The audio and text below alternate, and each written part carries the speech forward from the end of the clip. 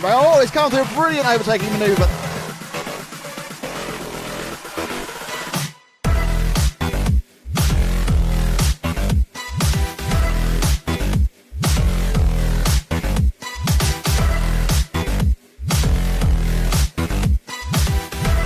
He needs to go up this jump. He needs to do it, and he turns, and Ronafalk wins the European 1/8 Buggy Championship. Tell you, Ronafalk, to take the European Championship. Ronafalk is your European champion and thoroughly well deserved. He can turn, he's got one right hand turn and it drops down, and Jean-Pierre Sartel becomes your European champion.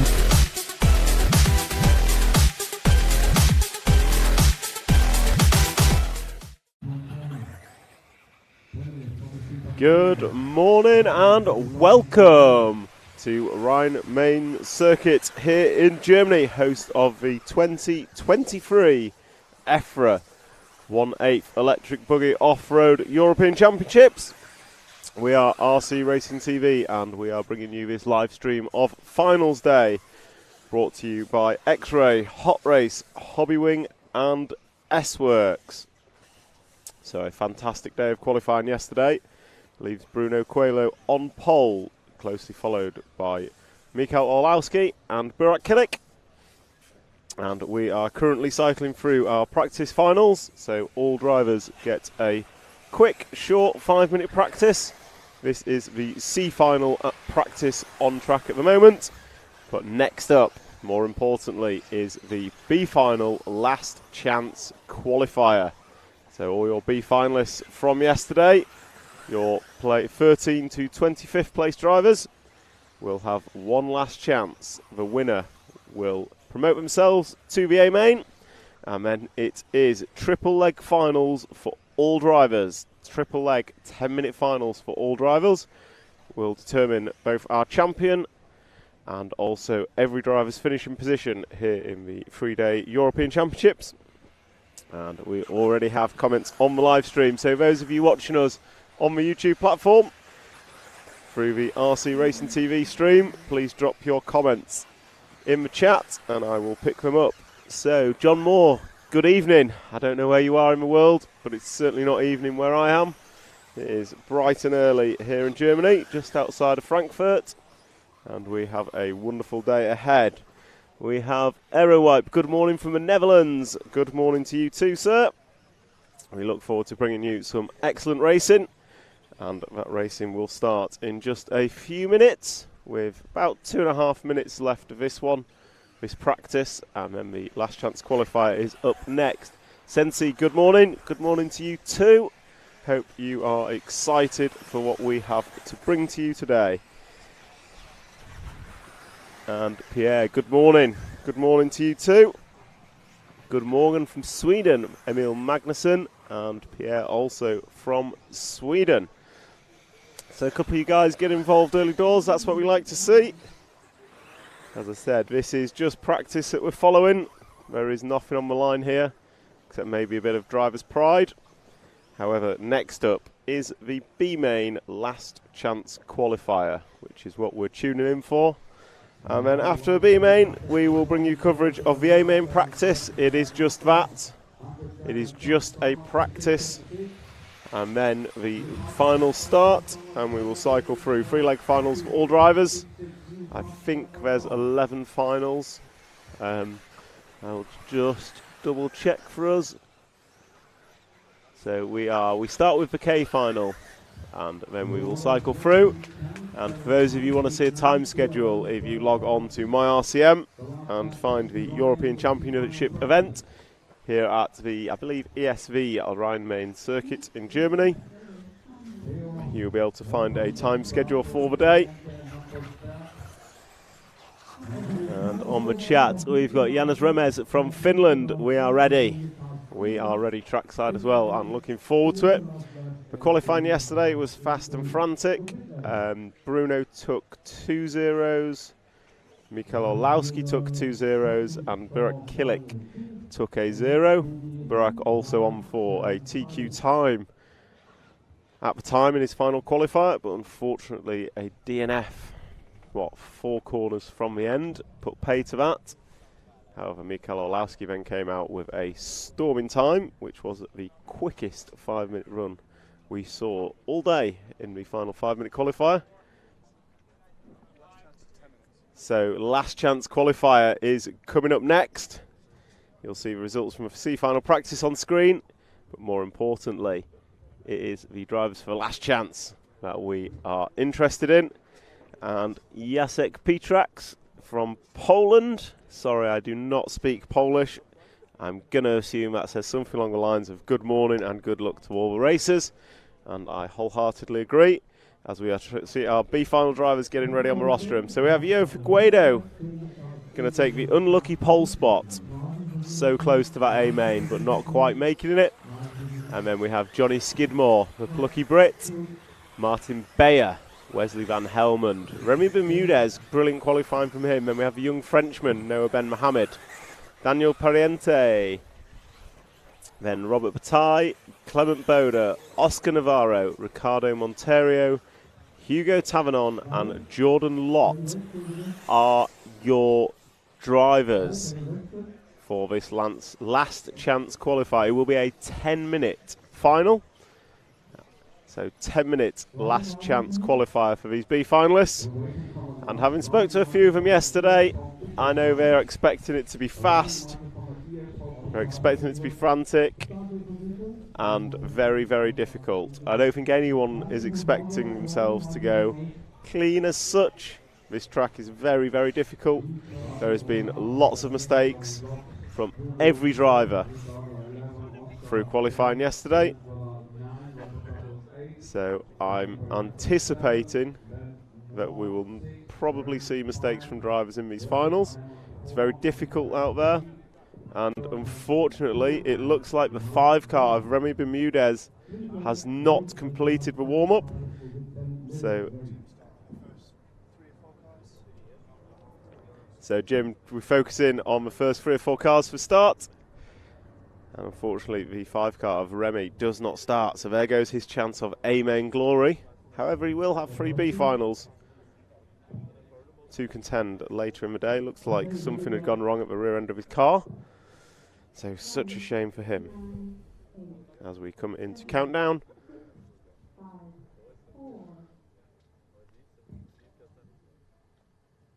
And away we go. Yo Figueiredo getting a nice start from pole. Going to be chased down by Johnny Skidmore and Martin Beyer. Then comes Wesley Van Helmond, the Dutch driver. And then the 6 car of Noah Ben Mohamed is promoted to 5th. And there's trouble at the back for Robert Bataille, getting all kinds of wrong. So he's going to be back of the field. So we'll concentrate on the front 4 for now.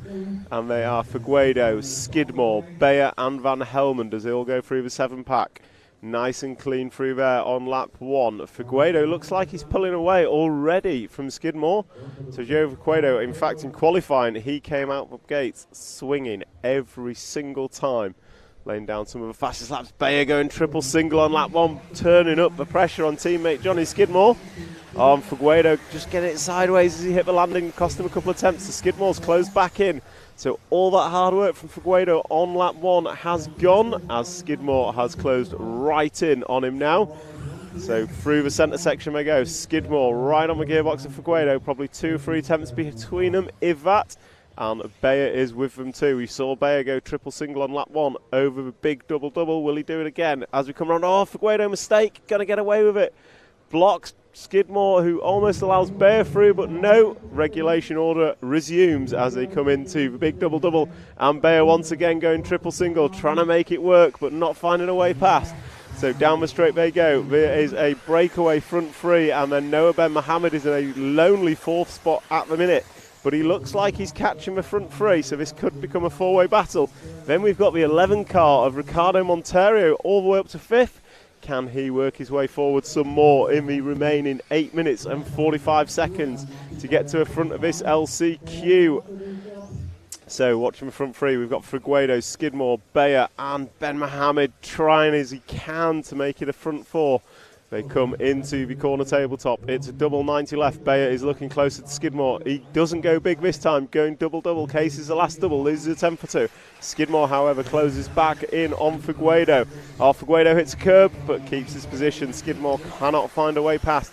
as they come into the front section. Over the big double they go and into the bommel, and they come out in regulation order through the quick chicane and onto the cobble corner, and Bayer's dropped back ever so slightly, so Ben Mohammed, Skidmore's through. So Figueiredo just getting an unlucky bounce, and Skidmore took his opportunity. Figueiredo's then on his roof, gets away with it. So Bayer still remains in third, but right on the gearbox of Figueiredo. Ben Mohammed gets it slightly wrong. So it's now Skidmore with a 1 second lead over Figueiredo. Couple of attempts in front of Bayer, but Figueiredo, good run through that last section, brings it back. So the gap between them is about 1 second between Figueiredo and Skidmore. Bayer about half a second behind that. Bayer's over on his wheels, but Ben Mohammed promoted to the free spot. So it is now a 4-horse race. The front Bayer's over again and spins round. So Bayer has dropped away from the front and now in the clutches of Ricardo Monteiro for that 4-5 battle with 6 minutes and 45 to go. We've got Skidmore in the lead from Figueiredo, who cases a triple, loses another couple of attempts, and here comes Noah Ben Mohammed. The young French driver is chasing down this leading duo, but it is Skidmore. He's got about 1.5 seconds now as they come down the straight. It is Skidmore, Figueiredo and Ben Mohammed all around the end of the straight. Equal gaps between them. It's about 1.5 seconds between the three of them. So 1.5 seconds between Skidmore and Figueiredo, 2.5 back to Ben Mohammed. And it is Skidmore through the centre section, the all-orange X-Ray number 2 off the cobblestones quite nicely. Figueiredo looks like he's closed in through this section. Through the 7-pack they go, and he's definitely closer at the front. Skidmore cases a triple, so Figueiredo's on his gearbox. So as they come through the sweeper, over the speed bump, into the quarter tabletop, double 90 left, excuse me, it is Skidmore and Figueiredo crossing the line. The gap between them is just 0.5 seconds with 5 minutes and 47 to go. And Ben Mohammed is about 1 second back here, so he's ready to pick up any pieces. Although with still a long way to go in this last chance qualifier. It's a 3-horse race, but it's not decided yet. Coming off the cobblestone, you have Skidmore, Figueiredo and Ben Mohammed. Figueiredo looking up the inside, can't make it stick, coming through the 7-pack. And Figueiredo is looking good through there. Off the triple they come, Skidmore casing it ever so slightly, no way past for the 1 car.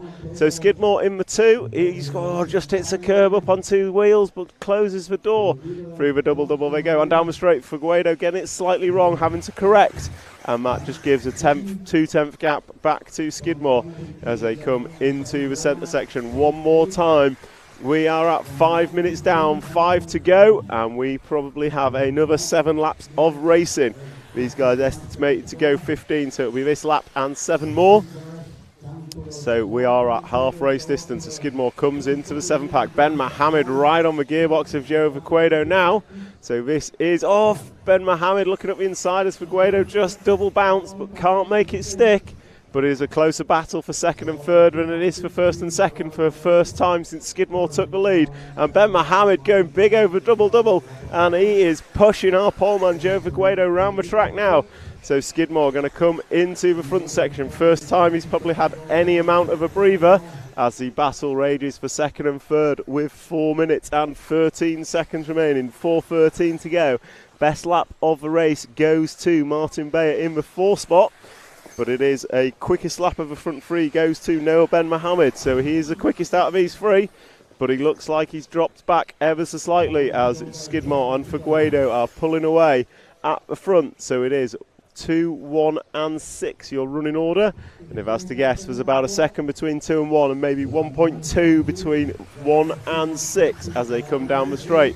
But Noah Mohammed looks like he's closed that in ever so slightly. The young Frenchman is looking racy. So what have we got? We've got Johnny Skidmore just getting the bell hole slightly wrong, so Joe Figueiredo going to close in. And they are going to be coming up on the traffic of Hugo Tavernon very quickly as they come through the 7-pack. And Figueiredo is closing in on Skidmore. The gap between them is less than half. Figueiredo double bounces, gets away with it, looks at the inside of Skidmore through the sweeper. Not going to happen there. So it is Skidmore coming into the double with Joe Figueiredo right on his gearbox with a bit of traffic in front of Skidmore. I'm anticipating he'll jump out the way fairly soon. So there goes Skidmore, there goes Figueiredo, and there goes Noah Ben Mohammed. Thank you, Hugo Tavernon. As all 3 of them come into the front section. Ben Mohammed has dropped off ever so slightly. Is he biding his time? Is he saving his tyres? We will see with 2 minutes and 45 to go. So Skidmore through the back section. Figueiredo looking a bit racier through there as they come into the triple. Skidmore nails the downslope. Figueiredo nails it. Ben Mohammed nails it. And all three come into the sweeper. The battle is for first and second. These two pulled away ever so slightly. But as it ebbs and flows, the difficulty of this track, it's easy to get every single corner wrong rather than getting them all perfect. So Skidmore is pulled a couple of attempts, but it's all gone again through one corner. So Skidmore over big double into the bomb hole, and Figueiredo and Ben Mohammed follow with perfection as they power off the cobblestone. Gap at the front is less than half a second. Then it's a further second back to Ben Mohammed with 2 minutes to go. 2 to go. You have this lap and 3 more.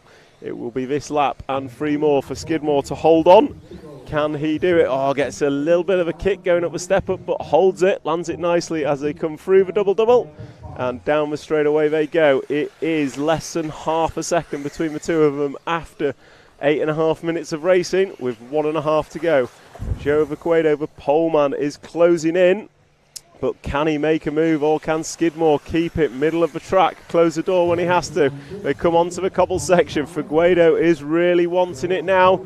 Skidmore, has he lost pace? I don't know, but they come into the back section. Skidmore nice and neat. Figueiredo looking slightly more aggressive, but can't make it stick. And here comes Ben Mohammed.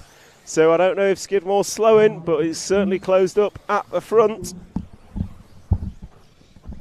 So coming down the straightaway now, it is Skidmore, Figueiredo and Ben Mohammed all down the straightaway together. Less than a second separates the three of them.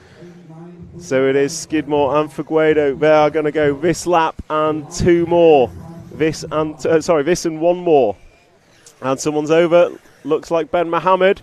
So it is a 2-horse race. Figueiredo gets it sideways, so not going to make that move stick as they come into the back section.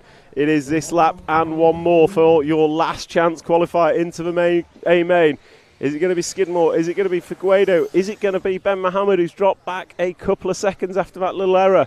So your 2 race leaders coming down the double-double now. You've got Skidmore and Figueiredo. It's going to go 1 more lap. This is their final lap round the end of the straight. There you go. Skidmore's got to hold it. Figueiredo's got to make a move. Can either of them do it? Coming into the front section. Oh, Figueiredo looking aggressive. Downslopes the double nicely. Jumps in and out of the bomb hole, but Skidmore shuts the door. Through the chicane they go. And onto the cobblestone. Oh, Figueiredo gives a little love tap. Lets him know he's there. With half a lap to go, and there's another love tap. Figueiredo's going to have to wait. But is it going to upset them through the 7-pack? No, they get away with it, but it allows Ben Mohammed to come a bit closer. Skidmore's got about 4 corners to go. Over the speed bump, pulled a little gap. Coming into the double left corner tabletop. Figueiredo's over, jumped him side by side, coming into the 7-pack. Who's it going to be? It's a race to the line, and Skidmore takes it. Noah Ben Mohammed going to finish in 2nd, and Joe Figueiredo going to be 3rd place. Oh my, what a race, right at the death. Figueiredo went for the big jump up the corner tabletop, made the move, but then looked to bobble on the last left-hander.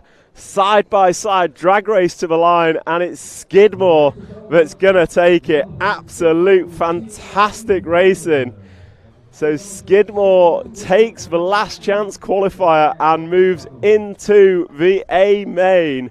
What a drive from young Johnny Skidmore there, the British driver, one of 2 Brits here this weekend, and fantastic end. And let's not forget Noah Ben Mohammed, he finished 2nd in that, going big on the last jumps, jumping over Joe Figueiredo on the run to the line. Absolutely fantastic. So as we calm down from that thrilling last chance qualifier, the next session on track going to be slightly less interesting. It is just a practice, so it's a 5-minute get your iron practice for the A-main drivers. Okay.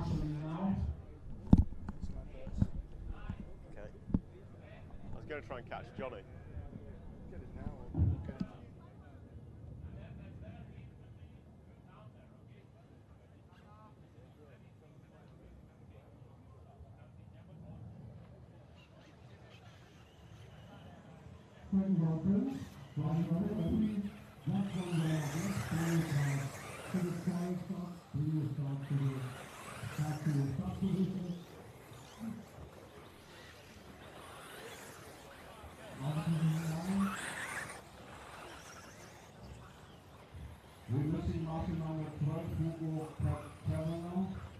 We're joined by Joe Figueiredo. Fantastic. Look at the camera. Okay. Sorry. Yeah. So, Joe, fantastic final, really unlucky at the end. You made the jump up the last corner tabletop. I thought you had it. What happened? I was struggling quite a lot on that part, to be honest. My car was getting edgy there, so I mean, I did a small bubble. Johnny went by. I was like, okay, let's just try and keep it there. But then, you know, one small mistake or here and there. So I mean, it's pretty difficult to overtake on this track. So yeah. Well, unlucky man. It was a great race. We got it all on camera, so brilliant to watch. But unfortunately, not the result you wanted. Yeah, not for sure. I mean, we improved a lot the car during the weekend, so I'll just have some fun now on the B main, and we'll see. Well, good luck for the finals. Thank you. And we'll catch you later. Thank Cheers. You. Unlucky man. I think Johnny got his marching orders. Yeah.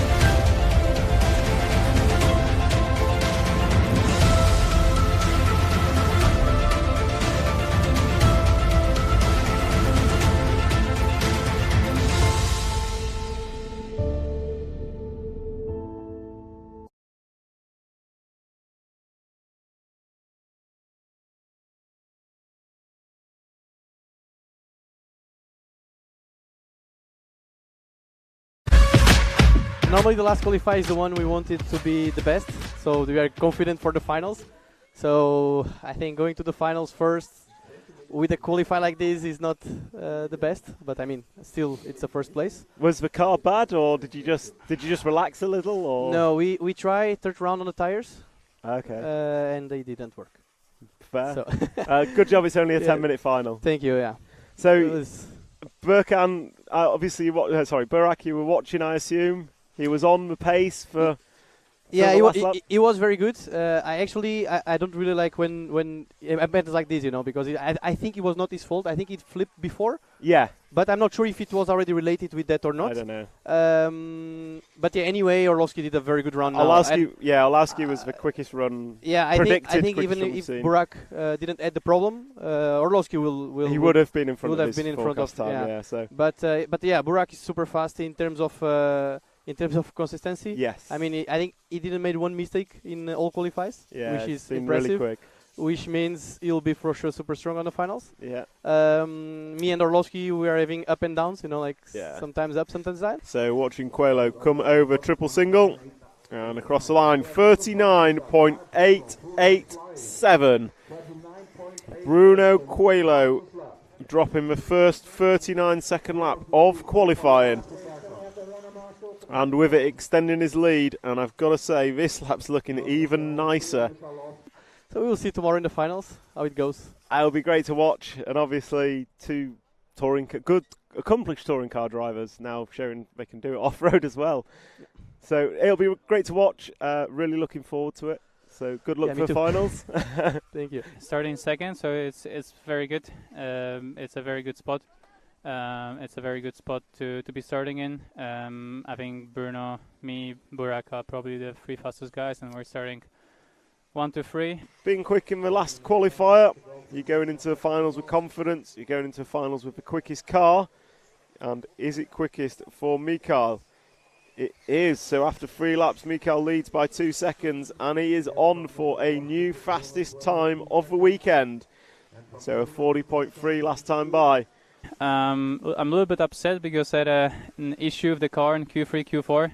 I'm not gonna say what it was, but I just had a really strange feeling driving around. So it's a little bit annoying because if I didn't have that issue, probably Q3 and Q4 would be better.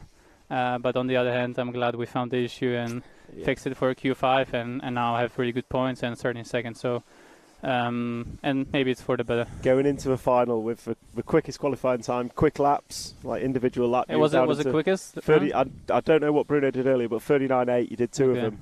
So it was good. Pretty quick, and it was the quickest forecast time I've seen as well. Okay. So you were quickest, regardless of what Burak did, you'd have beat his time anyway. So and that one was a 40.19. So Orlowski is looking to go 5:21 pace, which is the quickest pace we have seen. It's the quickest pace we've seen predicted. Good confidence going into a final. Any approach for final, or is it just get it started and see what happens? I'm just gonna go for it. I'm feeling a little bit gutted, you know, the pace and everything was really good. So Burak Kilik is estimated a 22.5, but he needs to hit a 40.3 to make that happen. So this lap has to be sub 40.7 to beat Bruno's time. As he comes on and off the cobble. Oh, he's up on 2 wheels, gets away, he's over. So Burak is over. And just something break into my electronics, I don't know why. The car just stopped on you. Yeah. It was gutting. I mean, you were on the pace. You had him covered from maybe lap 2 onwards. Yeah. You had it covered. It was looking like it was all there. Other than fixing the car, what's the plan for finals? Yeah, for the finals we will put, of course, new electronics inside, and we'll see what happens. And we try our best for sure.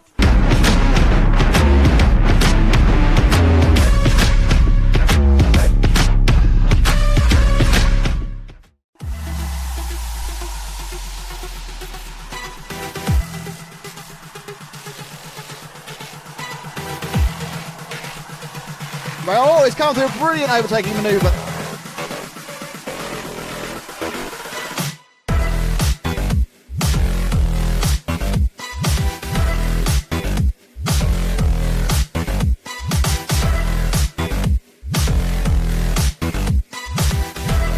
He needs to go up this jump. He needs to do it. He turns and Ronefalk wins the European 1/8 Buggy Championship. David Ronefalk to take the European Championship. Ronefalk is your European champion and thoroughly well deserved. He's got one right hand turn and it drops down, and Jean-Pierre Sartel becomes your European champion.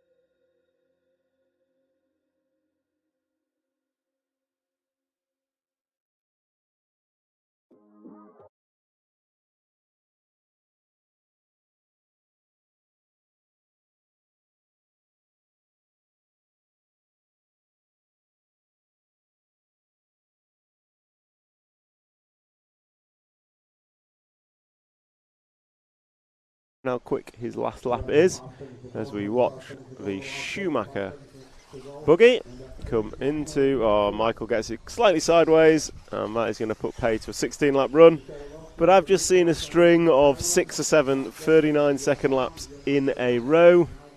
Meanwhile, let's have a quick look at what Bruno's doing. Bruno's fast lap is a 39.8, and that was his last lap round. However, a quick reminder, Bruno has pitted several times in this session, bedding tyres in for the three-legged main event, whereas Michael took the opposite approach, which was to fly out the gate and see what he can do over a solid 10-minute run. And I would say it was a fairly solid run from Mikael. So drivers are finishing off their practice now. It doesn't mean anything. It doesn't change grid position. It doesn't earn them any points. This is purely a practice for the guys to get used to a new rostrum position possibly, and for them to just get settled in with the guys they'll be racing. And that is a wrap. So it might be a small couple of minute break before we start with our K final, the main event, and it is three-legged finals for all.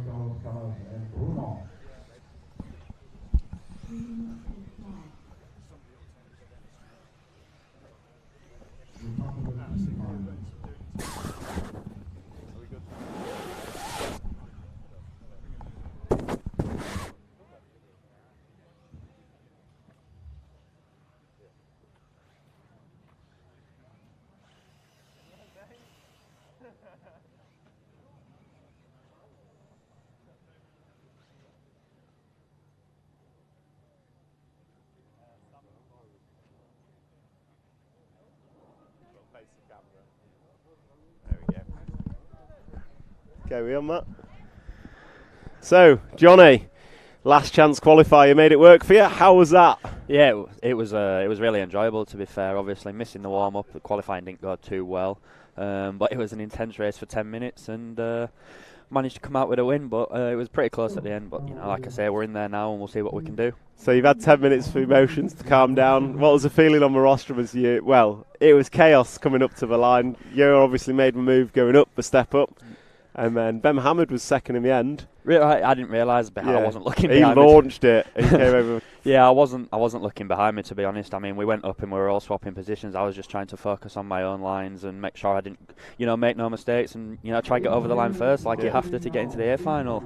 Well, congratulations. Yeah, thank you. Good luck for the A main. Obviously, it's made your Sunday a whole lot better. For sure. Yeah, so my dad'll be happy. Now I saw him in the pit lane, and I think there might have been a tear in his eye. Yeah, I'm sure there will have been, but yeah, it's all well, good. Good news is I think you got to go Marshall again. But you'll take that. Cheers, Johnny, nice and good luck for finals. Thanks, Catch Tom. you later. Cheers. Cheers, buddy.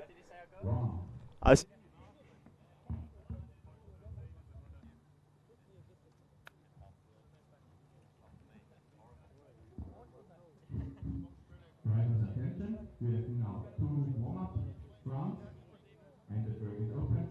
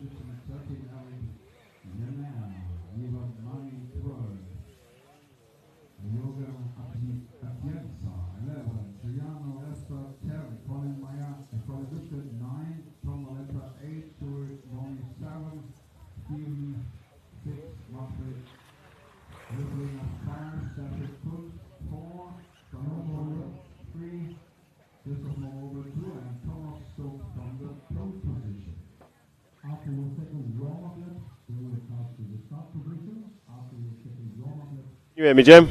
We're we're going to try and take a wider view at the start just to get the top group in. However big that group is, it might be 1, it might be 7. You never know. So this is the K final gridding up, and I'm quickly just going to jump to the comments. So we've got greetings from Poland. Greetings to you, Chris Vegas. Good morning from Germany. I can say the same to you. Good morning from Germany. As I am here trackside. Chris Vegas, nice race. I assume you mean the LCQ. It absolutely was a brilliant race down to the wire. Elias Headstorm, hello from Luleå. Edward Bosch, are you still past the key area with the camera today? We will be getting all the action, and I'm going to go quiet as the K final starts, and away they go. It was a hesitant start from the 1 car, and that 1 car is Thomas Stuck. Christopher Moroby in 2, Sander Schultz 3, Stefan Kunz 4, and Manfred Werflinger was your 5 car. And it looks like we've got a change of lead already, as it is the free car of Sander Schultz, who is your leader. So Sander is coming out in front from the bomb hole, and he leads as they go through the 7-pack. Oh, your poleman goes big, and it does not work out. So he's going to drop another place. So that's going to leave a 4 car in second. So it is going to be Stefan Kunz chasing down Sander Schultz. So we have Sander Schultz in the lead, and down the straight he goes. He has pulled out a massive lead, but makes a mistake at the end of the straight, gets away with it as he rubs the wall. So it is Sander Schultz from Stefan Kunz, and then Stephen Deprez in the 6 car. Your pole man has dropped all the way down to 4th. Although I think that may have changed now, but your race leader is on the cobble corner and has a huge lead, and it is the 6 car of Stephen Deprez that has moved up to the 2 spot. As I say that, Stephen has an error. So all this is doing is allowing your leader in the form of Sander Schultz to break away. And if we just hold the camera, we'll pick up the battle for second, because it is a far more interesting battle with a 3-car battle coming across the double-double now. This is your battle for second place, and that battle is headed up by Stefan Kunz in the green car with yellow wing, and he's been chased down by your poleman, that is Thomas Stuck. So if we just have a quick look at the timing, the lead is 3 seconds. So it's a 3-second lead for Sander Schultz, or it was last time he crossed the line.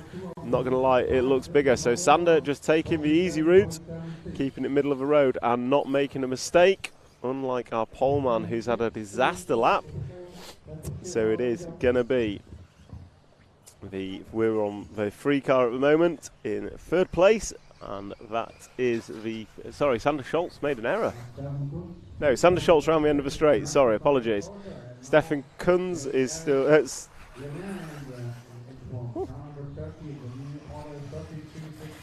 Sorry, Sander Schultz has made an error. So we now have the 13 car in the lead. So Eric Lemaire is your leader. And Eric is your leader from last on the grid. So Eric was your bottom qualifier of everyone. I'm going to suggest he underqualified, as he is now leading this K final leg number 1. And we've got him on camera as he goes over a big triple. And if we just zoom out just a touch, we might be able to see the 2nd place car just behind him. But last time across the line, it was Eric Lemaire, Sander Schultz, Stephen Deprez, Christophe Moroby and Thomas Stuck, your top 5. And that is changing every lap as Eric comes across the line one more time and down the straight. And then we pick up Stephen Deprez in 2nd, which is the black car with yellow wheels. Black car with yellow wheels is your 2nd place man. And he has the car 3 and 2 right behind him of Sander Schultz and Christopher Moroby. So this is a 3-way battle for the 2 spot. So error from Sander Schultz in the 3 spot. So that is going to promote Christopher Moroby into the 3 spot. And he is behind Stephen Deprez on track. So as they come through the fast sweep, if we just zoom out a little bit and try and get both in shot as they drive up and away, up the left-hander, double left, and come into the double-double.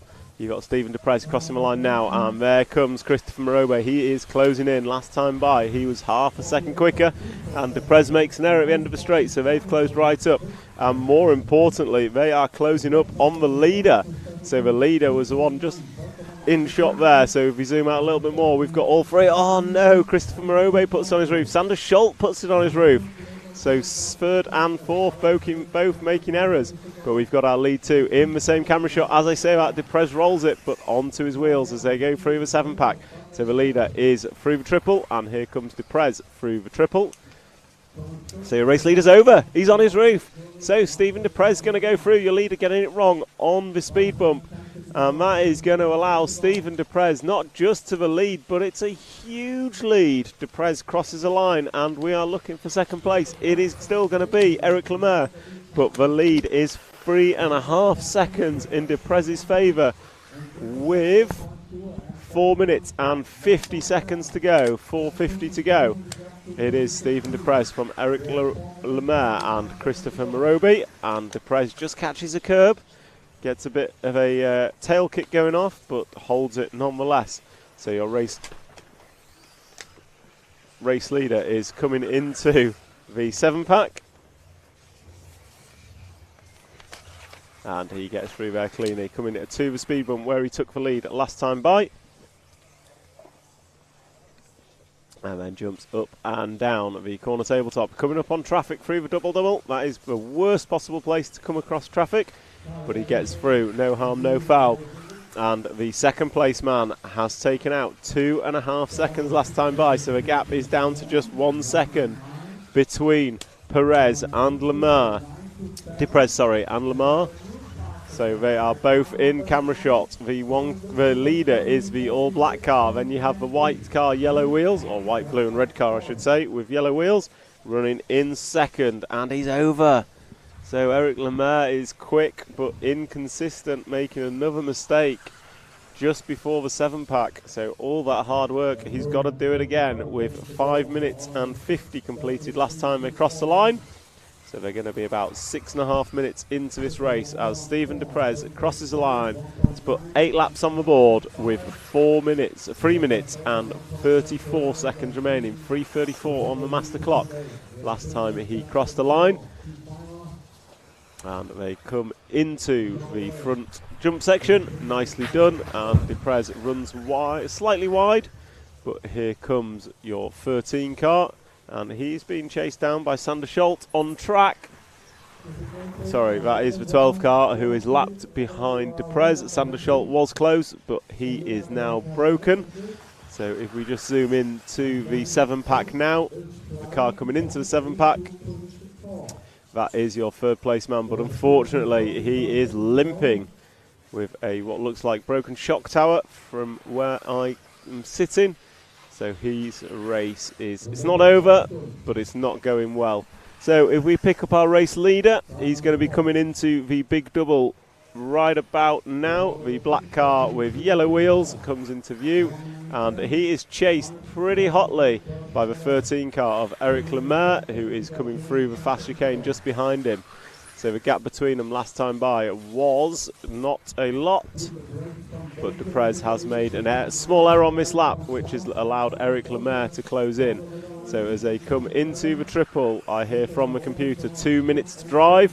So you are looking at possibly this lap and 2 more as they jump up the corner tabletop and hang a double left. Both drivers, 1 and 2, are on screen together as they cross the line, and down the straightaway they go into turn number 1. Deprez in the black car. Lemaire's over.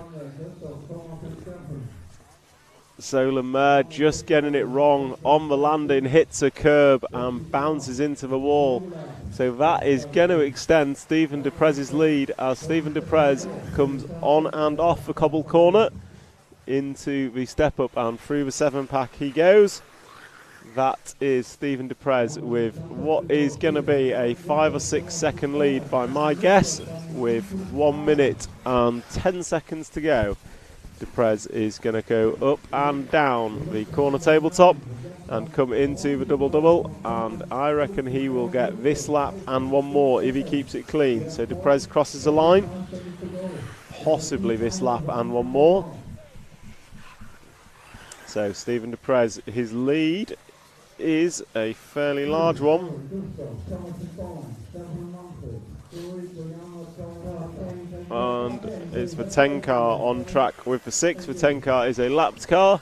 Your second place man is the 13 car of Eric Lemaire, and he is into the 7-pack now. So Stephen de Prez's lead is about the distance of the 7-pack as Lemaire gets past the lap traffic. I don't think Lemaire's over. I was going to say I don't think he's close enough. So if we go to Stephen de Prez going up into the double as he comes across the line, is he finishing this time? I think he'll get through for one more lap. So Stephen de Prez starts his final lap. Eric Lemaire is going to get caught at the line. Lemaire is done. So we will follow Stephen de Prez round on his victory lap of the winner of the K final, leg number 1. No pressure now, because quite frankly he has this won, as Eric Lemaire was caught at the line and did not get through for the 13th lap. Stephen de Prez can take his merry time to complete this lap in any way he wishes, although he will want to do it as quickly as possible. And as I say that, he's on his roof, because time may become a factor if points are shared over the 3-legged finals. So Stephen de Prez coming into the step-up corner tabletop, and he's going to hang a double left. He's in the fence again. So he comes double and crosses the line to complete the K final, leg number 1.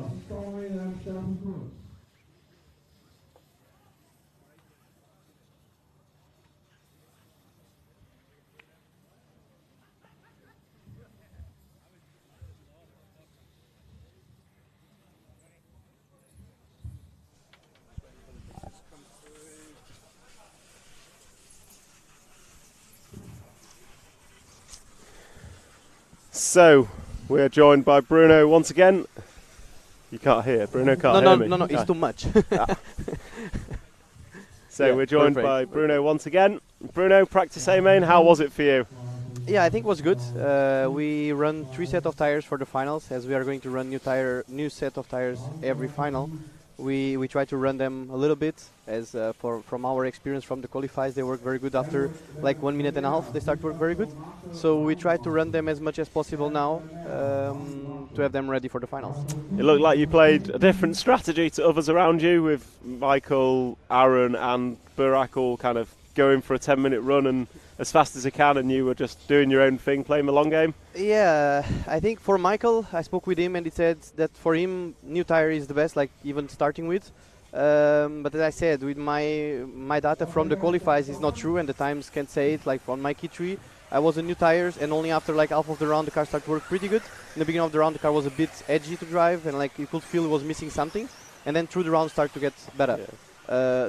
To the round after, we didn't change anything on the car, and the car was immediately working from the beginning. So it means the tires needed to wear a little bit.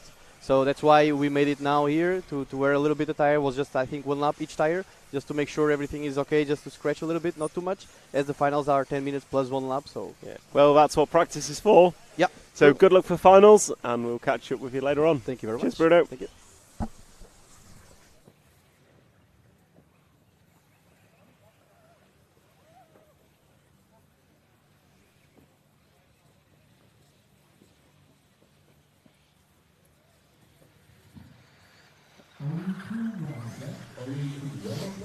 So that is Bruno Coelho just giving his thoughts after the practice A main. And Bruno certainly making the most of the practice to get everything set for the 3-legged finals. And that just shows the professionalism of the team, of Team X-Ray and of Bruno as a driver. They never stop working to ensure that when the flag drops for the main event, they are set as best they can be. So we've just seen Stephen de Prez take the K-main leg number 1 in convincing fashion. The only driver to get through for the 13th lap. And the J final is currently warming up. Whilst they are, I'm just going to jump into the YouTube chat and check what is being said. So Dennis, go Mikhail. You're a bit early, Dennis. It was only a practice main. We will let you know when the A main is coming up. Mark Button, nice one. Skidmore, absolutely. Johnny Skidmore drove a fantastic LCQ to book his place into the A main. Sasha Mees, where can we find a schedule? The schedule is on my RCM. I'm going to ask Matt if he can put in the comments the A main times, just so we got those on. And we've got hello from Queensland, Australia. Hello to you too. We are a long way from you, but glad that we can bring you such a brilliant event at this EFRA European Championships. Matt Guppy, no one wants to win this one. That's what it felt like. It was a difficult one, but we got there in the end. Witch Racing, good morning, success to all. Have a great day. I totally agree with you. Good luck to everyone racing today here at the EFRA 1/8 Electric Buggy European Championships. Brought to you by X-Ray, Hot Race, Hobby Wing and S-Works. So J final is a go, and your poleman Heinz Muller leads away from pole. Hino Muller is in second, and Jan Disler was our free car. And it looks like we've had a mistake from the 2 driver, so the order on track is 1, 3 and 4, but it looks like it is still no 1, 3 and 2 now. So it is going to be Heinz Muller, Jan Disler and Hino Muller is your 1, 2 and 3 on track as they come into the 7-pack for the first lap.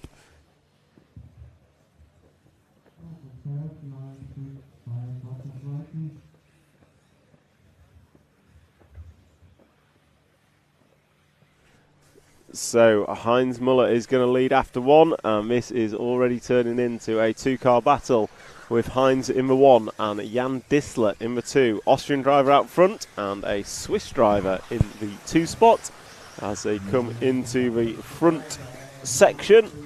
So finals so far, well, finals here are 10 minutes with 3-legged finals for all. So every driver will get a 3-legged final.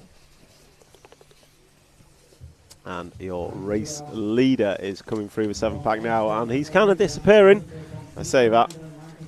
It's a couple of seconds gap. So he has a couple of seconds he has built as Jan Disler made a small error coming out of the bomb hole. But small errors here make a big difference. So if we just hold the camera and zoom out a touch, we will pick up the battle for 2nd and 3rd as it crosses the line. And that battle is Jan Disler and Michael van Dijk. Swiss driver and Dutch driver respectively, and they are coming into the front side section now. So the gap to the lead was 3 seconds, but the gap between these two for 2nd and 3rd is 0.0 as Jan Disler running wide once again. So Michael van Dijk going to go through to the 2 spot. That was the same error that Jan made on lap number 1 that allowed the leader to break away. So Michael van Dijk in the 8 car all the way up to the 2 spot after just 2 laps. So can he go one more? Can he catch our race leader? So our race leader is coming down the corner tabletop as Michael is going up it. They both through the double-double and down the straightaway go. So the lead is about 2.5 seconds, which is equivalent to the straight length as Michael van Dijk makes another small error. So we'll just pan out and come back to our leader and just watch a lap or 2 of Heinz Muller to see how he is coping with this tricky circuit here at Rhine-Main. A wonderful circuit nonetheless, immaculately prepared for this EFRA European Championship. And Heinz is just coming through the centre section now, off the triple and powers round the sweeper, hitting the speed bumps nice and square, not upsetting the car, and then going to go double left on the corner tabletop and through the double-double and across the line to complete his 4th lap of this J final. So your race leader, his lead last time by was 4.2 seconds. Closest battle on track is, well, not many, they're very spread out at the moment. So we will stick with our leader in the form of Heinz, and we will see what he can do. So your race leader over the 7-pack, nicely done.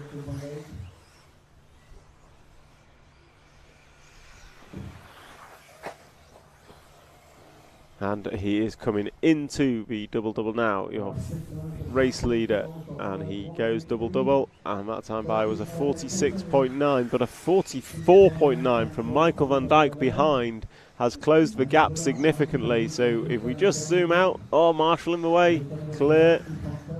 So the third car in that train is your second place car. Oh, he gets collected by the back marker.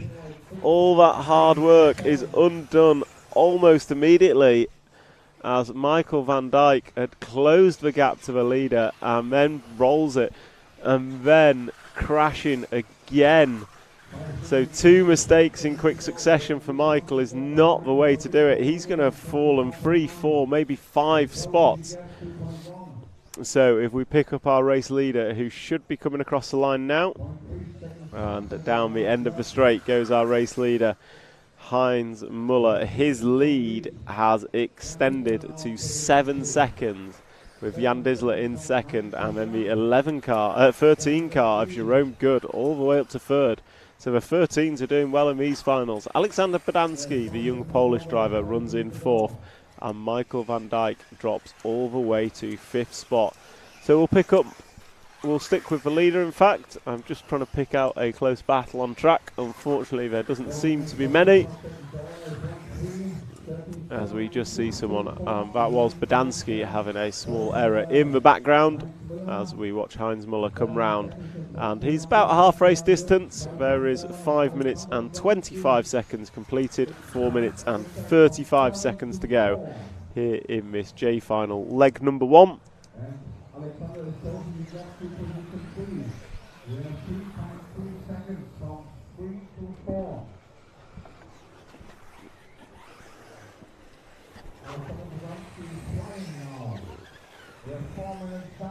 So your race leader coming into the double-double, the 7-pack at the back of the track, and then goes up and down the big triple, and then he will power through the sweeper into the hairpin, and then drive away from the track, up and down the corner tabletop, and then double-double to put his 8th lap on the board.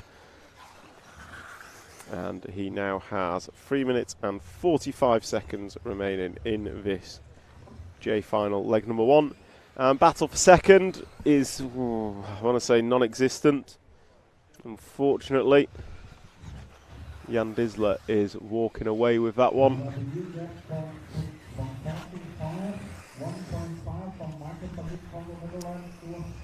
So yeah, the lead for Heinz Muller is 10 seconds.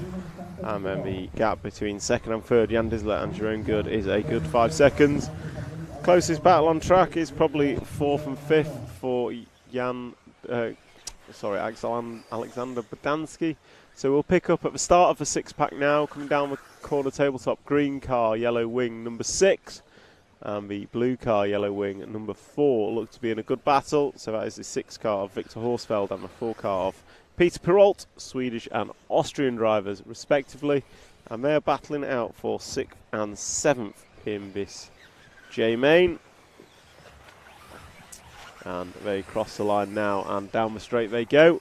It is the closest battle on track, because the lead is a good 10 seconds. And we'll pick up, I think next we'll look for Michael van Dijk, although they go side by side over a double. That is not the way to do it, unfortunately, for a 4-car collecting the pipe, but 6 cars over. So that is going to release the 4-car of Peter Perrault into 6th position. And we have, 2-car looks to be on its roof. That is a 2-car of Heino Muller. Not had the final he wanted, starting near the front, but very much not had a good final. So as we we'll jump to the 8-car coming into the double jump now, the big double. Green car, black wing of Michael van Dijk coming over the double and into the bomb hole. So we saw him have a terrible lap earlier on. He has worked his way back up to the 3 spot in this J final with about 1 minute and 30 to go. He is coming through the the back section now. Double, triple, double, and over the triple, and double bounces again. So he looks like he's got pace in that machine, but just cannot hold it all together when it matters. So as we come down, let's jump to the bomb hole. And we will pick up our leader. Coming out now, the black-winged yellow card, number 1, Heinz Muller, has led this one from start to now. With 1 minute remaining, he's going to finish this lap and have one more lap, I believe. So we will follow our race leader for the remainder of this J final, leg number 1. And his lead is a whopping 12 seconds. So your leader pulled out a 12-second lead in this. Not all by virtue of his own. Everyone else has been crashing. So our leader starts his final lap as he comes down the straightaway through turn 1. It's a little ski jump, no problems with that. And he comes into the front section. He goes single, triple, up over the big double. Cases that, gets away with it, and then drives through the bomb hole. And he's round the off camber, through the quick chicane, and going to come onto the cobblestones for the last time as he drives away from the rostrum into the corner tabletop. Down he comes into the 7-pack, and that is very nicely done, nice and controlled from Heinz. And then he comes round into the sweeper, going to hit the speed bump, nicely done.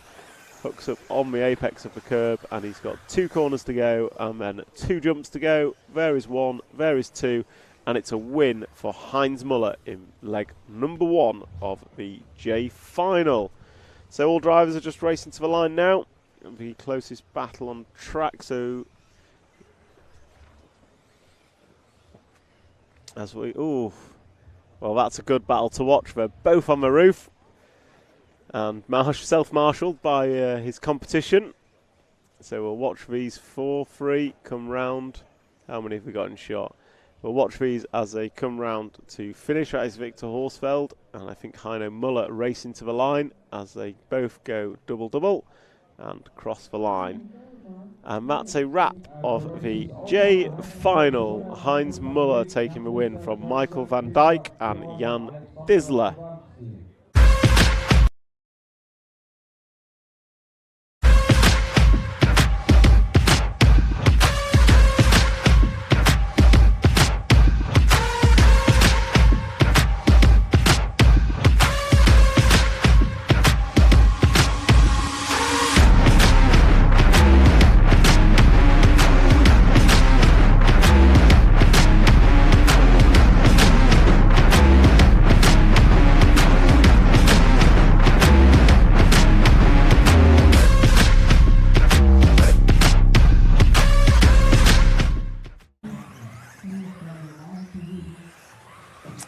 So, the J final done and dusted here at the EFRA 1/8 Electric Off-Road Buggy European Championships.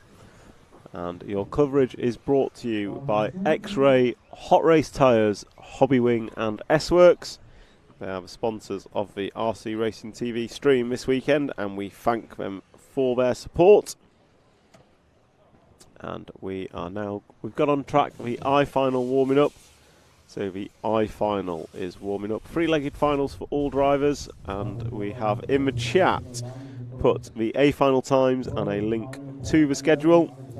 So for anyone, we've got people on the stream as far and wide as Australia. So if you are watching on the YouTube live stream, please drop a comment and we can pick you up. I have the live stream comments in front of me. And please, wherever you're watching this stream, like, share and subscribe so that we can share the good work of RC far and wide. So your A-Final number 1 will be on at roughly 11:30, which is 1 hour and 45 minutes from now. And we saw this morning a fantastic last chance qualifier, Johnny Skidmore, doing the deed and putting his X-ray machine in the A-main in the 13th spot. It was a three-way battle to the line in that LCQ between Skidmore, Noah Ben Mohammed and Yoa Figueiredo. Unfairly on Figueiredo finishing 3rd as he drove a stellar final. Just one small error as the I-Final goes into countdown.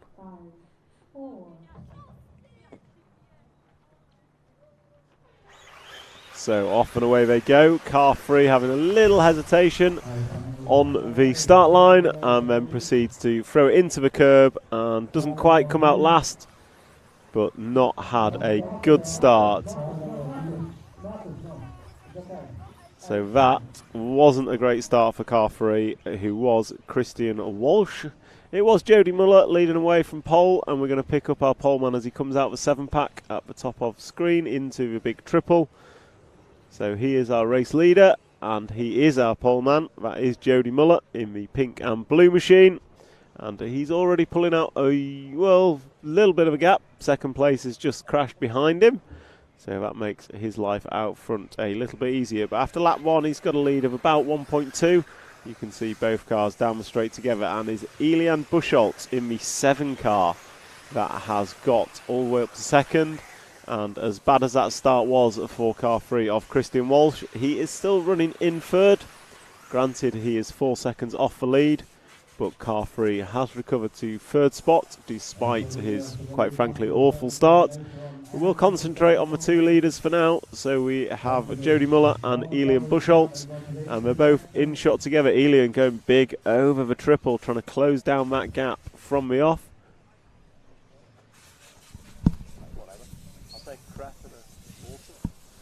So Elian going big over the triple and closing the gap, that time by 3 tenths in his favour. And the gap is 8 tenths of a second.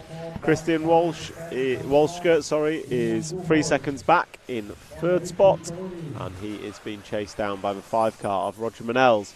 But the battle is out front for the lead. Elian just clipping the curb. That's not going to help matters. Just allowing our leader to break away a couple of tenths more. But as we've seen, it's an extremely difficult track. It's very difficult to stay clean. And our second place man's had an error, so we just drop back to the battle for third place.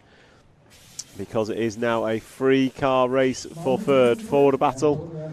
So there, blue, if we go forward on track one more. Going up the corner tabletop, the blue car, the 7 car is still your third place driver, but he's had a bad lap, so it's going to be the 7 and 5 cars battling for second place, and they are now a good 3.5 seconds off the lead. So unfortunately for Christian, he was the loser in all that, dropping all the way from third down to 6th. So the 7 car of Elian still holds second place, and looks like the 5 car of Roger has made an error. So we'll just drop back one more car as first and second are disappearing, and look at the battle for third as they all come crashing into view and out of view. And we have picked up, it looks to be the 5 car of Roger Manels, still running in third, and he has a 3 car of Christian Walshke for company. So first and second matching each other's lap time, gap remains at 3 seconds as the 3 and 5 car goes side by side over the little ski jump. That was a nice overtake from Christian Walshke, making it stick up the inside. Nicely done by Christian. So Roger Manels just losing out there, and that is now a battle, still a battle for third, but the battle is reversed with Christian running in third position and Roger now down to the 4th spot as they nail the triple. Nicely done, and then they will drive through the sweeper nice and fast. And it looks like Christian has some pace in that car. He has the quickest lap on track by over a second as they come down the straight. It's now a straight length separating the top 3, and you can see Christian Walshke is closing down on the second place of Elian Buchholz. Last time by Christian Walshke's fast lap 44.5, and he's up the inside of Elian. Another great pass by Christian. So Christian is absolutely on it after that bad start. Elian just running wide up through the off camber, and that allowed Christian to get through, and he holds that third position. But he gets a triple slightly wrong, gonna case it, lose a couple of attempts, but he now has his sights set on our leader, who is just coming through the double now and down the straight. So as your leader comes to the end of the straight, our second place man is at the start of the straight. Gap between them last time by was 3.3. So if we just pull forward one position onto our race leader and try and get them both in view if we can, it's a 3-second gap, maybe a little big to be having them both. But we can see our leader Jody Muller coming into the 7-pack as our second place Christian Walsh goes up and down the step up. We're about 4:45 to go, 5:15 down. 46.7 for Jody. So we have the race leader up the step up, and Christian Walschke is significantly closer this time round, but he's made another error. Catches a curb and loses probably a second. So that leaves the gap at 3.3 as he makes another error. So Elian Buchholz back up to the free spot. And that is the problem with being fast but inconsistent. So we'll follow our second place man. So we'll keep the camera on second, which is Elian Buchholz. As Christian Walsh up on 2 wheels. Can he make a pass, a clean pass again on Elian? His last pass was superb. With 4 minutes to go, the gap for Christian is 5 seconds to the lead. He's through to second. Elian making a small error there, just getting a double bounce and going wide as Christian tucked it up the inside. Nicely done. So Christian making plenty of clean passes here, but can he keep it clean on his laps, because he's already lost out again to Elian. So Elian Buchholz is still in second. Christian is making very, very hard work of this. Meanwhile, your race leader, Jody Muller, we see him on the driving away from shot, is our race leader, and his lead last time by was 4 seconds as Christian is over again. So Christian giving us plenty of instant replays of mistakes, unfortunately, as once again he clips the corner and it goes barrel rolling off onto his roof. And I think with that he will have dropped to 4th position. As we look up, there is the free car on its roof once again, which is Christian. So we will pick up our race leader, who should be at the end of the straight now, and coming round into turn 2, and will now pick up into the front section. So Jody Muller is still your race leader despite all the pressure he is getting in the fast laps from Christian. It is Jody Muller from Elian Bolsch, the gap last time by 2.2 seconds. Marcus Heine jumps up to the 3 spot, Alexander Lang to the 4, and Roger Manels down in the 5 spot. Free car of Christian Walsh drops all the way to 7th after that spectacularly bad lap. So it is the 1 car of Jody Muller, taking it nice and calm, nice and easy. He's not trying anything silly, and he is still leading, this time by a 46.1 for Jody, a 45.8 for Elian. So Elian is closing the gap. I'm guessing not quite quick enough though. With just 2 minutes to go, it will be this lap and 2 more, I believe. This lap and 2 more for our race leader. And the gap last time by was less than 2. So we just zoom out a little bit. Oh, leader's over. Marshall is there as quickly as possible. I don't think Elian's got through. No, Elian is still behind. So we've got them both in camera shot now. So we've got blue car, yellow wheels is your second place man. Pink and blue car, white wheels is your race leader with this lap and 1 more to go. So the lap they are starting now plus 1 more lap. 48-second laps for both of them last time by. So your leader, good first section of the lap, pulling out ever so slightly, coming into the front section. Case is a double for your leader, and Elian gets it nice and sweet. So Elian closing up. Well, the gap was 2 seconds. It looks to be about 2 seconds still. As we follow our race leader, can he hold on? There's about another minute of driving to go. This half lap to finish and 1 more lap, and Elian is closing in. So if we just zoom out a little bit, we'll see Elian catching as they come through the speed bumps. They will be starting their last lap as they come round. Elian has definitely closed the gap. Can he get even closer without a mistake? Down the straightaway they go. Half a straight length between them. The gap is 0.8 of a second. So we go round turn 2. Nicely done. Disappear from view and appear again. And into the front section we go. Jody Muller's got to do what they've done all through this race, which is keep it clean. Elian Buchholz has to throw everything at it to take the win in this I-final leg number 1 as they come into the very difficult 7-pack. Jody Muller goes double, triple, double, and Elian does the same, running a bit wide but keeps it. Oh, Elian goes triple, lands on the dust. That's going to buy Jody a little bit of time. As time has expired, they are finishing the laps they're on. Here comes Jody Muller, going to take the win in the I-final leg number 1. Elian Buschholz going to finish in second. Congratulations, Jody. And if we just come back to the double-double, we will watch the rest as they come over and finish on the double-double. So as they all come round and finish, you never know who's going to go big on the last lap. Here comes the I finalists, closing down their race. Their first race today of three will follow. As Roger Manels goes big but doesn't make it stick. Here comes Christian Walsh across the line. Here comes Christian Walsh now. So Christian has dropped quite a way in this final after showing some good pace.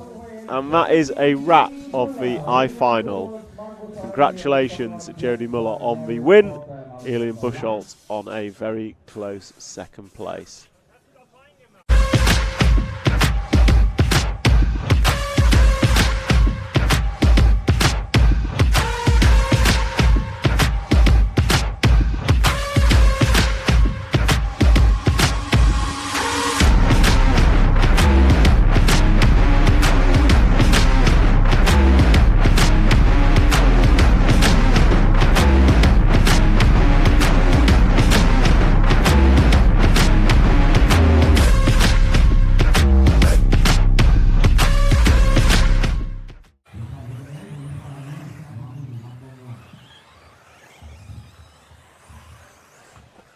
Welcome back to the wonderful Rhine-Main circuit here in Germany. What a stunning rostrum shot we have.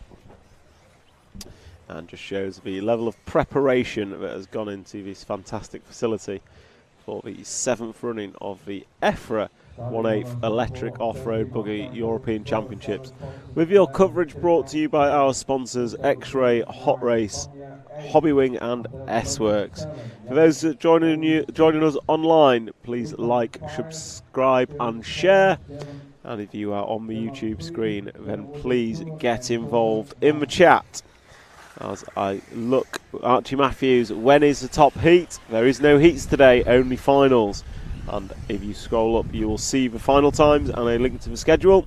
A final number 1 is due on at about 11:30 AM Central European time, which is in about 1.5 hours. So 90 minutes until leg number 1 of the A final. And we have Dutch RC timekeeping. Just enjoy the race. I absolutely agree, and the racing has been fantastic. As we have our H final gridding up. And then Vincent Verdun, David and Yillis go France. I agree with you. So we have Yillis in this one and David Passon. David Passon is the 11. Yillis is the 4. We will be sure to follow them. And on pole we have Josep and Barafet. Sven Rudig in the 2. Stefan Habianic 3rd. Yillis Bernardo is 4th. Duncan Firenze 5th. Yanni Havi finished driver in 6th. Andreas Phuket. Sonia Skurzpek, Christian Rukonig 9, Tim Donk 10, David Posson 11, Oscar Coote in 12, and Sandro Ehrenhoffler is your 13th and final driver as we get ready for the H main to begin.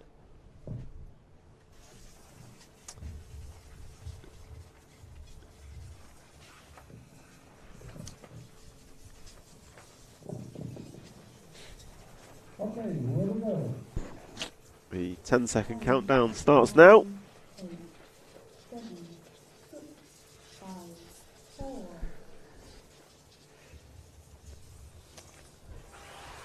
And off and away they go. Your poleman Josip Barafut leading away nicely, and this is a regulation order for the 1, 2, 3, 4, 5.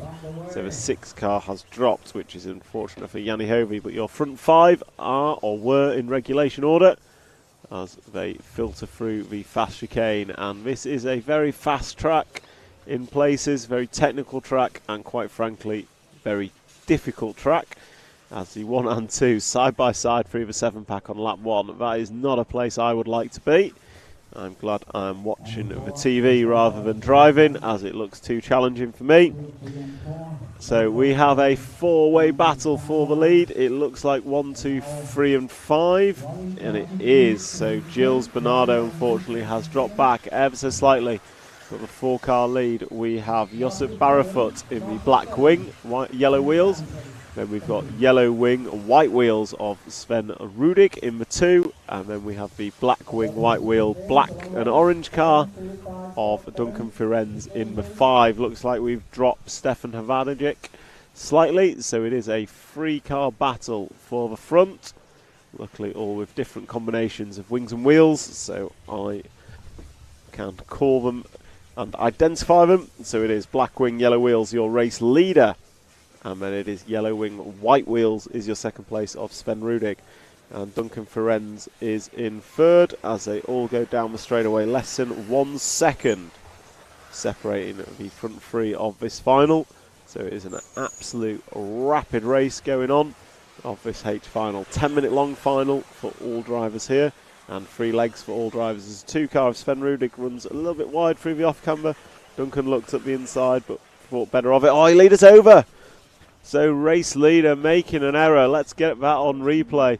Coming off the cobble corner, just carried too much speed and ends up on his roof.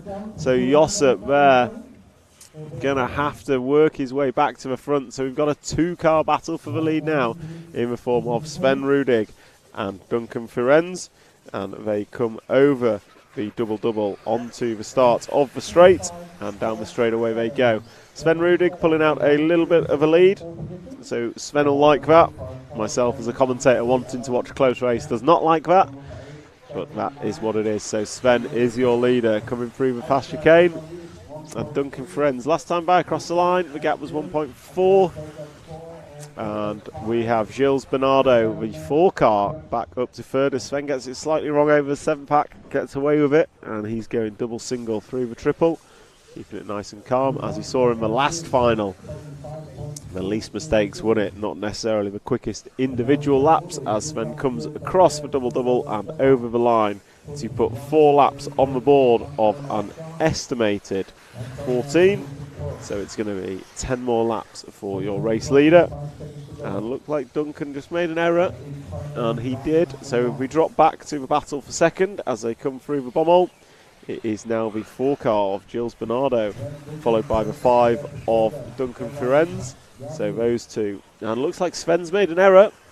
Oh, Duncan just getting caught on the wrong side of the fence, going to end up on his roof. Went for the pass, came off worse, and he is on his roof in the grass. That is not what you want to see.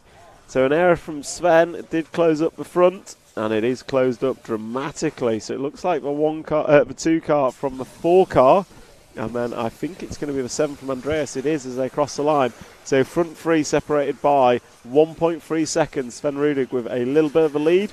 Gilles Bernardo has Andreas Pukert right behind him, as Sven just pogoing kind of through the bommel, gets away with it. So we'll try and keep all 3 in view as they come onto and off the cobble corner. 4th place man Josip Barrefoot just having a small error. So, oh, Andreas off the 7-pack, just getting it wrong, going to end up on his roof. So Sven is your leader. He's got about a second over Gilles. We've got the French guys on the stream, tuning in, cheering on Team France, and Gilles is one of their drivers as they both go around the end of the straight through turn 2. I'm going to come into the drop down. Sven Rudig, yellow wing and white wheels, is your leader, and he's been chased down by the 4-car of black wing and yellow wheels, green and white body shell. And quite frankly, Gilles was much quicker through that front section that time by, and has closed the gap to Sven Rudig quite considerably as they come through the 7-pack. Sven gets it wrong, and we've got a change of lead. So that is Gilles Bernardo going to the lead as Sven got a double bounce, got it all kinds of wrong, going to have to turn around. So it is Gilles Bernardo going to go back to the front as Gilles crosses the line, and down the straightaway he goes. His lead is 1.3 seconds over Sven Rudig. So Sven still holding that 2 spot, and Andreas Pukert going to be in 3rd. You can see all 3 in view as they come down the front section and in and out of the bomb hole. So quickest man of those 3 is your race leader, Gilles Bernardo. He's got the quickest lap of the 3 with a 44.8 to Sven Rudig's best lap 45.1, and Andreas's best lap of a 45.2. And as I say that, your leader is over. and needs marshalling. So change of lead, and it is now Andreas to the front. So it's Andreas from Sven from Gilles, and they are going to come over the double-double, and now all three cars separated by less than 1 second. As I say that, Andreas puts in his best lap of the race, and it is a new fastest lap of the race in form of a 44.7. So Andreas showing that he also has speed here as Sven gets a bobble on, and Bernardo looked up the inside, didn't quite make it stick, and this has just allowed Andreas Pukert out front to just stretch away. As I say that, he gets it wrong over the 7-pack. That 7-pack causing a whole lot of problem for our drivers today. So we've seen errors from all of the top three there. Andreas getting away with his, not needing a marshal. And it looks like his lead has extended quite considerably with 3 minutes and 7 seconds on the master clock as he passes the line last time by, and has extended his lead to 3.3 seconds over Gilles Bernardo. And I'm going to say that is insurmountable if Andreas just keeps it rubber side down, pointing forward. So pressure now on Andreas with this lap and 4 more to go. This and 4 more laps to go. I think he has got this sewn up if he goes mistake-free, because Bernardo was a good 3 seconds behind last time across the line, which is quite a challenge to try and make up.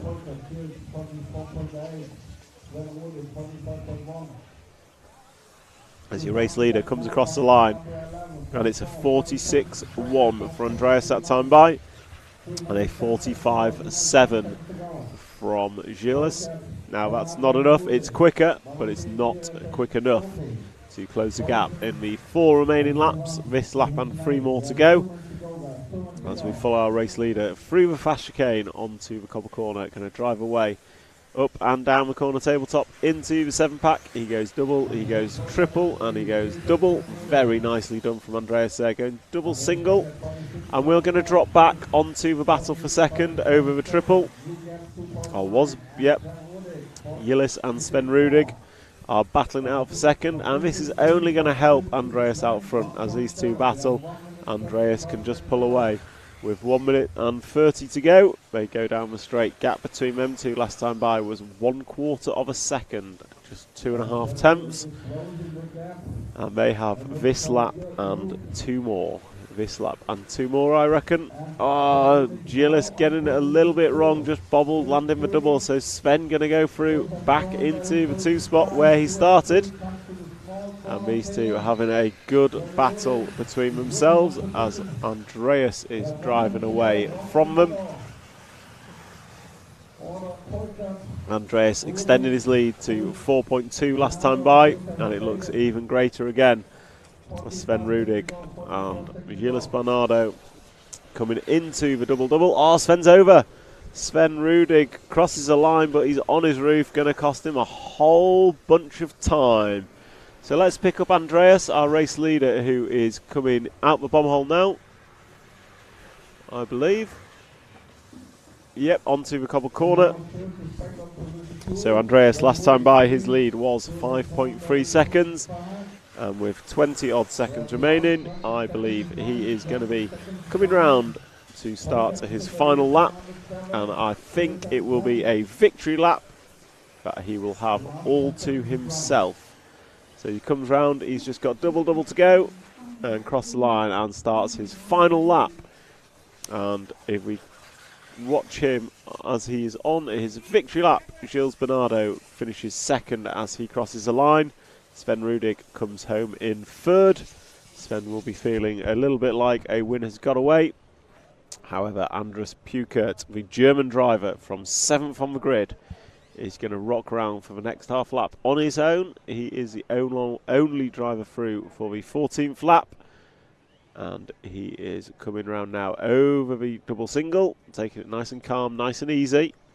Got nothing to play for here. Over the first speed bump into the double corner tabletop. And then we'll go double-double to finish off our H final, leg number 1. Your winner, Andreas Pukert.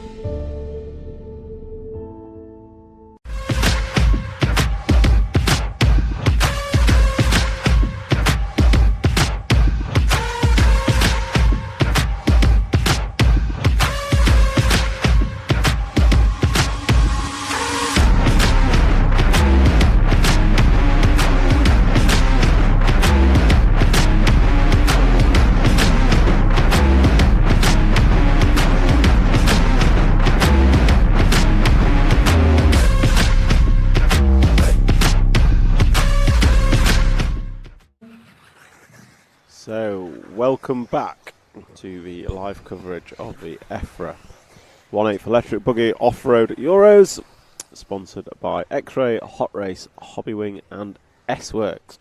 So G final, just having a warm-up, I'm going to jump into the chat. We had Vincent Verder, David and Yilles go France, and we saw Yilles finish second in the previous final. We've got Little Style RC, morning guys, just tuning in. Good morning to you. I hope you are enjoying a sunny Boughton National in England. And Rahan Akbar, what final is JQ in? JQ is in the C final. 2 spots behind his nemesis, Jessica Palsson, but also 2 finals ahead of his friend Max Mort. I was thinking of the word protege, is the word I was thinking of. Padawan. His Padawan, Max Mort. Edward Bosch, let's go Marwin. So let's find our drivers for the G final. So we have Maren de Groot on pole, Christopher Forg second, Ramon Chanko third, Tom Zeidrich fourth, Finn Hefel, Ludovic Francois, Lucas Segato, Maxi Block, Jan Cruz, Jan Demansky, Marco Stallman and Albert Neuwirth as we are into countdown.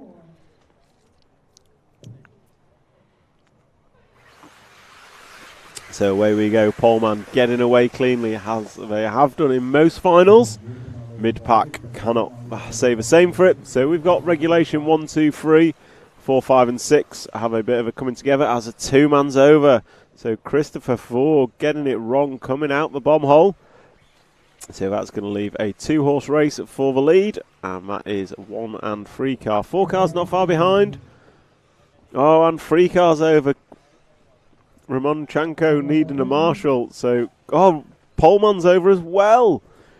So that is carnage. That's going to leave what looks to be the 4 car of Tom Zeidrich in the lead as they come over double-double for the first time. It is the 4 and 3 car of Ramon Chanko. And 4 cars over. Nobody wants to lead this one. So Ramon Chanko is now going to be your leader. As Tom Zeidrich making an error at the end of the straight and taking a while to get marshalled. So it is the 3 car of Ramon that is leading us as we come onto the cobble corners. And he's been chased down by the 9 and 2 cars. 9, 2 and 1 from what I can see. So that is Jan Cruz. I think it may have been the 5 actually, Finn, running in third. But Ramon over the speed bump he goes into the 180, riding the curb nicely, then jumps up and down the corner tabletop and coming into the double-double to cross the line and put 2 laps on the board. His lead as he crosses the line is 2 seconds. And that is 2 seconds over the second place man in the 9 car of Jan Cruz. So absolute fantastic start for Jan. Coming up 7 spots, leader's over. So race leader is over in the middle, just catching the curb, putting him on 2 wheels and over he goes. And he's going to need a marshal to put him right. And Matt is going to have dropped him down 2 seconds, not by a lot. And we see him as he goes big on the triple, looking up the inside of Jan, but cannot make it stick, thinks better of it, lives to fight another day as we are just 2 minutes and 15 into this final. And he rides a curve coming onto the straight. Gap between them, 1/4 of a second. And race leader's over. It looks like they had a little coming together. So Ramon does the right thing and waits. But this time that was all Jan's error. So Ramon is back to the lead. And he will drive off over Cobble Corner and disappear off to the distance. And we're going to pick up the battle for second behind Ramon, because it is a multi-car battle as 1, 2, 3, 4, 5 of them all in the 7-pack together. It's almost 1 per jump. And quite frankly, that 5-car train is not going to last long without some bashing of wheels. So as we watch them come down, it is the yellow wing and white wheels of Ludovic Francois, who is the second place man. And he has a 4.5 second deficit to our leader. That is Ramon Chanko. And Ramon, we saw him battle it out briefly, and he is now pulling away as he comes into the 7-pack. Second place man just onto the cobbles. And that second place man is the 6th car of Francois Ludovic Francois. And we have in third Jans Cruz last time by.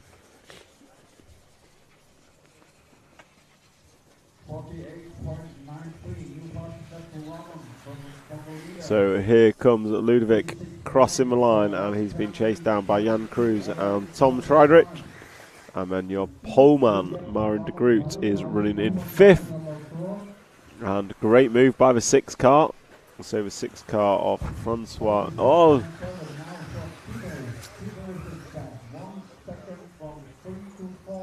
So it is a hotting up battle for second position.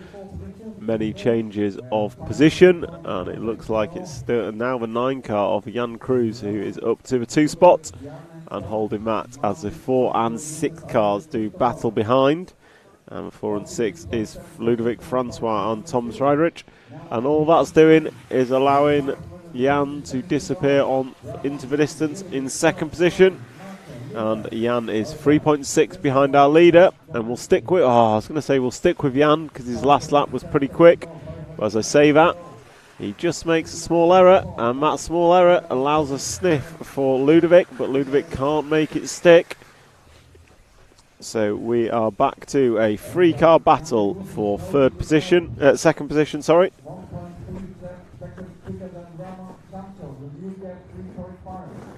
And whilst we have that 3-car battle for second position, our race leader Ramon is disappearing off into the distance with a lead last time of 2.6. This time by it is a lead of 3.7. And it is Jan Cruz in second from Tom Friedrich and Ludovic Francois with 4 minutes and 30 down. Sorry, 5 minutes and 30 down, 4 minutes and 30 to go. It is the 3-car of Ramon Chanko, your leader, and we are following the battle for second, which is led by Jan Cruz in the 9-car. And it looks like our race leader's made an error. If we jump forward 1 car, that is our leader. However, second and third have promptly made an error behind him. So Jan Cruz making the error, as did Tom Friedrich, but all 3 now coming into view together. So what was a 3.7 second lead this time by is less than 2. So second and a bit lost for our leader. Oh no, 9-car going to make an error right on cue when it didn't want to happen. So that is going to allow Ramon a little bit more breathing space, and it is going to bring back this battle for second between the 9, 4 and 6 cars. So it is still Jan Cruz in second, but being chased down by Tom Friedrich in the 4.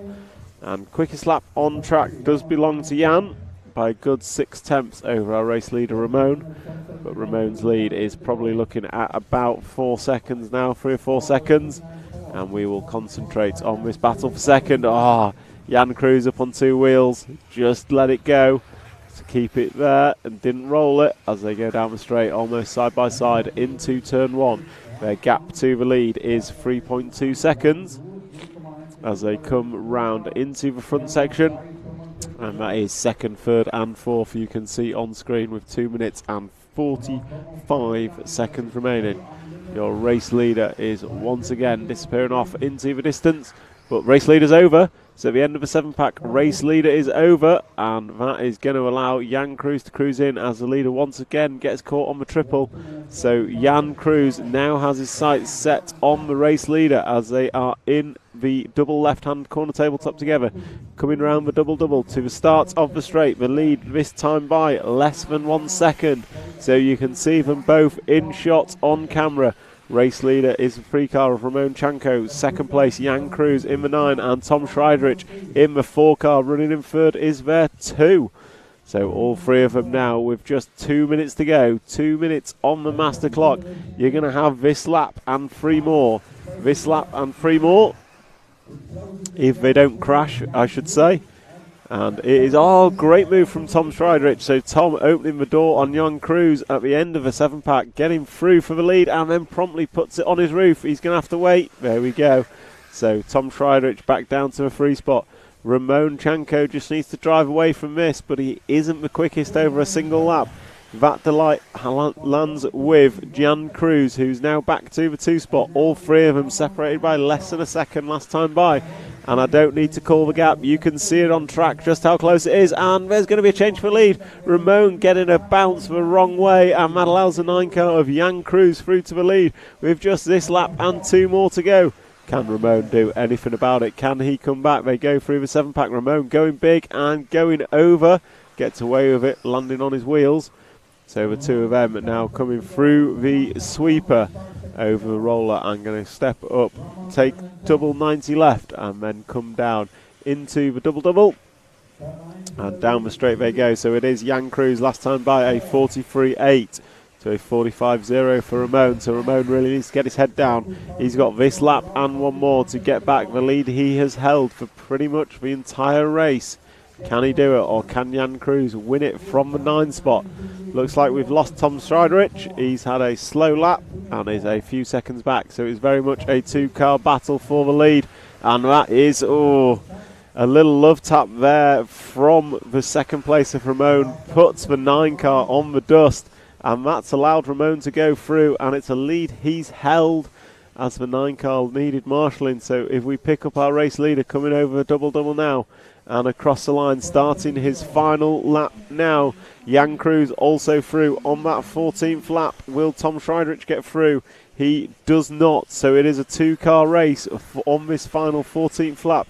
You've got Ramon Chanko out front. He had a second and a bit over Jan Cruz. We saw that pass last time by. So if we just zoom out a bit, we should get Jan Cruz in view as well. But we'll stick on our race leader as they come into the 7-pack. This is difficult. Will he get away with it? He has done. Jan Cruz goes big and gets away with it. Over the triple they go. So focus on the leader as he comes through the speed bumps. And he's got 2 corners and 2 jumps to go. Can he keep it? Round 1, round 2, coming into the double. Ramon Chanko going to take the win in leg number 1 of the G final, followed by Jan Cruz. Tom Striderich going to finish in 3rd, Ludefric Francois in 4th, and Marwin de Groot going to be in 5th position.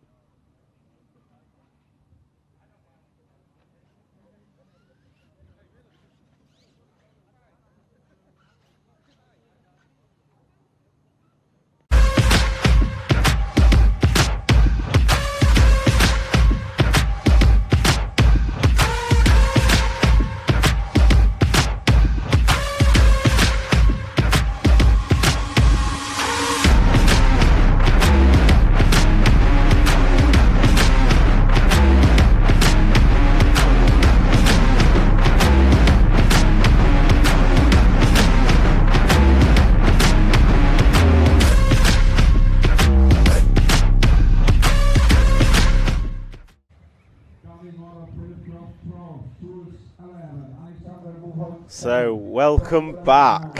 What a fantastic day of racing we've had so far, and it is only 10:30 a.m. So about 1 hour we will see our first A final take to the track, and if the last chance qualifier B final was anything to go by, it will be fantastic racing here at the EFRA 2023 1/8 Off-Road Electric Buggy European Championships. And your RC Racing TV live stream is brought to you by X-Ray, Hot Race Tyres, Hobby Wing and S-Works. And for those of you joining us across the many platforms, I urge you to like, subscribe and share so we can get the good word of Scale RC Motorsport out to as many people as possible. And if you are on the YouTube live stream, drop us a comment and I will pick it up. I've got the comments in front of me and I will be checking in on those as and when I can. And as the F final is warming up, we have comments from Edward Bosch, Let's Go Marwin, in the last final. Unfortunately, Marwin started on pole, came home in 5th position. Which racing RC team? Good luck, Jan. And I assume he is talking about the Dutch driver, Jan Eichhorn. It will start 5th in this F final. That is gridding up. it will be Frane Buljan from Croatia away on pole, and he will be chased down by Benedikt Heitzer, Sebastian Zuna, Jonas Krekkonen, Jan Eichhorn, Anastasia Frog, Paul Lepart, Patrick Schweinzer, Florian Muller, Alexandra Buchholz, Christoph Jules and Philip Kropf are your drivers. Okay, then let's go. 10, 9, 8, 7, 6, 5, 4. And off and away we go for the F final leg at number 1. And looks like we've got a regulation start across pretty much all of them. Oh, 6 cars rolled it. So Anastasia rolls coming down the step down. And that is going to put her at the back of the field. And then we've got a mistake in the middle from what looked to be the 2 car. So we have our race leader, Frane, a poleman, out front. And he is being chased down. So Frane is disappearing out front. If we just hold back ever so slightly and pick up the battle for second, which is a multi-car battle. Oh, it's a freight train essentially, known in F1 circles as a DRS train. No DRS here, and that is led by the Dutch driver of Jan Eichhorn. So Jan up to the 2 spot in the 5 car, and then we've got Sebastian Zuna, Benedikt Heitzer and Paul Lepart running 3, 4 and 5. So 5 car breaking away from this train slightly, as it looks like that was the 2 car of Benedikt Heitzer on its roof. Not great at reading numbers upside down, unfortunately.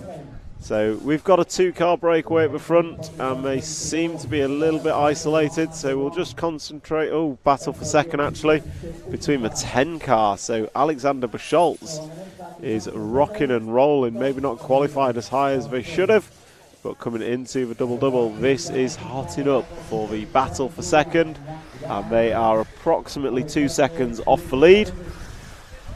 We've got less than half a second separating second and third. Oh, error from the 10 car. So Alexander going to end up on his roof, and several cars going to go by.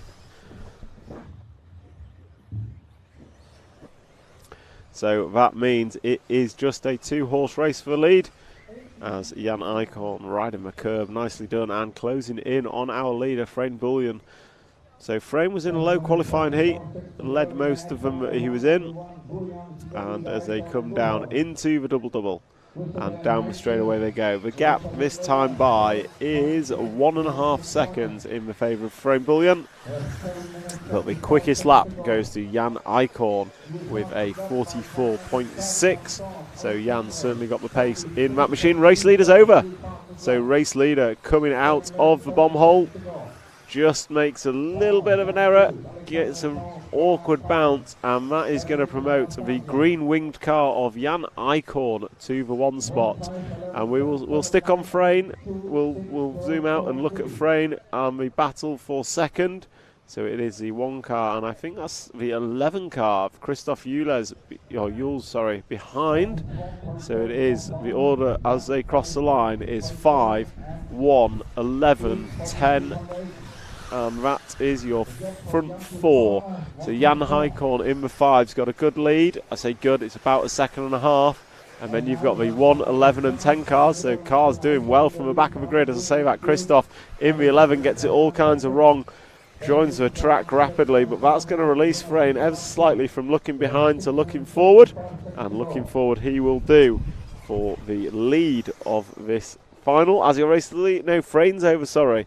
So look like Frane crashing out in the background. So that's going to promote Christoph Jules into second, and Christoph is closing down on our race leader. So race leader coming into the double-double now, and Christoph also in frame with 6 minutes and 15 seconds to go in this final.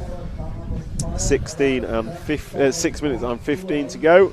And it is your race leader coming into the front section, downslope nicely off the dolly double, but over and on his roof. So Jan Eichhorn making an error coming out of the bomb hole, same place we saw the lap previous, and that is going to promote Christoph Jules to the front. So 11th to 1st in just 4 minutes of racing for our number 11 from France. Christophe Jules is now our leader as he goes up and down with 90 left, step up into the double-double and across the line. Let's see what his lead is this time by, and it is a big lead of 2.5 seconds over the 10 car of Alexander Buschholz, and then a further 3 seconds back to Frein Bullian in third position, who was your poleman. And unfortunately for Jan Eichhorn, he has dropped all the way down to 8th position after that error. So costly error, or multiple errors I should say.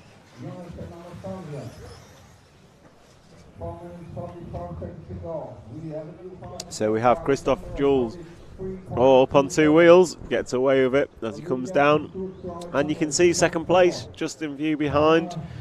And last time by it was a quicker lap for Alexander Buschholz, so about a 10th in Alexander's favour, but the gap remains at about 2 seconds as these two come through the front section. As one comes out the bomb hole, the other goes in, round the off camber and through the fast chicane on and off the cobble section, and they're going to, second place is over. Marshall is getting there as quick as possible. 1-2 cars going to go by, so we pick up the number 2 car of Benedikt Heitzer, and he's been chased down by the number 1 of Frein Bullian, and 2 car is over. They go side by side over a triple. That is brave, and Benedikt is going to hold that spot over Frein. So these two running second and third, and they are some way behind our race leader Christophe Jules, and Christophe is looking at 6 minutes completed, 4 minutes to go, and a lead of 9 seconds. So Christophe Jules should lead this unless he makes some serious errors. Meanwhile, we will stick to the battle for second and third place between our poleman and second on the grid. It is Benedikt that holds second place, and Frein, your poleman, is running in third, and Frein tries going big over the 7 pack, and makes an error. So that's just going to give Benedikt a little bit of breathing space. And that breathing space is going to equate to about 2, maybe 3 seconds as they cross the line. It is 2.5, so getting pretty spread out in this final. If we try and pick up our race leader as he comes off the cobble corner and drives up the corner tabletop, up and down into the 7 pack. He goes double, triple, single, and Christophe, he's just got to keep it rubber side down for remaining 2 minutes and 45 seconds, and I think he will take this one as he has a monumental 8-second lead. Last time by, a half a second in arrears on single lap, but quite frankly, with just this lap and 3 more remaining, it's going to take more than a half second here or there for him to lose the lead. So we'll follow him around for a couple of laps, see what he can do as the field spreads out. Christophe Jules in first, Benedikt Heitzer is running in second, then we've got Alexander Buschholz third, Frein Bullian in fourth, Patrick Schweiner fifth, and Paul Lepart in sixth. Jan Eichhorn, an early leader of this race, runs down in 7th position. And then we have Philip Croft, Florian Muller, Anastasia Forg, Eunice Kekkonen and Sebastian Zauner. So your race leader crosses the line, that time by a 44.7, and our second place man will follow, and he crosses the line with a 42.8 from Benedikt Heitzer.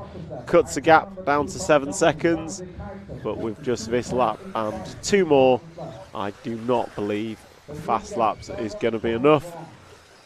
So we just need to watch Christophe keep it clean as he comes through traffic, and nicely done over a 7 pack, keeping it very calm, very simple, very easy, and he comes through the fast sweeper.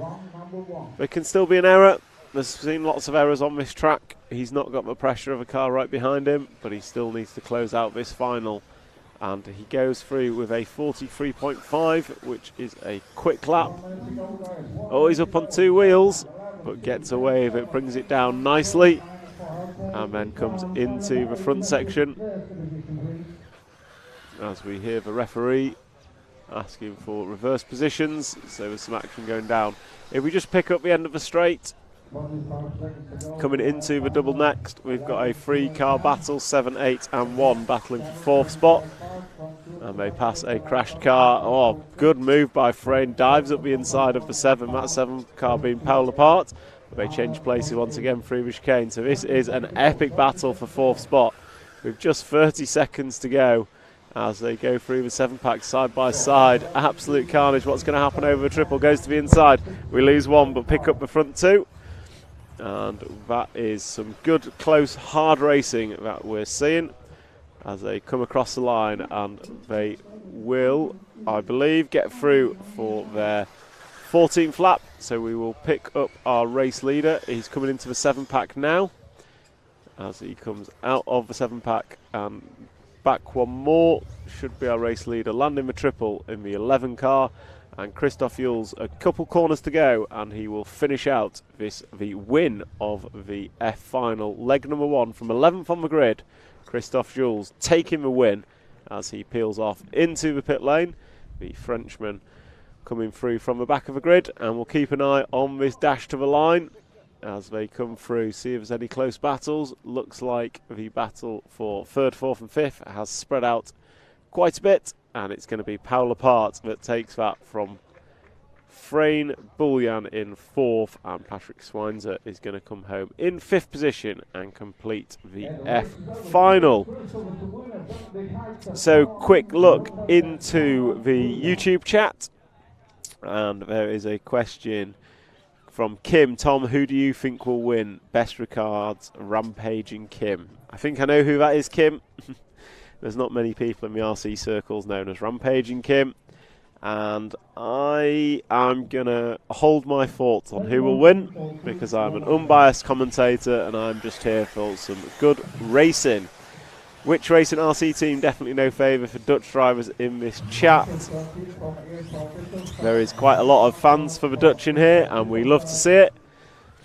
The Dutch, I think, have become well known in the last few years for their fans in motorsport, and rightly so. Little RC, Little Style RC. It's between Bruno Michael and Killick. It's a fair shout. However, I will remind you that Juan Carlos Canas won the championship title last year from, I believe, 6th or 8th on the grid on an easier track than this that was more difficult to overtake. So yes, the quick laps are between Bruno Michael and Killick. However, who wins this, I think, could be anyone, especially with the amount of mistakes we've seen in qualifying. So we'll go quick montage.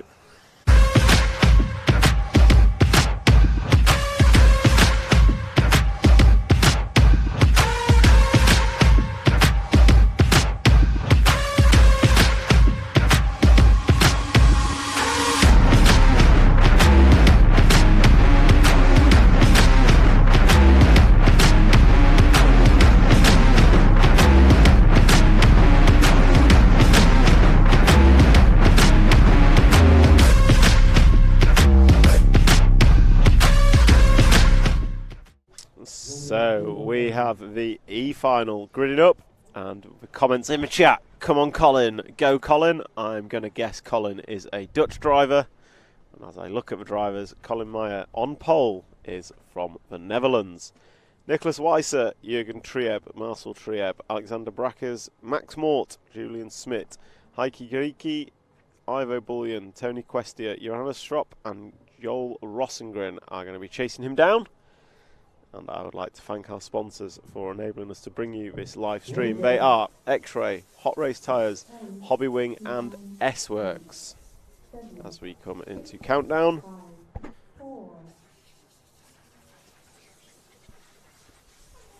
And away they go. Your pole man, Colin Meyer, leading away.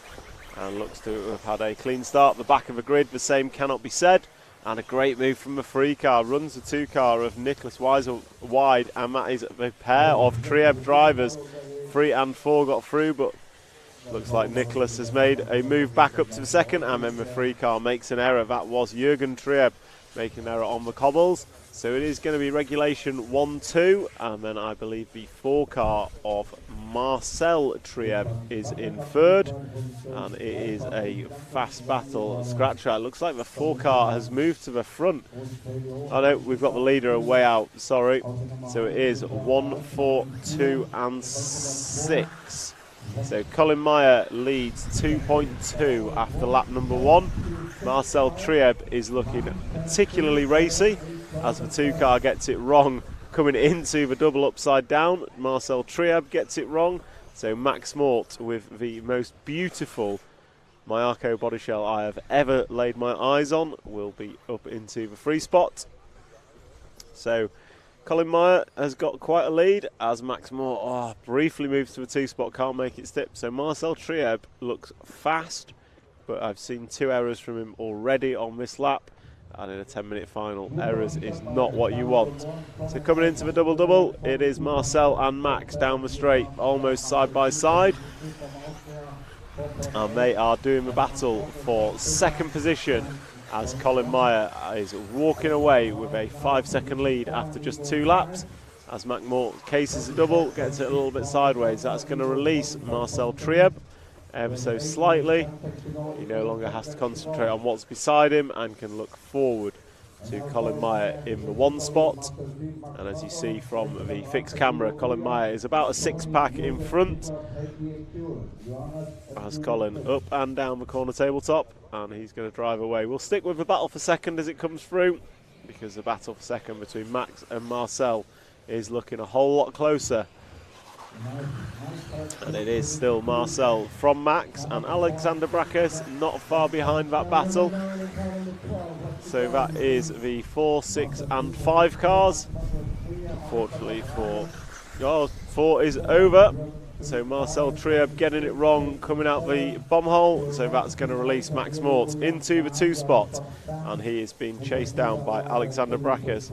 So you've got Dutch driver Colin Meyer out front. You've got Max Mort, the Finnish driver, in 2nd, and Alexander Brackus, the German driver, in 3rd, just riding the pipe.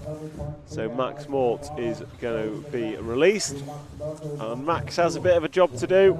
Last time by, he was 5.3 in arrears of our leader Colin Meyer, and Colin did a 42.4 lap time, which is the quickest lap of the race. So Max's car, Mayako car, coming off the cobbled corner now, and we will jump forward, I think, and try and pick up our race leader as he lands the triple. Very nicely done. So the 1 car, yellow wing, yellow wheels of Colin Meyer is up and down. The double left-hander are going to drop down through the double-double, and down the straight he goes. That time by 42.8 as the wind picks up trackside. And Colin, nicely done around the end of the straight. Coming into the front section, he goes triple, double, and then, he's got it wrong. Lands on his wheels, comes through the bomb hole upside down, but lands on his wheels, which is a sign of all good racers knowing how to crash quickly. And he is into the 7-pack. He goes double, triple, single, single, keeping it relatively low risk. And this is the way to do it. Keep it rubber side down for Colin, and he will struggle to be beat here. So we're just going to drop back now and look for the 2nd place battle as it comes into the 180. And that 2nd place battle is still Max Mort and Alexander Brackus in the 6 and 5 cars, and they are a good 9 seconds behind our race leader. So this is Colin's race to throw away at 5 minutes and 20 down. Sorry, 5 minutes and 20 to go. This is very much Colin's race to throw away with a nigh on 10-second lead. However, Max Mort, quickest lap of the race last time by, a 42.1. As I say that, he bounces off the pipe and relinquishes 2nd position, and then in an effort to get it back, throws it on its roof. So it is Alexander Brackus now in front of Max Mort, as Max nicely drifts it around the 180 apex, and they come into the double-double, and down the straightaway they go. So Max looking up the inside, can't quite make it stick on the first one, but he does second time round. So he makes a move and then cases a double, which allows Alexander back through. And then they go switching positions around the off camber, and it is going to be Max Mort that resumes second position. Puts it up on two wheels, clipping the pipe as they go through the 7-pack. And it looks like Max is quick, but he's making lots of little errors. Not crashes, just touching the pipe here and there, incorrect bounce. So a good section there from Max, pulls out a bit of a lead over Alexander Brackers. And it was a bad lap for Colin. So Colin had an error somewhere. It was a 46.3. However, he still has a 7-second lead. We see him just coming off the cobbles. But we're going to stick with Max and Alexander because this is the battle for second. And Max is looking very, very racy, but also on the limit of making mistakes, as he hangs a double right into the fast sweeper. I think this could be a very quick lap from Max Mort. We will see as he crosses the line. He goes double and crosses the line, and it is a 41.7 hot lap of the race for Max Mort, and he reduces Colin's lead down to 5 seconds. So as Max Mort comes over the big double, we see the race leader entering the cobble corner, and Max does what Max does. Touches the curb and runs wide, losing a couple of attempts. And then through the back section goes Max Mort. We're going to stick with him for a bit as he is laying down the lap time. That will possibly close the gap to Colin Meyer in the closing seconds of this race. Max going to come across the line, and he does. So that's 10 laps on the board of a predicted 14. That time by for Max, a 41.1. So another 2 seconds in Max's favour. Gap is down to 3.1 seconds. So we can see, as Colin makes a little error on the curb, we can see Max is coming. If I had Jaws music to play now would be the time. Do we have that, Matt? Damn it. So we don't have that available. Max is over. Cases for triple, and there goes any hope of a battle for the lead. See him come in, come up short, and end up on his roof. And that is going to be an absolute godsend for Colin Meyer in the lead of this one, as we pick up our leader for the final 2 minutes. His lead last time by was back to 9.7 seconds. So we'll stick with the leader. He's got this lap and 2 more. I think Max has shown his pace in the last few minutes. However, too many errors for Max has allowed Colin to just disappear out front in this one, as Colin does the triple very nicely, showing how it is downsloped as he rides speed bump 1, speed bump 2, and comes up the left-hander and down the corner tabletop. Going to go double and starts his penultimate lap with a 43.6 for Colin. And he is going to come into the front section for the second to last time. Done very nicely. Just a bit awkward through the bum hole, but gets away with it. No harm, no foul.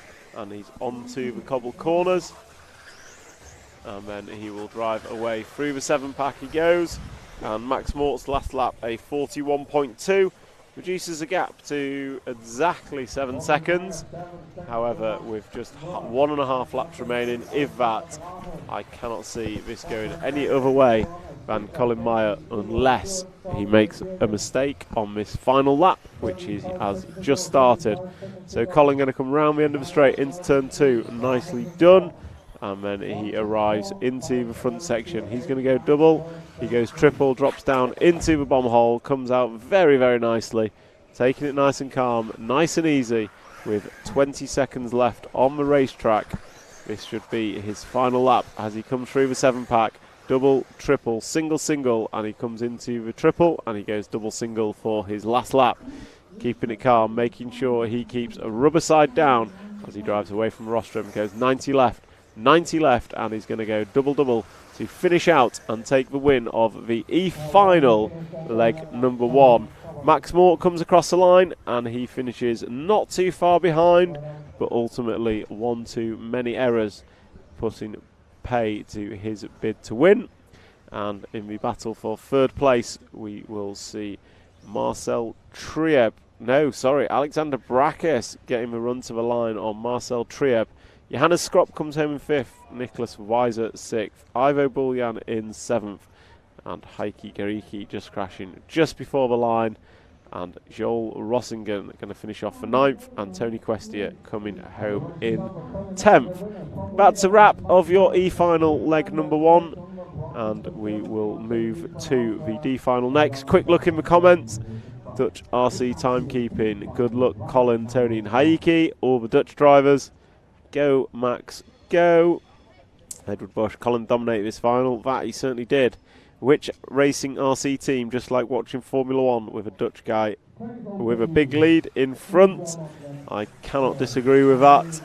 And then Koljak, good morning, and was it again? Wish good luck and funny time. Number 9, Ivan Buljan, we'll wish him all the best. Don't think Ivan had the best final, but we saw him finish. And thank you for joining us on our YouTube live stream and across all streaming platforms for this EFRA European Championship for 8th Electric Off-Road Buggy, brought to you by X-Ray, Hot Race, Hobby Wing and S-Works.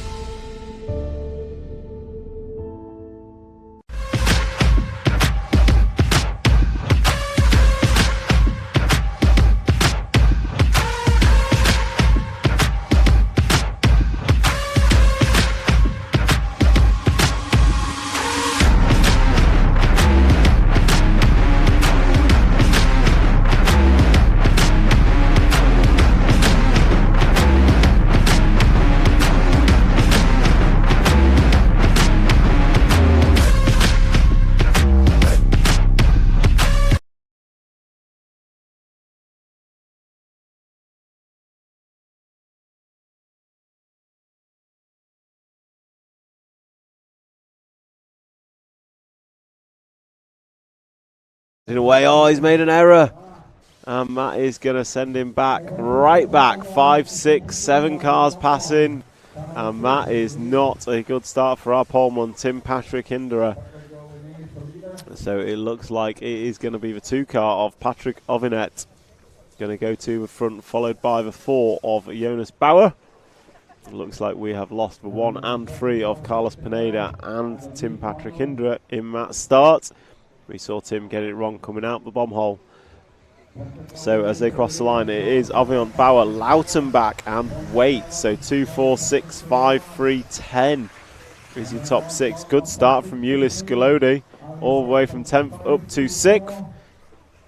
And this certainly doesn't look like there's going to be a breakaway leader with a freight train foreman behind the 2 car of Patrick Avinet, and Jonas Bauer is coming up in 2nd. So the 2 and 4 car both looking pretty racy. Oh, Bauer goes big over the triple, cannot make it stick. Just a double bounce, unfortunately. Looks at the inside of the 2 car, and that forces 2 onto the pipe. Great move, Jonas Bauer. He's through to the lead, but not for long. What a move, Aaron Waite. 2 wheels over the line and puts it up the inside. They go side by side through turn 1, swapping positions through turn 2 and 3. And it looks like, oh, freeway battle coming into the front section. That is chaos.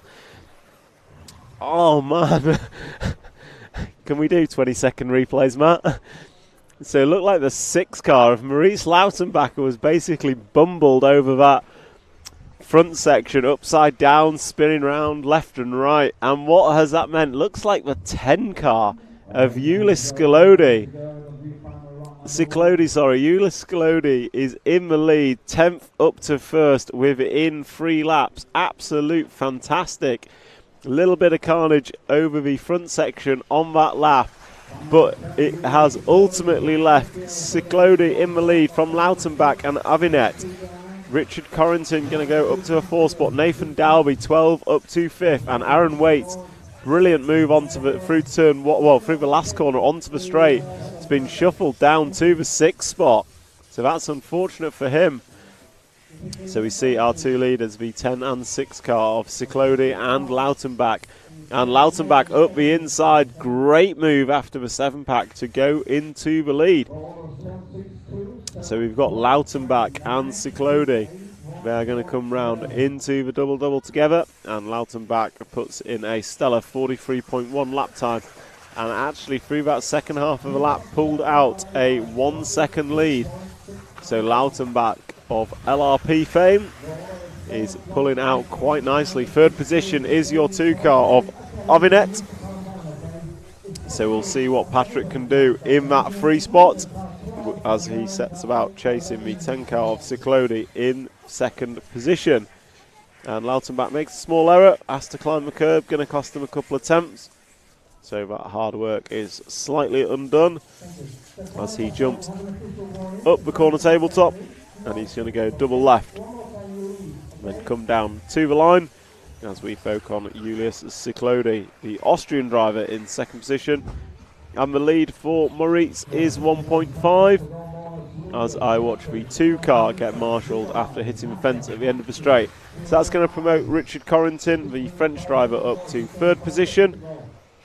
And it just means that Ulyss Ciclodi has no one behind him to bother him, and can just look forward to Maurice Lautenbach, who has made another error at the end of the 6 pack. So that gap was 1.5 seconds. It now looks to be under 1 second. Lautenbach just getting an awkward bounce and having to correct the car once it had landed. Down the straight they go, and the gap is under 1 second as they come through the 1st section into the front section. And Lautenbach nicely done, but Ciclodi very nice, very quick through the bomb all that time by as they go through the chicane onto the cobble corner and power away. We see Lautenbach jumping into frame at the back corner tabletop, and once again Lautenbach not great over that 3rd section, and he's over on his roof for a long time. So we'll stick with Ulyss Ciclodi, who is our now race leader, and that lead is going to be a good 5 seconds, I would suggest, as he crosses the line with a new fastest lap of the race. Lautenbach does go through in 2nd position. The gap is 4 seconds in favour of Ulyss, and Lautenbach is running in 2nd, and then it's a further 2 seconds back to Richard Corrington in 3rd position. So slightly spread out final as it stands, but with 5 minutes and 30 down, 4 minutes and 30 to go, there is still plenty of opportunity for things to close up, as we have seen in many finals so far. So Ulyss coming across the start-finish line, triggers the lap. Number 8 is complete, and he does a 41.9 last time by. Sorry, 42.4 last time by, 41.9 is his best lap. As Lautenbach comes sideways around the end of the straight, and Lautenbach has made a couple of errors, and he's going to drop down to 4th position. Richard Corrington's going to be promoted to the 2 spot as he powers off the cobbles, and then the battle is in for 3rd is between Patrick Avinet and Maurice Lautenbach. But our race leader crosses the line once more. That time by was again a 42.4, so he is nothing but consistent, and he has 5 laps remaining, this and 4 more, will see him take the win of leg number 1 of the D final all the way from 10th on the grid. Just goes to show that it is a grid position makes a difference, but it is not the deciding factor. We've seen car 13 win, we've seen car 10 win, we've seen car 11 win. I'm not sure I've seen many car 1s apart from Colin Meyer in the last final, as your race leader comes around to put another lap on the board as he goes double-double and crosses the line, that time by a 43.1 for Julius. And then Richard Corrington should be next across, and there he goes, a 43.7 from Richard. And then there's a good battle at the end of the straight if we want to just turn to turn number 2, and we pick up the battle of Maurice Lautenbacher in 4th and Patrick Ovinet in 3rd position as they come over the double. And Maurice nicely jumping in and out of the bomb hole, good work from him. So Maurice's car looks extremely racy, a bit like Max Moore in the final before. Also looks like there's going to be an error on every other corner. As they come over the triple, Maurice goes big, and there is the error we talk about. So Maurice, all that hard work of the last lap and a half undone in one corner, and that allows Patrick to just disappear ever so slightly more. Julius last time by 42.4, Richard 42.8, so Julius extending his lead out front to 10 seconds. And we will pick him up shortly, but for now we will continue watching the battle that is Maurice Lautenbacher. Maurice now under pressure from Tim Patrick behind. So it is Maurice. Fastest guy on track is probably Maurice, but he is fast between crashes. As we come into a final 1 minute and 20, as your 10 car leaders are on his roof at the end of the straight, so pick up the leader at the end of the straight, coming through turn 2 into the front section now. So your race leader has had a long crash, needing a marshal, but with 1 minute to go, last time by he had a 9.5 second lead. So it was a big error. I don't think it was a 9-second error, but we will watch Julius for the remainder of this final to see if he can bring home the win of the D final leg 1 all the way from 10th position. As he comes into the double left-hand corner tabletop, he's going to come round, go double-double, and he will be starting his final lap now. It was a 6-second error for your race leader, so his lead has reduced to just 3 seconds. He's got past the back marker, and that back marker is now Richard's gone past, so we can see them both in one frame as we pan out as Julius leaves the off camber. You can see Richard Corrington is coming into view, but I think it's not going to be enough as we focus on Julius Ciclodi. He has this jump to go, he's done that, he's just got the half speed bumps to go. Make sure he doesn't make an error on them as your second place man is over. So Julius just got double to go, and here he goes, 1 and 2, and takes the win of D final leg number 1. Richard Corrington comes home in second, Patrick Avinet in third, and it looks like it will be Tim in 4th place in front of a crushing Maurice Lautenbacher. And then here comes Cyril we expect Cyril Baldini next in a green car, and here he comes, Cyril crossing the line for 6th position, and then looks like a bit of a battle for 7th, 8th and 9th. 7th going to go to Nathan Dalby, then Aaron Waits 8th. Nikolai in 9th, and then we've got Maxi 10, Jonas Bauer and Carlos Pineda do not finish. So that's a wrap of our D final. C final up next. We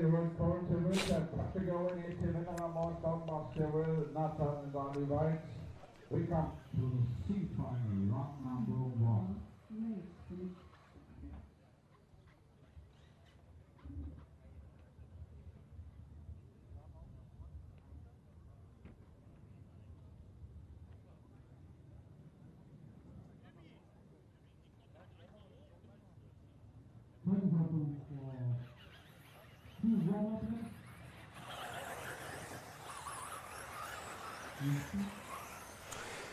So for those of you watching on the live stream, thank you very much for joining us. And if you are on the YouTube live stream, feel free to drop us a comment. As Chloe Harold has, hi Alex. And we have from Chris Vegas, go Ari. And Dutch RC timekeeping correcting me. Tommy and Haiki from Belgium. I apologise. I think I may have said they were Dutch based on the fan base in the chat being primarily Dutch. So we're here giving live coverage of the EFRA 1/8 electric off-road buggy European Championships. And your coverage is brought to us by X-Ray, Hot Race Tyres, Hobby Wing and S-Works. And you can see our C-final drivers listed. Pierre Lemaire, Pelle Kumsi, Adrian Pariente, Jerome Sartel, a previous champion of this category, Marco Bruffalo, Thomas Musso, Jessica Palmer, Paulson, Tom Sommer, Joseph Quagrain Hampersburg, Kevin Mukadet and Andreas Meyer will contest your C-final.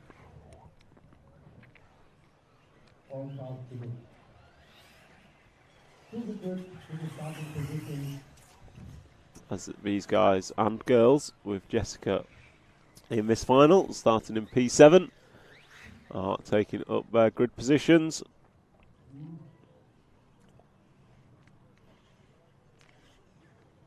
Okay, so drivers, just listen carefully. We must have the car behind the pink line, okay?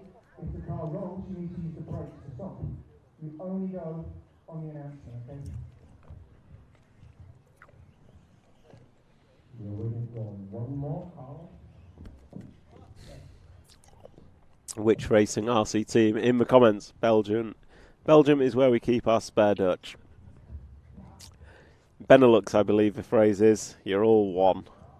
A bit like England, Scotland, Wales, Northern Ireland. So we go into countdown for the C final. 8, 7, 6, 5, 4.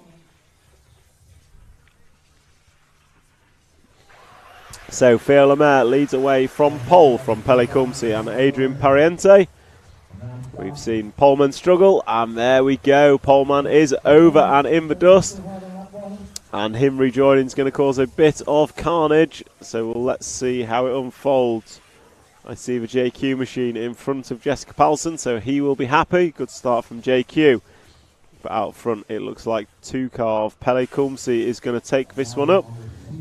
And there is some big air going on out there. So it looks like 2, 3 and 5 as the one car gets spun and ends up on his roof. And it looks like a huge lead for Pelle. And it is, he comes across the line. And it is Kumsi, Baruffalo, Pariente, Sartel and Quagrain is your top 5. And it is a 2-second lead for Pelle Kumsi after 1. So the 2 car of Pelle is leading. And we are following second place man Baruffalo, as this is where the battle is. But a small mistake from Adrian Pariente in third has just given Buffalo a bit of a breathing space as Buffalo gets it wrong. But luckily he's marshalled by Pariente, keeps his position, but that will allow Kumsi to disappear out front, who's over. So race leader's over, so Baruffalo going to go to a point. So Baruffalo now coming into the double-double. And then he is followed closely by Pelle Kumsi, Adrian Pariente, Sartel, Quagrain. Literally a 2-4, well, the whole field is separated by less than a few seconds. It is top 10 separated by less than 3. Top 10 cars separated by less than 3 seconds as they came around last time. So Baruffalo leads Kumsi 5 from 2. Then Pariente in with 3 car.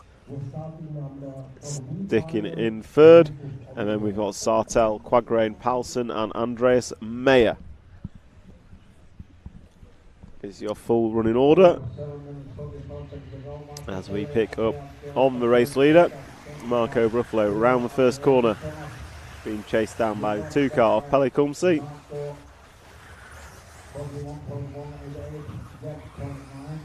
So race leader nicely in and out of the bomb wall, up on 2 wheels through flash chicane, gets away with it. Doesn't go over onto his roof, didn't really have to lose much speed, which is nice. And Marco Bruffalo with 2, possibly 3 minutes down about as he crosses the line. He will be looking to cement this lead, and he's pulling away from Pele ever so slightly. Last time by was 7 tenths in the favour of Marco Baruffalo, and it is becoming a bit of a two-horse race out front as Adrian Periente is slipping away into the clutches of Joseph Quagrain, who is running in third. And then behind him we have Paulson, Sartel and Lemaire in quick succession. So you race leader into a triple and lands it nicely. And Marco Baruffalo, I think Techno car. Yep. He's over. Rolls straight back onto his wheels. A nice champion's roll.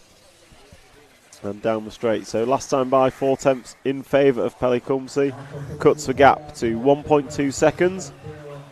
And Periente is a further 2.3 behind. And your poleman, Phil Lemaire, making moves. Trying to get past Jessica Paulson for 5th position. And it looks a bit closer at the front as we come over the 7-pack. Pele Kumsi looks to have closed in on the back of Marco Baruffalo. It ebbs and flows around this extremely difficult and technical track as Baruffalo just comes off the pipe, and the gap is definitely reduced as they come across the line for the 6th time. The gap is now less than 1/4 of a second as they are basically nose to tail around turns 1 and 2.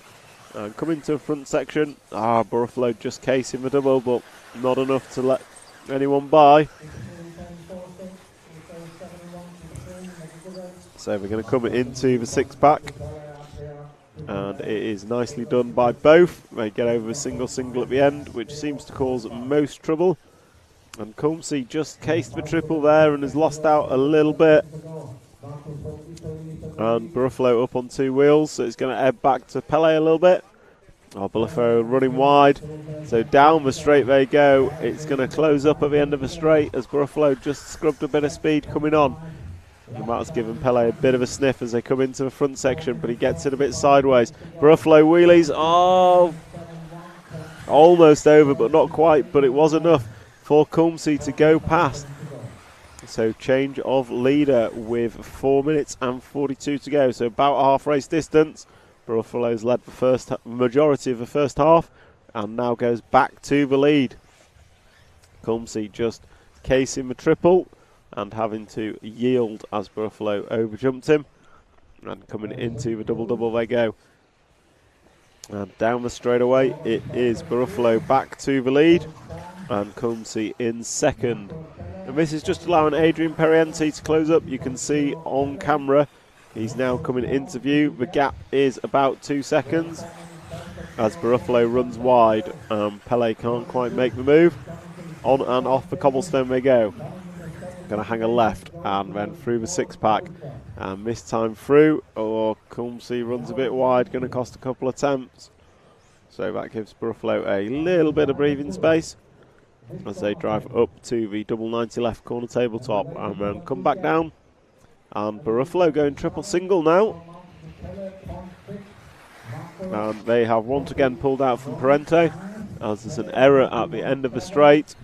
And that error is Pele Kumsi. And he's now joined. So Baruffalo is your leader. If we drop back to the battle for 3rd place, it is Quagrain and Pele Kumsi. So he was battling for the lead. He's now got Quagrain on his tail for 3rd. And Quagrain looks up the inside. Is he going to make that one stick? No, he's not. As they come into the 7-pack at the back. JQ looking at the inside, can't make it happen. And this is the closest battle on track as Baruffalo goes by the start-finish line. So Pele Kumsi, his crash cost him an absolute eternity.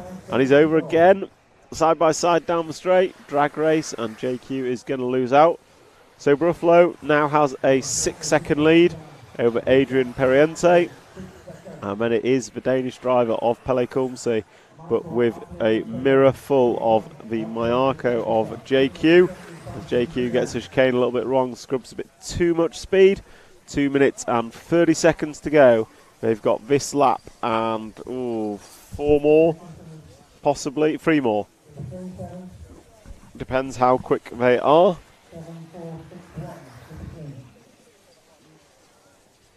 So coming down onto the straight. And looks like Pele's pulled out from JQ that time by. JQ not having the best of laps. And they are 11 laps on the board. Buffalo Periente estimated to go 15 laps. And Colmsey and JQ estimated to go 14 as it stands. And it looks like that battle for third is done and dusted, but is becoming a battle for second as Colmsey is chasing down Adrian Periente. Last time by, it was 9 tenths in favour of Colmsey. As we focus on Periente, and we can see the 2 car of Pele is coming. So down the straightaway they go. Meanwhile, Buffalo is still out front by 8 seconds now. 8-second lead for Buffalo, and the battle for second is on. So we've got this lap and, I don't know, 2 or 3 more. I think it's going to be this lap and 2 more, as these two come through the chicane nice and fast onto the cobble corners. And then they're going to go up and down over the 7-pack. Going to go double, triple, single. Pele's over. Lands on his wheels, going to get away with it. As they come round, going to power through the speed bumps and up and down the double 90 left corner tabletop, coming into the start-finish line, and they cross the line. It is 2 more laps for them both, unless they crash. So they should get 2 more laps unless they crash this lap and 1 more as they come through the front section. And meanwhile, it is a 9-second lead for Buffalo now. So Marco Buffalo is extending his lead out front to take the win of the C final. And we are watching the battle for second between Adrian Periente and Pele Colmsey, the 3 car and the 2 car. And they are battling for second and third. And they are going to come round, and they should be starting their last lap now. Periente through, Colmsey through and crashed. So that's going to give Periente breathing space. So if we pick up our race leader, Marco Buffalo is coming off the cobble corner now and driving up the pink car. Second of the 2 coming into the 7-pack, the number 5 of Buffalo.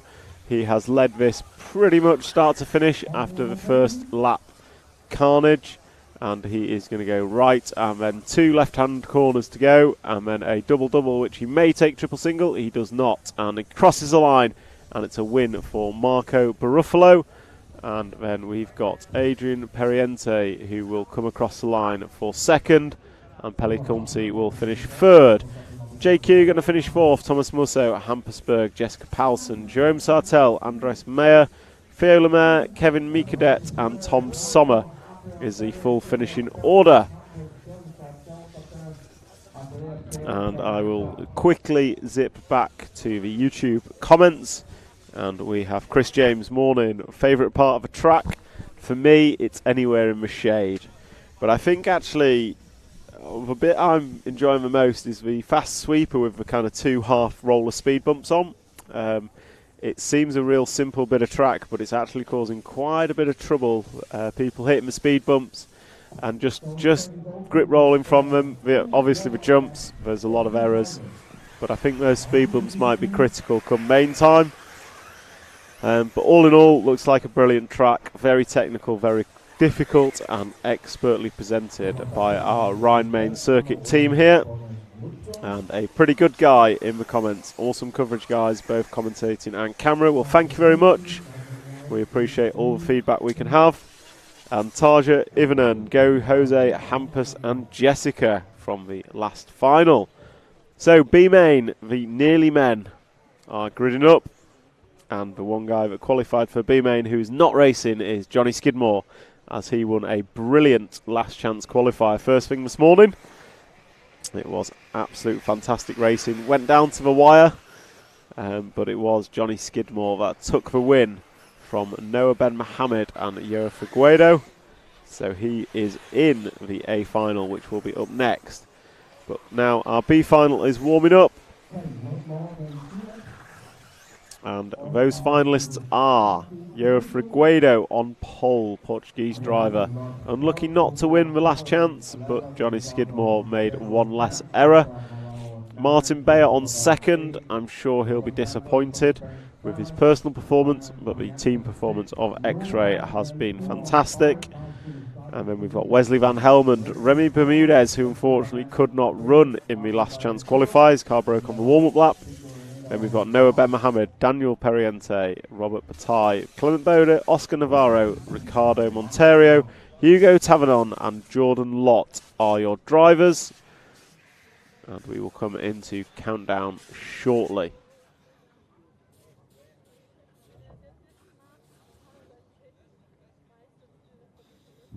Okay, drivers, so make sure you keep the car behind the pink line. Okay, if you need to use the brake, you need to use the brake.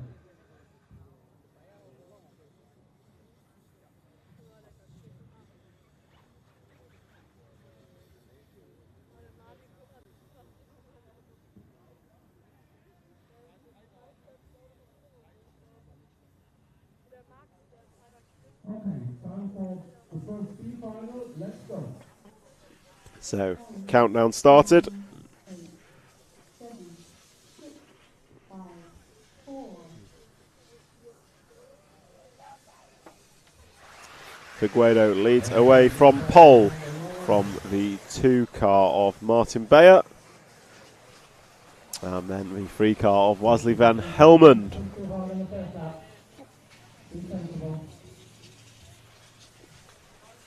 And it is a relatively clean start.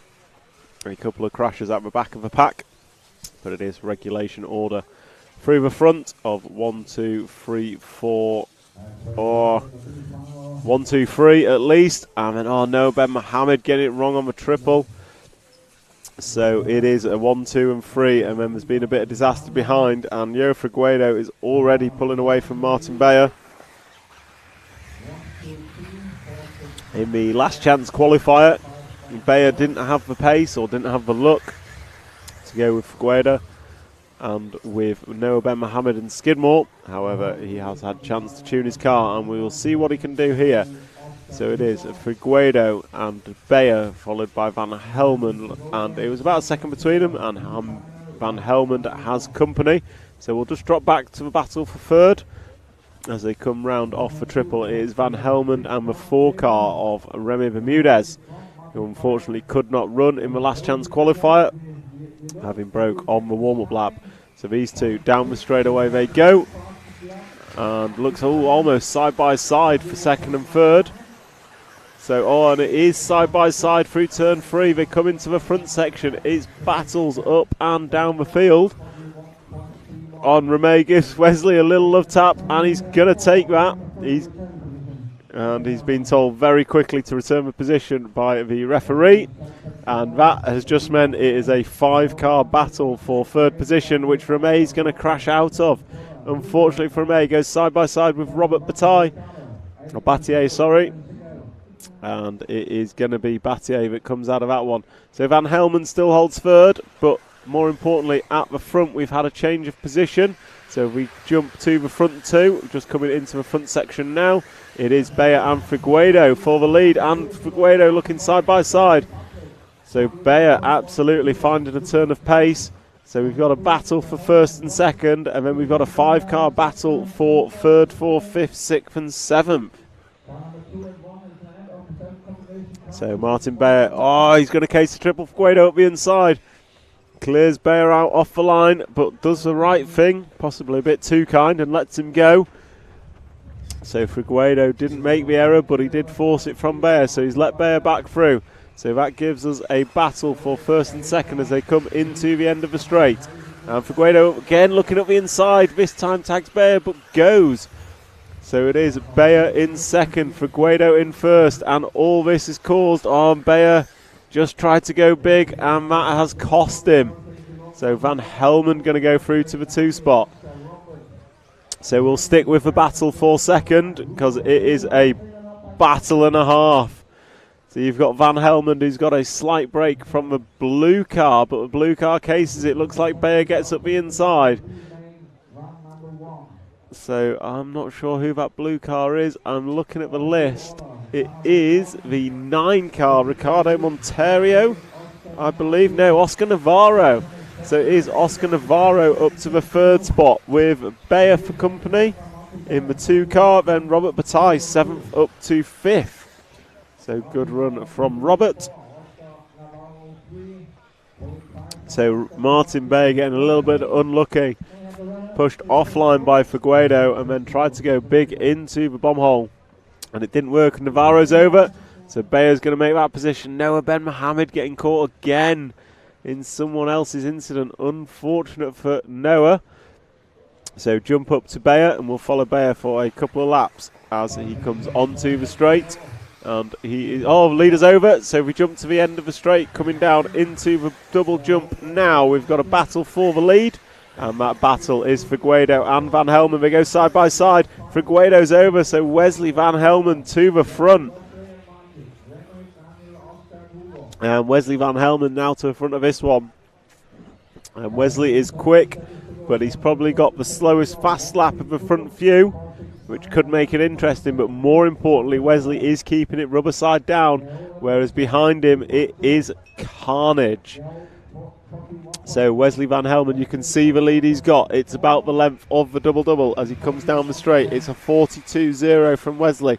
It's a 41.3 from Martin Bayer. Gap last time by exactly 2 seconds. So we're going to focus on this battle at the front between Van Helmen and Bayer. At the minute, Bayer is racing the stopwatch pretty much. He's got to close that gap down to Van Helmen. And last time by, it was 7 tenths in favour of Bayer. What will it be this time? I'm going to say it looks slightly closer. Bayer's looking racy over triple. Van Helmen gets an awkward double bounce. So Bayer is going to be closer. Gap is about 1 second, maybe 1.5.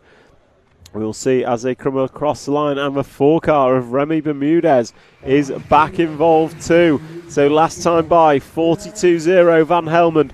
41.4 for Bayer, but a 40.9 from Remy Bermudez in the 3 spot. So these 3 are going to come together in the remaining 4 minutes and 5 seconds. And Bayer has already pulled up onto the back of Van Helmen. So it's no longer about the gap. This is about racecraft as Remy crashes in view, allowing Yo Figueiredo to go back up to the 3 spot. So it is Van Helmen and Bayer. They've got 3 minutes and 45 seconds to go as they cross the line. There is plenty of racing still to go. 6 more laps, this and 5. Can Van Helmen hold on? Can Bayer make amends for an earlier error in the bomb hole? And who is going to take the win? Will it be Figueiredo in 3rd place? Will he get another opportunity at the lead? Still 3 minutes and 20. Van Helmen's over. Landing on his wheels, going to get away in 2nd. So Martin Bayer now going to go to the front. So that is an unfortunate error for Van Helmen. But as we've seen on this track, there are errors everywhere. Bayer's going to make one too. Going to spin around after hitting the pipe, but gets away with it. So it's now Van Helmen trying to chase down Bayer. And if we just hold off a little bit, we'll hold the camera and pick up the battle for 3rd, which is a 2-car battle between Remy Bermudez and João Figueiredo. So they are coming into the front section together. Last time by, they were split by less than half a second. Figueiredo gets it wrong. So Remy Bermudez, who is the quickest man on track on best single lap, is going to go into a comfortable 3rd spot. So we'll try and pick up the leaders of Martin Bayer and Wesley Van Helmen as they come into the sweeper. And it is Van Helmen in the lead. So Bayer's made an error. So if we just zoom out a bit, we'll see who's in 2nd. And it looks like it is Remy Bermudez in 2nd, crossing the line now. So Remy last time by, 41.7 to Wesley Van Helmen's 41.0. And Martin Bayer 46.8, getting caught on the triple jump. So Wesley Van Helmen is your leader. Last time by, it was a 3.5 second gap with 2 minutes to drive. 2 minutes to go. We'll jump forward to Wesley Van Helmen and we'll see what Wesley is doing. He's got it all kinds of wrong on the 7-pack. And then on the triple, he's over and Bayer's going to get through. So it's now Remy Bermudez to the lead and Martin Bayer flying into shot, taking those speed bumps at full chat. So going to come across for double. Martin Bayer going triple single. And it is a 40.0 from Martin Bayer. The gap is 1 second. We need not call the gap. We can see it on track. Remy Bermudez has been rapid but made errors. Martin Beyer has been rapid but made errors. With 1 minute and 15 to go, who's it going to be? They're going to go this lap and 2 more. This lap and 2 more. Who's going to hold on for the win? I think pretty much the whole of the top 5 have had a chance of leading this one, and they've all thrown it away at some point. But Remy Bermudez, Martin Beyer, less than half a second between them as they come into the final jump section. Martin still going triple single, favoured by teammate Bruno Coelho, who is our pole man, so it must be quick. And they are into turns 2 and 3. Not a lot between them. This lap and 1 more. Last time Martin Beyer, a 40.5. Oh, he jumps in and great move. It looked like Remy got the bomb hole all wrong. Martin Beyer was on the brakes, did not touch him from what I could see. So into the 7-pack. Can Martin Beyer hold on for the last lap and a half? Can Remy Bermudez do anything about it? We just zoom out a little bit. We can see Remy is not far behind, but it's about a second and a half. And then the same again to Wesley Van Helmond as they come across the line. 10-ish seconds on the master clock. They are starting their final laps now. Can Martin Beyer hold this one out for the remaining 40-odd seconds that he has to? He comes through the front section. He doesn't jump into the bomb hole this time, taking a risk-free approach. And that's just going to allow Remy to close up ever so slightly. They come off the cobbles. Martin Beyer into the step up, step down. Going to hit the 7-pack. Remy just riding the pipe. Martin's through that. Oh, just gets a little bobble. Remy is closing in, but he's not yet close enough. Martin Beyer, 3 corners to go. Through the 180, nicely done. 90 left, running to the line. He goes triple single and takes a win of the B final. Remy Bermudez going to come home in second. Who's going to be third? Should be Van Helmond, but it's not. It's Daniel Pariente and Venyo Figueredo. Boda Clement, Van Helmond, awful last lap, going to come home in 6th. What a shame for him. Noah Ben Mohammed in 7th, Hugo Tavernan 8th, Jordan Lott in 9th, Ricardo Monterio in 10th, and Oscar Navarro, early leader, finishing in 11th position. That is a wrap of the B final leg number 1. And A final leg number 1 is up next. The crowd is assembling, as we can see on screen, and I will just jump into the chat very quickly. A lot of support for Wesley Van Helmond. Great coverage, said by Tarja Ivanen. Thank you very much. Little style, let's go Wesley. Wesley was leading, unfortunately could not hold it.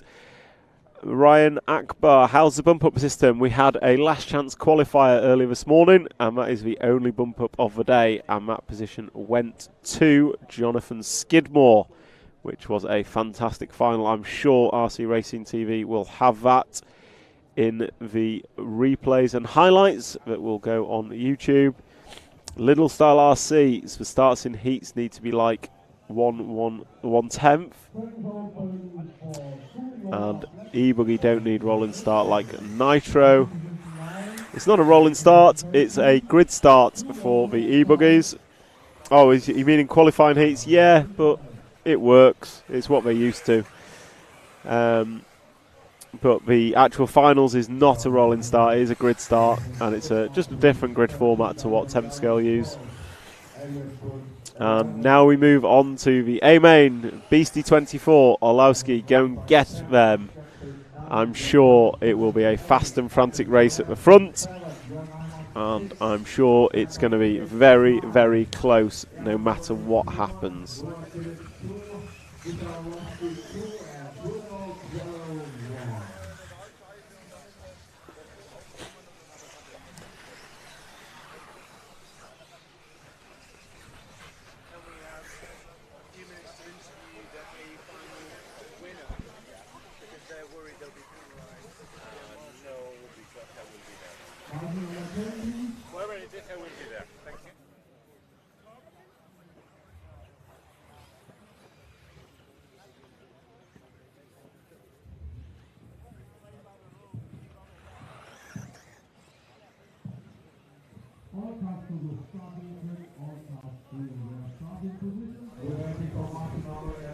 So as the A-Main is warming up, quick check in the comments. Dutch RC timekeeping Formula 1 is grid. The way we start is called Le Mans. Well, you've educated me. Thank you very much.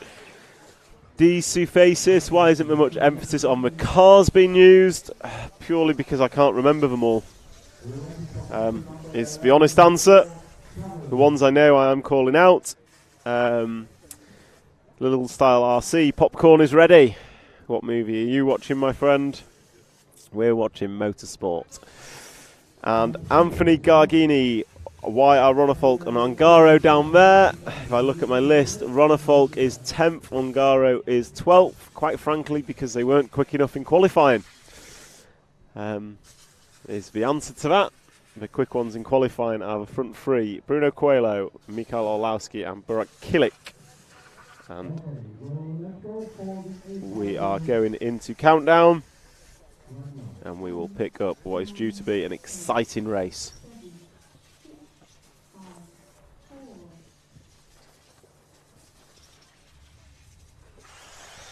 So off and away they go. Steady start from Bruno and Orlowski and Burak. So all three at the front. Nice steady start. Aaron Ronick in the 4, looking racy already. Orlowski looked like he was going to try and make a move on Bruno, but he thought better of it. And coming through with fast chicane, Bruno's looking tetchy. So Orlowski is all over the back of Bruno, but he's had to check up, and that's allowed Bruno a little bit of space as Kilik goes up the inside of Orlowski. Can he make it stick? Yes, he can. So Burak Kilik putting the move on Orlowski. Orlowski having to kind of check up a little bit not to hit Bruno. And that has allowed Kilik through, and Kilik is going to get his head down and chase down Bruno Coelho. So it is Bruno Coelho and Kilik, Burak Kilik, followed by Mikael Orlowski, Aaron Ronick and Jorn Neumann up to 5 spot. Jorn has been quick all the way through this, and Orlowski's made a little error, so Ronick going to go through. Is Neumann going to make it through? Looks like he has, so Orlowski down to the 5 spot. That is not good for Mikael. Meanwhile, at the front we have Bruno Coelho and we've got Kilik. So just keep zoomed out a little bit on this so we can see what's happening around him. Coelho and Kilik coming through the speed bumps. Kilik hit him at hard, getting a lot of air. And Ronick in the 3 spot, going to try and chase down and catch these front 2. We've seen the pace. So we'll stick to the front 2 as they follow round. So stick on the front 2 of Coelho and Kilik. There is absolutely nothing between them. I don't need to call gaps. We can see on screen Kilik landing that sideways with steering lock on. Nicely done. Great save. And through the fast chicane they go. So Bruno Coelho, he had all the fast laps in qualifying until the last round. Orlowski's laid down some serious laps today in the practice final. Oh, Kilik just getting a double bounce, so he's going to bobble, and that allows Coelho to pull away ever so slightly. Gap is probably about 1 second now, but we can see that lost with just a simple bobble, and this track is anything but easy as they come round. Down the straightaway they go. It is Coelho, Kilik and Ronick, the top 3, with 2 seconds separating the 3 of them. We will stick with Bruno Coelho, and he is your race leader coming into the off-camber. And if we just pan out ever so slightly, we'll pick up the battle for second as well. And that battle for second is Kilik and Ronick. So I believe good friends, Kilik and Ronick. But it is Bruno Coelho who's out front. Last time by, it was a 40.1 fast lap from Bruno. And if I look down the field, just give you a quick run order. It is Coelho, Kilik, Ronick, Orlowski, Neumann, Gotzel, Kilik, Ongaro, Boots, Skidmore, Canas, Zalowski and Ronnefalk last time by the line. This time by, Bruno Coelho has pulled his gap out to 1.8, but Aaron Ronick's had a small error, and that has allowed Orlowski up onto the gearbox of him, and Bruno's had an error. So it is Bruno and Kilik now as a pair through the fast chicane onto the cobble corner. And my bet is Orlowski is sniffing now. If he can keep sight of Bruno out front, he can clear Ronick. He showed some serious pace early on, and Orlowski is through. So just off camera, Orlowski is through. So we'll see what Orlowski can do now. He's got some clear air. It is Coelho who has a 0.8 of a second lead over Burak Kilik, and it is Coelho who has a 3.1 second lead over Orlowski. So Mikael Orlowski has some work to do if he wants to win this one, but is your front 3 qualifiers now at the front 3. But Coelho is just pulling away ever so slightly from Burak Kilik. Kilik looks fast, but he's not quite as neat as Bruno. but it is a final, and Killick will throw everything at this to do anything he can to catch and pass Bruno Coelho. Coelho knows he's got to hold position. Almost harder being at the front than it is in second for parts of this, and we are only 4 minutes down with 6 to go. 4 down and 6 to go. Last time by the computer, Orlowski 40.1 to Coelho's 40.6. So Michael Orlowski is catching the front two, and Coelho has been caught by Killick. This will slow both of them down. Oh, Killick drives into the back of Bruno, over him, and gets away with it. Neither of them ending up in trouble. All that's allowing is Mikael Orlowski to join the party. So we zoom out ever slightly, Bruno's over. Cases the jump, and Killick is through, and it is now a 4-car freight train for the lead. Bruno looking a little bit messy through the speed bumps. So it's going to be Killick. We'll keep on Killick as our race leader down the straight. Killick's lead is about 1 second, exactly in fact, over Bruno Coelho. Then we have Mikael Orlowski and Aaron Ronick in tow. Killick just getting that a little bit wrong, allowing Bruno to close in. Bruno beautiful into the bomb hole. Absolutely amazing. So we've seen Bruno, he takes a few more risks than Killick. Killick has been quite conservative in some of his lines, whereas Bruno's got the option. And more importantly, as we come into the big double-double, Bruno has been going triple-single. What will he do as they come round? There is 4 minutes and 30 to go. Killick up on 2 wheels. They're going to go side by side. Will Bruno go long? He doesn't. Bruno goes double-double. 3 of them down the straight together. It's been these 3 all weekend. Who is going to take A-Main number 1 with 4 minutes and 25 seconds to go? 4:25 to go. We are on 8 laps of a predicted 15, so this and 6 more. We're about half race distance. So concentrate on the front two. We have Killick and Bruno coming into the 7-pack. Orlowski's just dropped back ever so slightly. Might be biding his time, saving his tyres, who knows, as Orlowski goes long over the triple. Killick and Bruno both getting some serious air off the speed bump. Double left-hander coming down into the double-double. Both go double-double, and down the straight they go. Last time by, 40.4 quickest lap. Burak Killick out the 3. We have not seen scratch out. We've seen a 39.7 from Jorn Neumann, quickest lap of the final. And is that Jorn Neumann joining the back of this? It is. It's almost becoming a 5-car battle at the front. Jorn Neumann now latching onto the back of Aaron Ronick. So it is a 5-car battle as we come into the 7-pack at the back. We've got Killick, Coelho, Orlowski, Ronick and Neumann all together. And with 3 minutes and 20 seconds to go, I am not going to be able to call whose race this is. Could be anyone's. So coming down to cross the line one more time. Killick's pulled a little bit of a lead last time by. That little bit of a lead is 0.5 of a second. And then Orlowski right on the bumper of Coelho with Burak Killick leading this one. He's got some experienced heads behind him. Bruno Coelho, world champion. Michael Orlowski, 12th scale world champion, I believe. Oh, Bruno up on 2 wheels. And then we've got Ronick and Neumann joining the party, looking to pick up any pieces that happen. And Coelho's closed right in on Burak. So as they come round, Orlowski's through. So Orlowski making the move on Coelho through the big triple. So can Orlowski do anything about Killick out in front? They go double-double down the straight. Bruno looking at the inside of Orlowski. That was close. But Orlowski keeps the position as they come round the end of the straight. We have 4 laps remaining, this and 3. So it's this lap and 3 to go as Killick, Orlowski, Bruno and Ronick all into the bomb hole together. Neumann's just dropped off ever slightly. Killick's just gapped Orlowski by a couple of attempts as they come round into the 7th pack for the 12th time. Orlowski nicely done, hooks up neat at the end, and he's closed in on Killick through that section. But closing is one thing, can he pass? Catching is the easy bit. Making the move is going to be the difficult bit. Killick, probably the most consistent driver in all of qualifying. Rarely saw a mistake as Orlowski having to check up at the end of the straight not to go into the back of him. So Orlowski is really turning up the heat here on Burak Killick. Can Burak hold it with 3 laps to go? This and 2 to go. This lap and 2 more.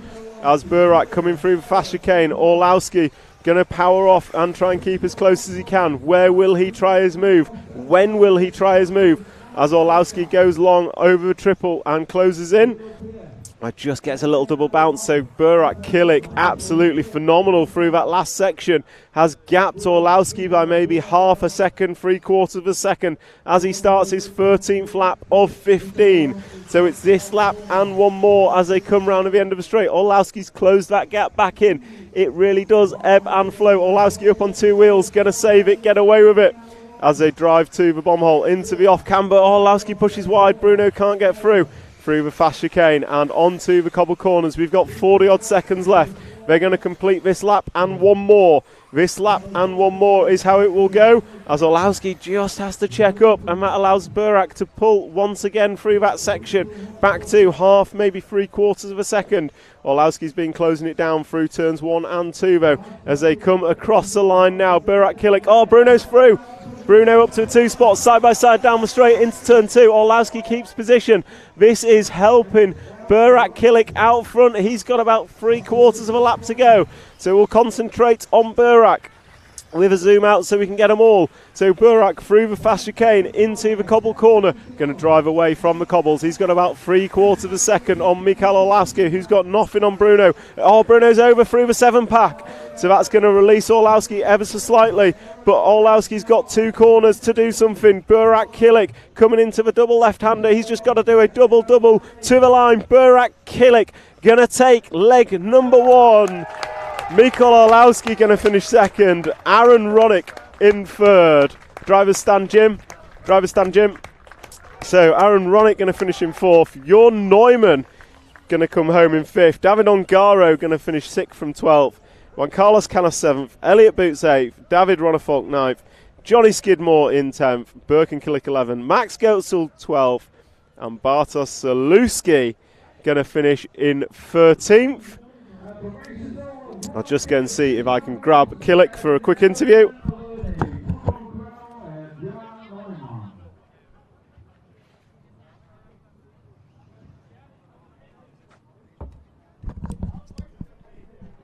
What an absolute fantastic leg 1 of the A final. Burak Kilik going to take that by 6/10 in the end from Mikael Orlowski, Aaron Ronick and Bruno Coelho.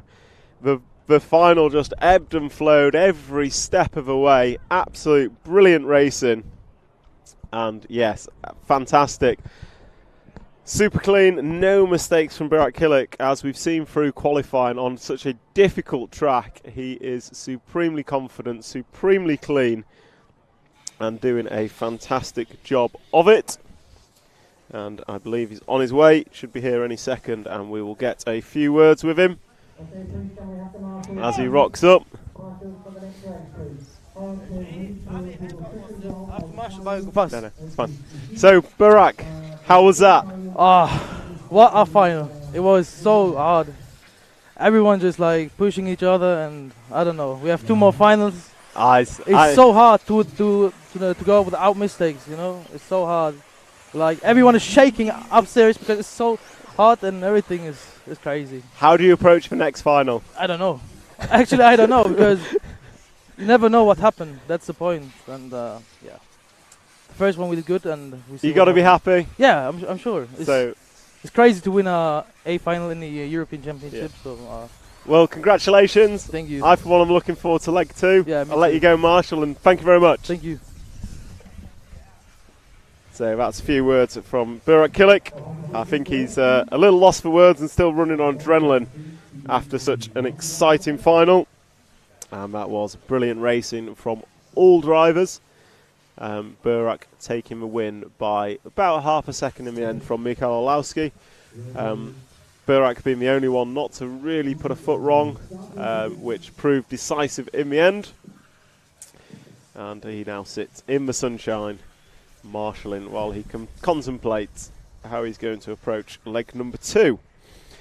Quick look into the chat, and I saw a few comments coming in whilst we were racing, but I couldn't look at them. Dutch RC timekeeping, is it still raining at Le Mans? I have no idea, but it's not racing here. Aaron Ronick, RC Car God, he is doing exceptionally well this weekend. Sebastian Winstein, he is doing brilliant. RC Mafia, come on Johnny lad. Johnny has done fantastic to make the main. Little Style and Tarja go. Mihail. Mario supporting Bruno. Pontus summing it up for us all. This fight is nice. And Tarja, what a battle that it absolutely was. Al's RC Vlogs asking for spy shots of the Schumacher. I don't think we'll be getting them. We did a good interview with Michal yesterday, who said he quite enjoyed reading everyone's thoughts on what that Schumacher prototype was, but he was fairly tight-lipped on what it actually is. And yes, everyone's saying what a great race it was. It absolutely was, and we look forward to 2 more legs of the A final. But now we have the K final, leg number 2 in countdown.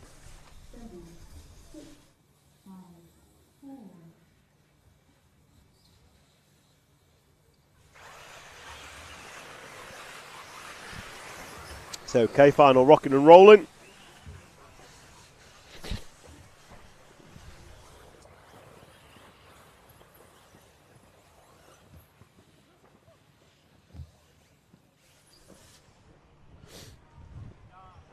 So Thomas Stuck led him away from pole, and as I look up, it is not Thomas Stuck in first. So Thomas is the orange car coming over the 6-7 pack and making a small error but getting away with it, and it looks like it is the free car of Sander Scholt who is leading this one. So Sander Scholt driving up and down the left hand side step up, and he comes into the double and just gets a bounce coming down the straight but gets away with it, and he is now being chased by the 9 car and the 6 car of Colin Lupke and Stephen Deprez. Eric Lemaire 13 car up to 4th. Eric was actually leading at some point in the leg number 1, but for now it is Sander Scholt who is our leader, and he now has the 9 car for company, close company in the form of Colin Lupke, as they come over the back section and into the triple. Both of them coming up short. They come together. 9 car going to come off worst. I think no 3 car coming off worst. So that is a change of lead with Colin Lupke to the front, and Sander Scholt now running in 2nd position as they cross the line and down the straight they go into turn 1. And it is Colin Lupke with a 46.4 last time by, the fastest lap of the race. And they are doing battle for the lead of this K final leg number 2. And then in 3rd position we have Stephen Deprez, who is the number 6 car, black and yellow wheels, and he is being chased down by our poleman and now passed by our poleman, which is Thomas Stuck. So we will see if Thomas has the pace to catch the 2 out front, although he looked to get past by Stephen, and then Stephen's made an error and ends up on his roof. So Thomas Stuck now going to be in a very lowly 3rd place as we look to the end of the straight and pick up our race leaders as they come into the double. And there we go, there's one. Oh, he's made an error. So that is the 9 car making an error. So Sander Scholt's going to go round the outside of Colin Lupke as Colin was recovering from that small error.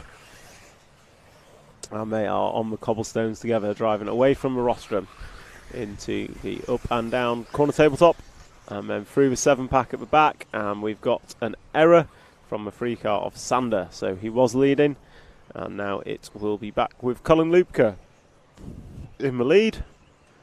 And he is going to come round and go double to finish off lap number 4 of this 10-minute final. Getting a bit of a tackle slapper down the straightaway as he goes, but no harm, no foul.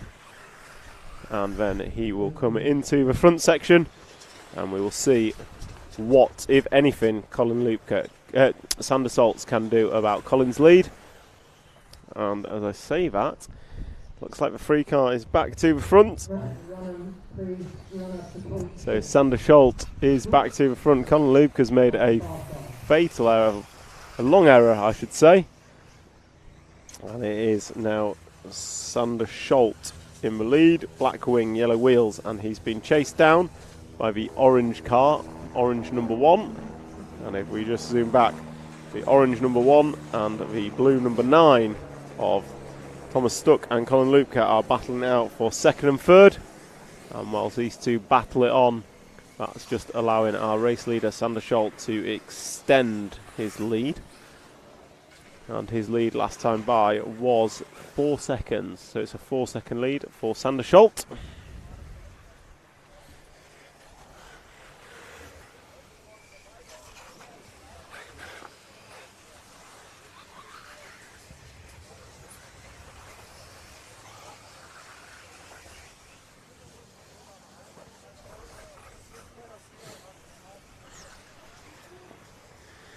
So Sander Scholt still leading this one as we see the 9 car recovering from an error, and that is going to release the lead for Sander Scholt to be ever slightly larger, and it looks like we've lost Thomas Stuck. Thomas Stuck having a long error, so we pick our leader up as he comes over the double jump now, and that is the yellow wheeled blue car number 3 of the Dutch driver Sander Scholt. Colin Lupke still running in second position, and the lead is a good 5 seconds. And then we have Stephen Deprez a further 2 seconds behind that. And then Thomas Stuck, our poleman, has dropped down to 4th. He was at the front, so he's had a small error. And our race leader is coming into the double left-hand corner tabletop. He goes left and left again, and then we'll come across the double-double and across the start-finish line. And he is starting his 7th lap of a predicted 13 in this 10-minute final. We are 5 minutes and 55 seconds complete, 4 minutes and 5 seconds to go of leg number 2 of the K final. And if we jump to the start of the big double, you've got the black number 6 and the orange number 1 battling it out for 3rd position as they come over. That is your battle for 3rd place. That's Colin Lupke. In fact, if we go to the end of the... no. So it looked like it was about to get close for the lead, but then we had a small error from our 2nd place man. So we'll stick with this battle for 2nd and 3rd between Stephen Deprez and poleman Thomas Stuck in the orange, Stephen Deprez running the black and yellow car, as our race leader goes through once again, and this time our race leader extends his lead to 6 seconds as Stephen Deprez comes round the end of the straight, and we've had another error from Thomas Stuck, so we'll try and pick up our race leader as he comes onto the cobble corner, black and yellow, black wing, yellow wheels, and he is into the 7-pack. And he's going to go double, triple, single, single. Nicely done, nice and controlled, making sure not to make any errors with his driving. And then he comes over one roller into the 180, and then he jumps up as a corner tabletop, goes 90 left, and then going to go down. Go double, double, and down the straight one more time to put 9 on the board for Sander Scholt. And Colin Lupke's getting closer. So you can see them both in view on that camera shot. So race leader coming over the double as Colin Lupke, your 2nd place man, comes into the front section. And it's fair to say Colin has closed in dramatically through that front section that time round. So we now have a 2-car battle for the lead. And those 2 cars are Sander Scholt in the 3 with yellow wheels at the front, and Colin Lupke going big over the back section. The blue car with white wheels in the number 9 is running in 2nd, and the gap between them last time was nearly 4 seconds. I'm going to say the gap between them this time is going to be a whole lot less as they pass a crashed car, and that was fastest lap of the race from Colin Lupke, a 45.3 to bring the gap down to less than half a second. So we know Colin's got the pace, but has he got the consistency to make the pass and make it stick in the remaining 1 minute and 30 seconds. He's got right up on Sander here, goes past but runs wide. So Sander is going to have to do everything he can to stop Colin Lupke passing. Colin's going to have to throw everything at it, makes a slight mistake, gets away with it. Gap remains about half a second. Colin's over. Gets away with it, landing on his wheels, but that's going to increase the gap back to about 2 seconds at a guess. with 1 minute and 5 as they cross the line. They're going to go this lap and one more as your race leader is round the end of the straight. And just coming into the front section now. And there goes Colin Lupke. So they're going to go this lap and one more. And your race leader runs wide through the off camber. So if we just zoom out a bit, we can catch both in the same shot. And it is a battle for first with a lap and a half to go here in the second leg of the K final. Oh, Colin's over. Just getting it wrong. So we follow away with Sander Scholt and Colin Looper getting it wrong. They should get one more lap, depending on how quickly they can get around. So here comes Sander Scholt, going to go double and cross the line. And here comes Colin Lupke. And if we hold on the wide angle view, we should see Colin come into view. There he goes. So the gap as they cross the line was less than 2. But this is the final lap, and there's back markers involved. The yellow wing car is a back marker. And there's a crashing back marker, and there's another back marker. The car 4 is a back marker, so Colin going to go through. Back marker probably helped him with a bit of brakes there. And this is a battle for the race win on the last lap of the K final. Colin going big, and that is not going to work. Once again, we've seen consistency prevail over speed. And we will watch Sander Scholt as he comes round with 2 corners to go. A 90 left and a 90 left, and then he's got to go double to finish off leg number 2 and take the win of the K final here at Rhine-Main Circuit, Germany. And there goes Colin Lupke finishing off in second. God.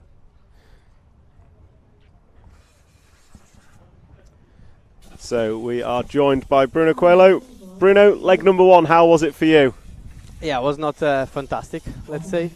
The start was very tough for me. The car was kind of loose in the rear, which was difficult to keep the guys behind. Yeah, luckily, they were patient in the time of the race. Yeah, then the car started to get back slowly, but I lost a lot of confidence in the beginning, which you cannot do it in off-road. You need to be 100% confident.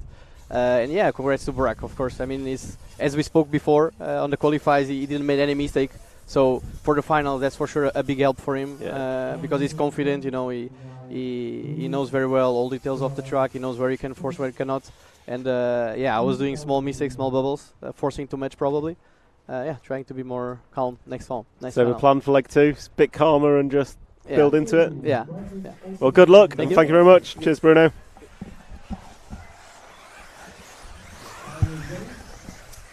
And now Michal joins us. How was that, Michael? It was pretty good. Bruno started really slow. I guess he was a little bit nervous at the beginning, and I was driving really slow behind him. It looked like you had to check up, which caused everyone to get past you. Yeah, so I checked up the whole section here, and then Burak got past me, and then I got a little bit angry about that, and I made a mistake literally a few corners after that, I think, and dropped to 5th. And then I just enjoyed myself out there, drove around, got past Jorn, past Aaron, past Bruno, and then I was right behind Burak once again. So the car was really good, everything worked well, and I was happy with my driving. Just that beginning cost me a lot of time, and yeah, that will change nothing for the next one. Leave the car the same, leave the tire charge the same. Hopefully Bruno starts a little bit faster now, so we can have some space, some comfort, and then fight a bit later on, because it was way too close at the beginning, and I lost a lot of time. And towards the end, I mean, Burak was leading, I was right behind him, but then there was me, Bruno, Aaron, and Jorn as well. It's a five-pack lead. Yeah, and we're all fighting together, where we should work together to battle Burak, but Burak led very well and didn't make any mistakes, and then we're fighting each other for the second. So I'm glad to get the second. It's really good points. And last year I won A1 from 4th, and then I finished 3rd on the podium. So I'm really happy about second. I don't mind coming second A1. There's still 2 more to go, 20 minutes of racing. So anything can happen. Anything can happen, and my car is awesome, my tires are awesome, so everything works really well. So I know I can do it in the next 2. Excellent. Well, good luck, Michael, and we'll catch up with you later. Thank you. Cheers. So that is the words from Michael Orlowski and Bruno Coelho, having had a little bit of time to calm down with the adrenaline after marshalling. And to be fair, Michael and Bruno had some brilliant close racing, closer than I could do, in their final. And I think they both recognised Bruno was maybe a little bit slow starting, and it cost Michael. But next time they both plan to go clear ahead and a faster start.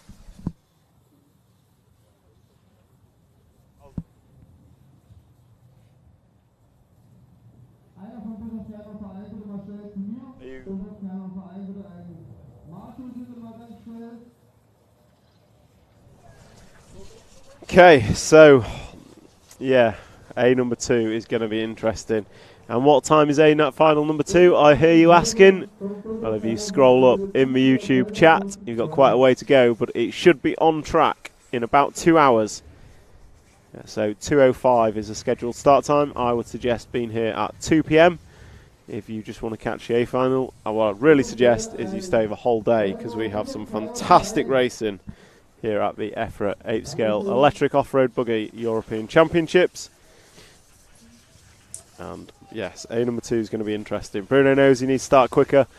Michael knows he needs to not be quite as hesitant and try and make the move early doors. And they both just want to get their head down. Meanwhile, we look back to the J final, leg number 2, which is in countdown. And Heinz Muller leads away from pole position. And he's going to make that pole position stick round corners 1, 2 and 3. As the second and third place bang wheels, bang pipes and jump a side by side. And it looks like the 3 car is going to make the move. Although he then gets caught up on the dust. Sorry, 2 cars. So it is the 3 car. 1, 3, 2 and 6 is your top 4 after the first few corners. And this is J final leg number 2. Rocking and rolling. And I'm just going to look at the chat very quickly. We have Connie Svensson. That was a super exciting main. Love the close fair racing. Superb racing from Burak, Michael and Bruno. Don't forget, Connie, we had Aaron Ronick and Jorn Neumann in that front 5 pack as well.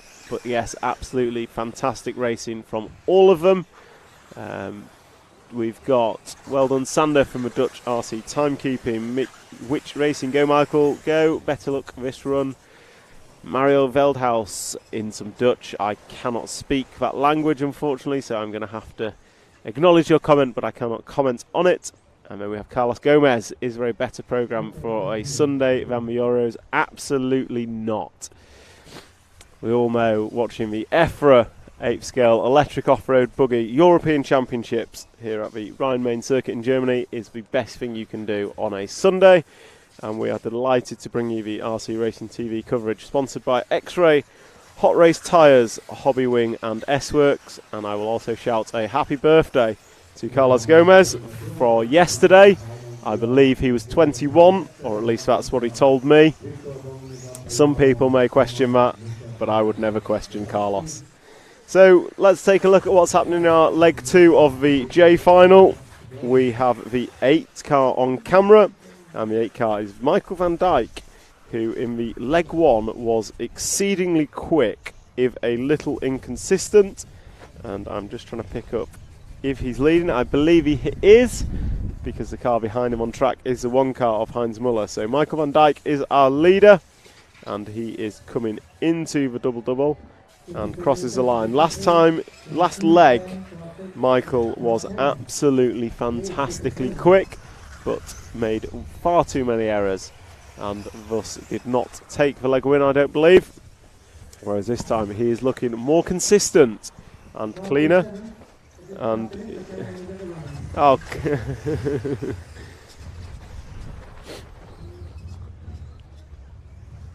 so Michael van Dijk on camera coming through the 7 pack. I'm just reading the YouTube comments.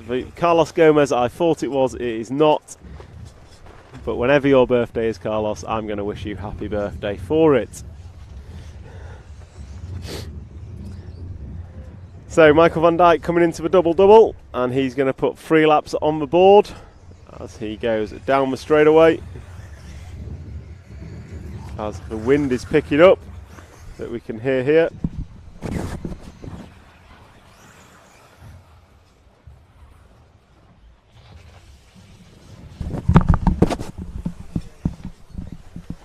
And Michael van Dijk's lead is a 2.9 second lead as it stands.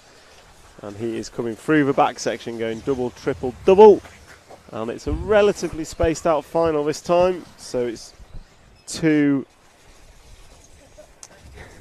Which Racing on my YouTube stream telling me that Michael doesn't make errors, it's the camera curse.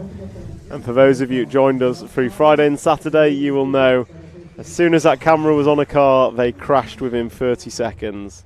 But Michael's doing a good job of it this time. We've not seen an error from him. The 8 car is now leading by 5 seconds. And Heinz Muller, your poleman, is still running around in second. Eusebio Periente, many of the Periente family here this weekend, is running in 3rd position. And then we have Heino Muller in the 4th spot.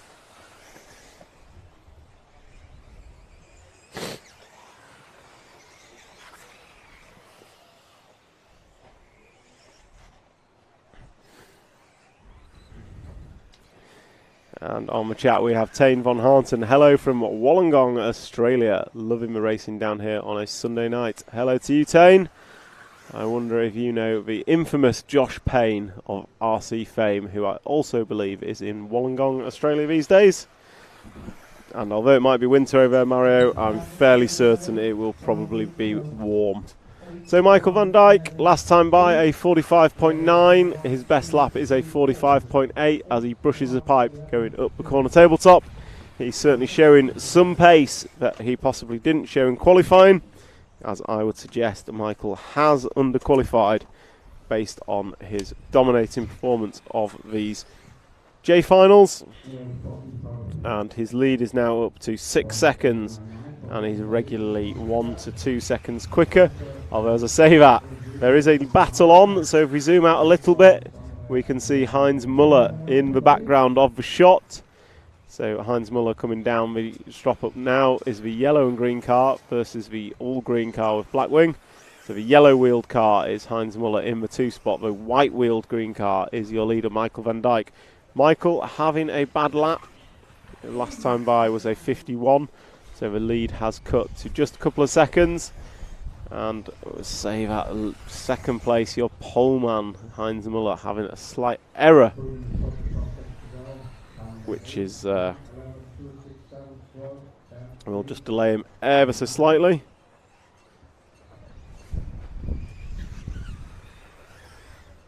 So the J final, last time it was Heinz Muller that took the win from Michael van Dijk and Jan Disler. And this time by it is Michael van Dijk from Heinz Muller. So if the order stays the same for the remaining 3 minutes and 30 seconds, it will give us an interesting leg number 3, as we will have 2 lots of drivers with a 1 and a 2. So we will have a battle on hand. And the camera's getting a little shaky. We're just having a change of cameraman up there. So we're just changing our cameraman.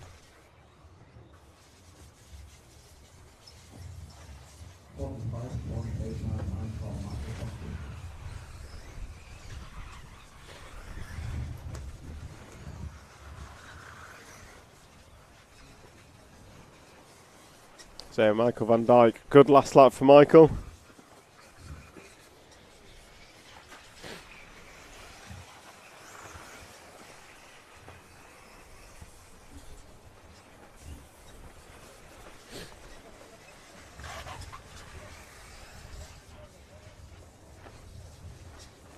And in the chat, Tane van Horten, you have heard of Josh. I'm not surprised. I think the whole world of RC has heard of Josh Payne, and that is where I will leave that. All for good reasons, obviously, but definitely a legend of the RC scene, certainly on a world scale. So Michael van Dijk, his lead now is 2.5 seconds, and he is coming into the double jump now. He is the green car with black wing and white wheels, and then 2nd place is behind him on track with 1 minute and 46 seconds to go. These guys are going to go this lap and 2 more. This lap and 2 more. And then we will be into finishing time. So let's see if Michael can hold it. We saw he had pace last time, but strewn with too many errors as he jumps up and down the corner tabletop, coming into the double-double. Oh, just cases for double, but gets away with it, and down the straightaway he goes into turn number 1. Last time by for Michael was a 47.6. Heinz Muller was a 46.0. So Muller is closing in. So if we just zoom out a little bit as they come through the off-camber, we'll see Muller come in. And that yellow car is your second place car. And then third place is quite a way back. So can we call it a 2-horse race for the lead yet? I think we possibly can, because Michael van Dijk and Heinz Muller are in the same camera shot. They're coming up amongst traffic, and we know Michael van Dijk has the ability to go quicker, but he also makes a fair few errors in comparison to Heinz Muller. As they come across the line, that time by 46.1 for Michael, 46.5 for Heinz, and they are on their last laps now. So Michael van Dijk has to hold it together for another 40 odd seconds, and he will take the win of leg number 2 of the K final. If he cannot hold it together and Heinz Muller takes a win, he will have won both legs and will be the winner of the J final, no matter what happens in leg number 3. So watching Michael come through the 7-pack, he goes double, triple, single, single, nicely done, and a double single over the triple, taking it easy, taking the lower risk approach to ensure he makes it to the line. He's got 2 corners to go, and then a double jump. He's through the corners, he's got a double, and he nails that and takes a win. Michael van Dijk winning the J final leg number 2. So Michael and Heinz both have a 1 and a 2 going into the third and final leg of the J final, and we're expecting Heino Muller to come round next, and here he comes, I believe. There goes Heino finishing in 3rd, and then Asube Periento going to finish 4th, and we just wait for Victor Horsfield to take the 5th spot and round out our J final. So we're going to take a very short break here. We will be back in a few minutes.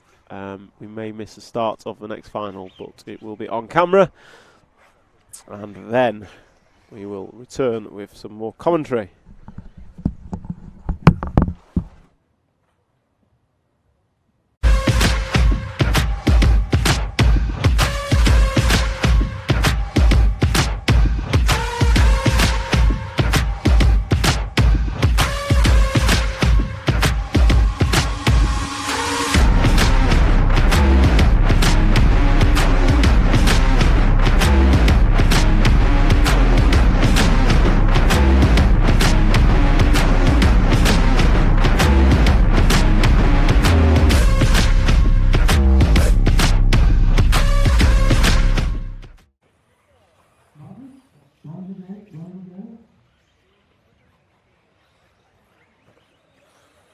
No signal from your car. That's all. No signal.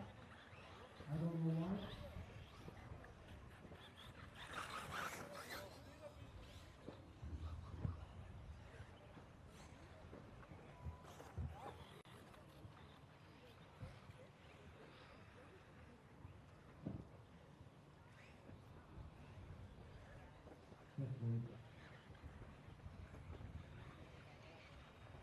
All pass to the starting. Switch. Up.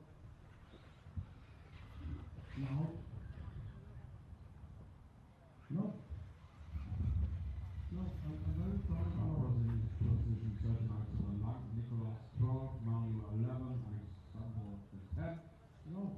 David Potter 9, Dick 8, Ian 7, Marcus 6, Olga 5. Tobias 4, Christopher 3, Ralph 2, and Tony 1.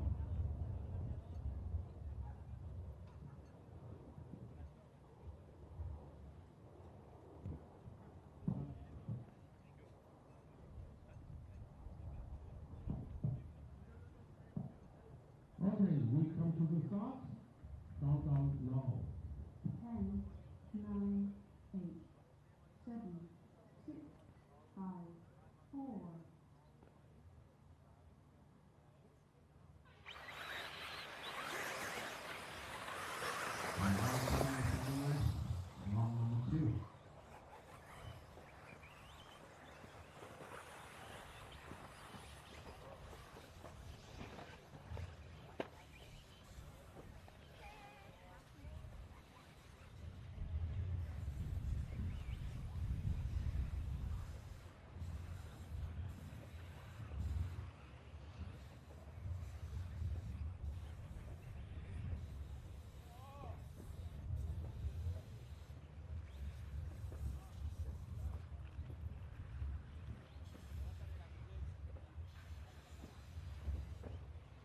that one is complete. Jody in the lead.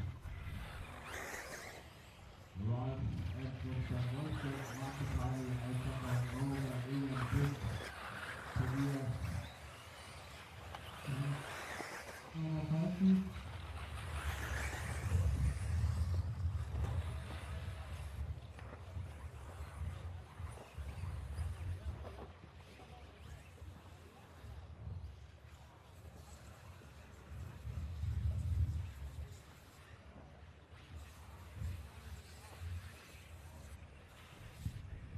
With 8 minutes 25 seconds to go, Canada 1 is in the lead, 3.4 seconds behind.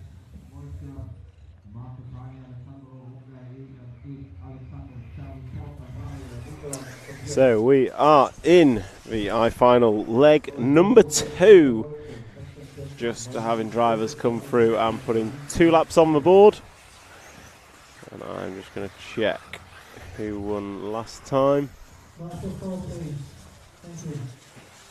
So I-final last time, Jody Muller won from pole from Elian Buschholz and Marcus Heine.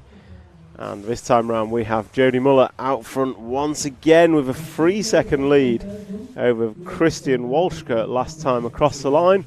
And we have in shot the number 1 car, blue and pink, of Jody Muller as they come over the double-double and down across the start-finish line, and down the straight they go. And there goes Christian Walschke. So Christian, slower lap for him that time. It's a 48.0. Not the best that he can do.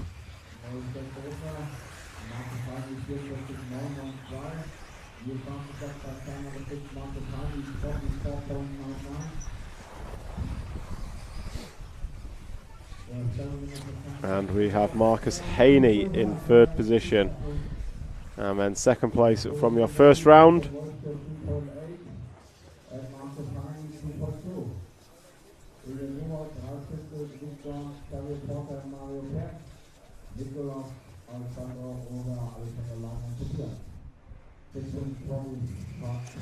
So Elian Buschholz, your 2nd place man in leg number 1, is running round in 4th spot in this final currently, and it's a bit of a spread. We've got 2.5 seconds between Muller and Walschke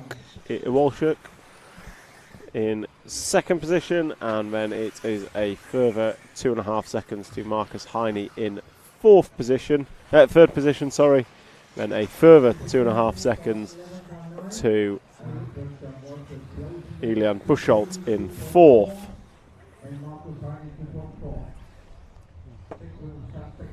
So we have Jody Muller on screen, going to come into the double-double in the 1 car and cross the line with a superb 47.03, Jody's best lap.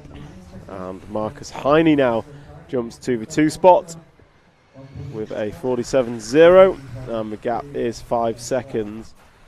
So if we just drop back a couple of cars coming into the double jump now, we've got the 7 and 3 cars of Elian Buschholz in 3rd and Christian Walschke in 4th. That is the closest battle on track between the 3rd and 4th place drivers. And Elian making a small error, so Christian Walschke going to go through to the 3 spot that he has previously held. So this is your battle for 3rd and 4th.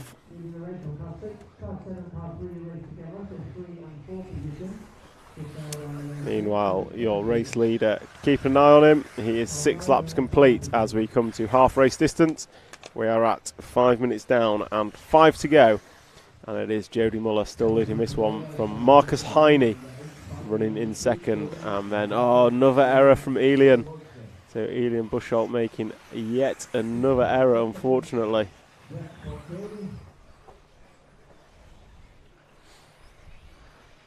So that is a shame. And that is going to allow Christian Walschke back through, but Elian jumps over Christian. So Elian now back to the 3 spot. And it looks like Xavier Porter in the 9 car is joining this battle. So we now have a 3-way battle for 3rd position. It is a 7-second lead for Jody Muller at the front from Marcus Heine. And then Marcus Heine 2.5 seconds in front of this battle for third position. You saw Marcus just in view as they came round. And Christian Walsh is over. Going to need a marshal.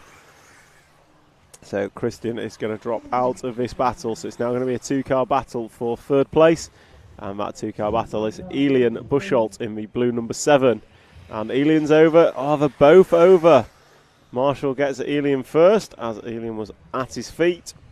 So Elian Buchholz is going to drive away in third position and go up into the corner tabletop, do a double 90 left and then go double and cross the line. So it's now Jody Muller out front with a 6-second lead over Marcus Heine, who has a further 5 seconds over Elian Buchholz, who we are watching on camera. And it's Xavier Porter in the 9 car that is promoted up to the 4th spot. And it looks like Xavier may have made an error actually, so we might have a Mario Penn car of the number 11 running in 4th. But with just 3 minutes remaining, Jody Muller is out front and quite frankly dominating this. So if we come to the beginning of the straight, in fact if we check that Marshall, I think that Marshall has the race leader's car in his hands. It is, that is the number 1 of Jody Muller retiring and cannot run back to the pits. We have runner marshals here at this event who are to look after it. So that is disaster for Jody Muller. And don't know what happened there, but it's off and running. But Jody Muller is a lap down, having not quite made it to the loop, falling short through the double. So Marcus Heine going to take this one up in the 6 car. So we'll pick up the 6 car, I think coming off a cobbled corner now. And we'll come into view through the speed bump just to the left a bit into the corner tabletop. So down near the start of the straight, sorry. So the 6 car coming down and starting 10th lap for Marcus Heine. Elian Buchholz is up to the 10th spot and the gap is just 1.5 seconds between the 2 of them. So Marcus Heine, who finished 3rd in leg 1, is being chased down by Elian Buchholz. If we just zoom out slightly, we'll get the view of 1st and 2nd. So there you go, the blue car with yellow wheels is your 2nd place man. The blue car on its roof is your leader. So change of lead. Oh, Marshall just fumbles it ever so slightly. And it looks like we now have Mario Penn in the yellow and red car. Going to move. No, Mario Penn made an error. So this is your battle for 2nd and 3rd. It is Marcus Heine and Mario Penn. But in front of those, we have Elian Buchholz, who finished 2nd in leg 1. And with 2 laps to go, is now in prime position to take the win in leg number 2. So we are focusing on the battle for 2nd between Marcus Heine and Mario Penn. Marcus Heine inherited the lead after Jody Muller's car just stopped coming through the double. Disaster for Jody Muller. But that has handed the opportunity to Elian Buchholz. And Elian is going to take that opportunity with open arms. So if we pick up the car coming off the triple now, the blue car with yellow wheels in the centre of the track going right to left over the speed bump. This is your race leader, 2nd in leg 1 and looking to take home leg number 2, starting final lap now as they cross the line and down the straight. They have a lead of 2 seconds. So I would suggest if they keep it rubber side down for the remainder of this lap, which is easier said than done, they will take the win in leg number 2. Oh, small error. That is going to allow Marcus Heine to close in. So this is your battle for the lead on the last lap of I-Final, leg number 2. You've got Elian Buchholz, you've got Marcus Heine, but finished 2nd and 3rd respectively in leg number 1. Jody Muller, the winner of leg 1, has retired, so it's these 2 battling out for the win of leg number 2. Elian Buchholz going to got 3 corners to go. Round the curb, nicely done, coming into a 90 left. It's going to be a race to the line between the 2 of them. Elian Buchholz going to take the win, followed by Marcus Heine in 2nd. And then we've got a race for 3rd as they come across the line. Oh, going big was Mario Penn, but Xavier Porter takes it. Takes 3rd place. Mario Penn going to be 4th. Nicholas Leloup is going to be 5th. Christian Walshka in 6th. Alejandro Atinenza is going to finish 7th. That is a wrap of your I final.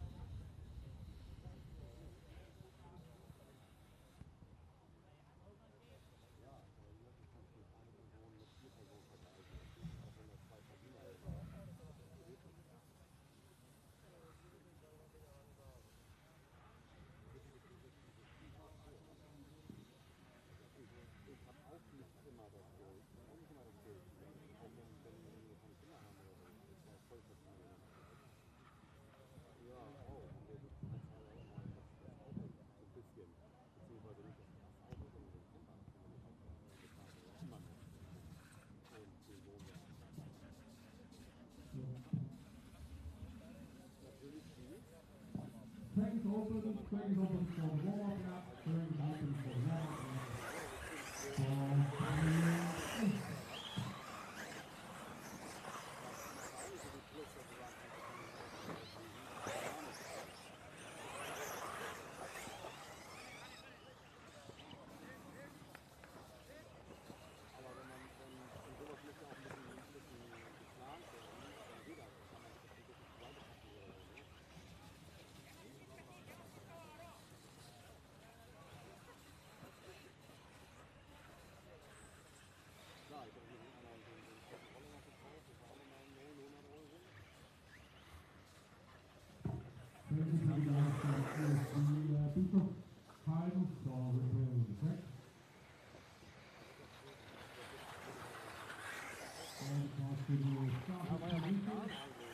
Yeah, those 8 and on the rest, please. Change to the starting at 8 and 7, people. Thank you. Watch out, 3, easy. So the H final drivers are on the rostrum and just gridded up. And for those joining us on the stream, welcome and hope you're enjoying yourselves. I encourage you to like, share and subscribe to share the good work of RC Racing TV and the live stream of this EFRA European Championship, brought to you by X-Ray, Hot Race, Hobbywing and S-Works, as our drivers for the H final are gridded up and we go into countdown.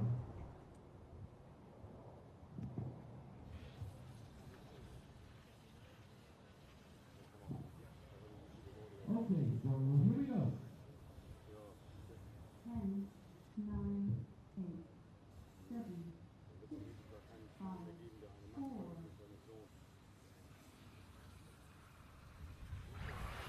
So off and away we go, and it's Joseph Barrafoot that leads away from pole position. Although, as we've seen in many other races, the pole position doesn't necessarily mean much. as there has been huge accidents. And we've got the chat, YouTube live stream chat, go Oscar Koot. So the Dutch are in support once again. Definitely most popular fan base is the Dutch fan base on the YouTube chat. If you are joining us from elsewhere, then please get involved so it doesn't all look like just the Dutch. I'm sure we have plenty of other fans from around the world. And as we cross the line, it is Sven Rudig that is leading this one from Josip Barrefoot and Stefan Habyanik. And last time it was the 7 car of Andreas Pukert that took the win ahead of Gilles Bernardo. And Pukert is in the 5 spot. And unfortunately for Gilles, he is down in 12th after 1. So we're watching the battle for the lead as they come into the 7-pack. It's from your 2 front men. And Josip trying to go around the outside of Sven, not going to make it stick, but just tries to go over him and can't make that work either.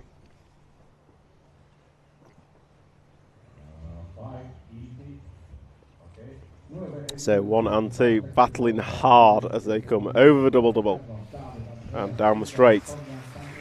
And this battle's allowing the 3 car of Stefan Habyanik to join the battle. So we have a 3 car battle for the lead.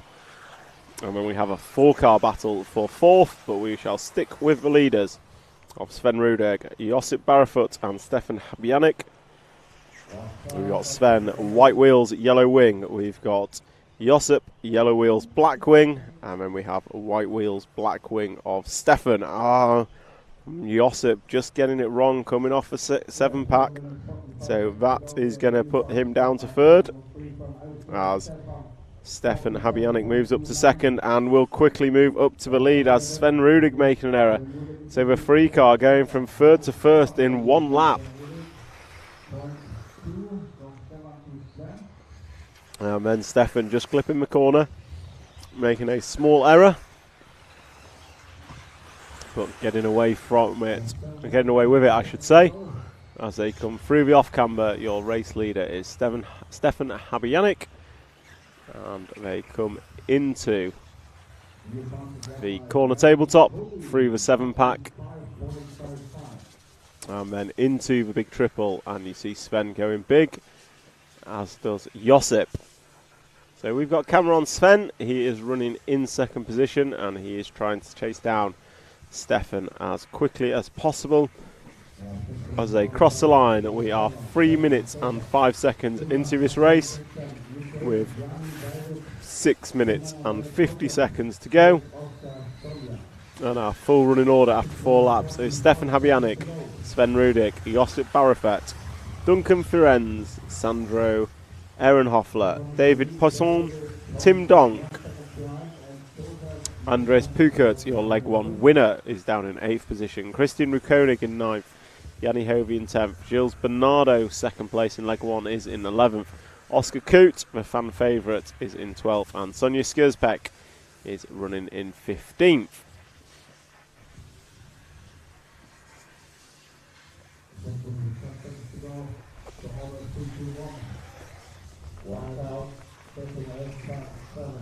So your race leader has been through and put 5 on the board, and his race lead has extended to 2.5 seconds for Stefan Habyanik, the Austrian driver, leading out front from Sven Rudig, another Austrian driver.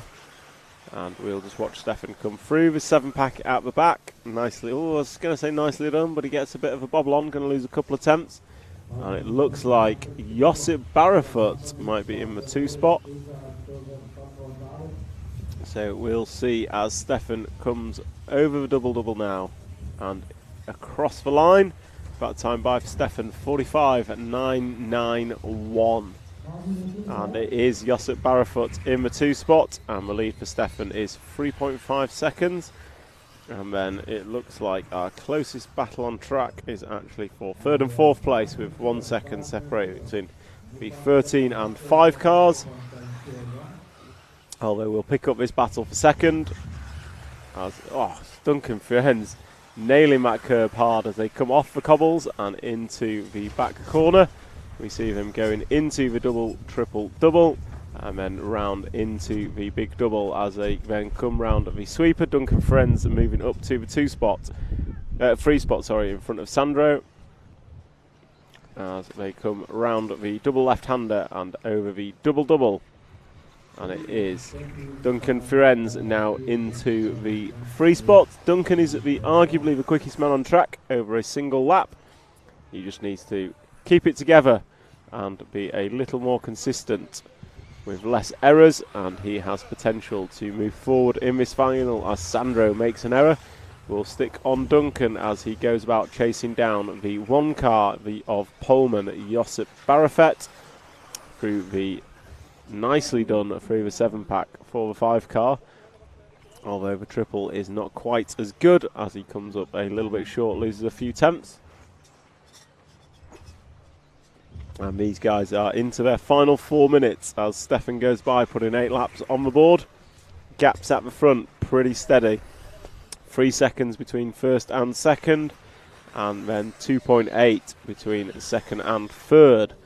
Most importantly, the quickest lap on track last time by was by the 3rd place car that we are following, and that is the number 5 of Duncan Firenze, and he's over, landing on his wheels, but that's what you get with fast but inconsistent. He's thrown everything at it, and it's just causing ever so slight small errors.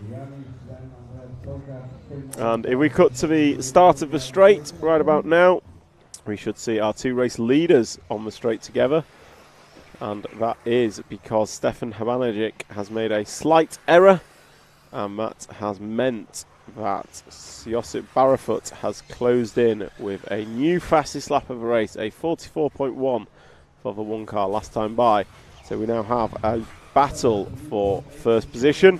We are focusing on Stefan, our race leader, but the yellow car you see in the background is our 2nd place man from Spain. Oh, and he goes big over the triple and closes right in. So that move from Josip going big over the triple is doing wonders for closing this gap to Stefan Habanagic. As there you go, down the straightaway. Oh no, Josip getting it all kinds of wrong. Let's have a replay of that. Came onto the straightaway. Too much power, up on 2 wheels, throws in a little 360 and gets back on his way. But that does mean that Stefan has pulled out a little bit more of a gap. It was, half a second when they crossed the line, but this time it is bigger than that with 2 minutes to go. 2 minutes to go here in this H final.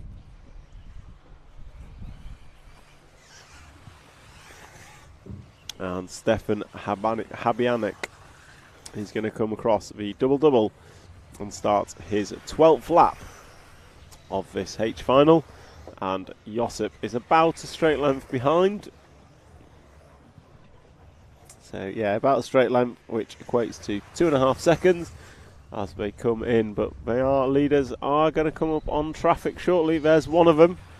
So the 12 car that's just been passed is splitting first and second, and you can see Josip just starting to come into view. The yellow car just coming into picture as we follow Stefan through the 7-pack. And the back marker's going big. Oh, Josip goes big.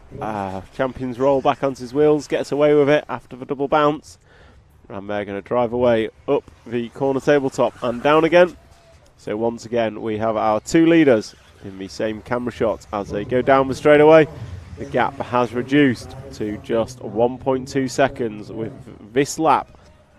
And 1 more to go, maybe 1 more. Would have to be a very quick lap for Josip to get through. So this is likely to be Josip's last lap unless it's a particularly quick one. But I think we've had a mistake from our leader and we have missed that one on camera, have we?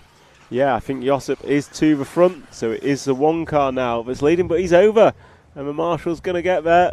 Will Stefan get through? That's Stefan in the background with red and white for number 3, and they're together with a back marker. So it's a back marker that's caused a problem. So the yellow card left is the one that is leading as he's coming into the double-double. I don't think he's going to get through. Time has expired, and Josip Barafut going to take the win in this one. Second place is going to be David Posson in the 11. And Stefan Habianic is going to fall to 3rd spot. Sandra Ehrenhoffler is going to finish in 4th. Yanni Hovey 5th. Duncan Firenze in the 6th spot. And then we're expecting Sven Rudig, but it's not. It's Andreas Pukert, your leg 1 winner, going to finish in 7th. And then Sven Rudig in 8th.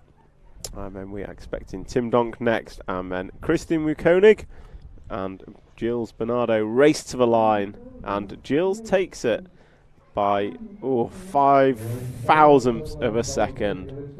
So that's a wrap of the H final. Leg number 2. And Carlos Gomez in the comments. Hey, what a mess. Hey, I totally agree with you. So right at the death, a few mistakes, piled everyone together through the 7-pack, and there was errors from all sorts of people, but it was Josip Barrefoot that came through to take the win from the Frenchman David Poissons.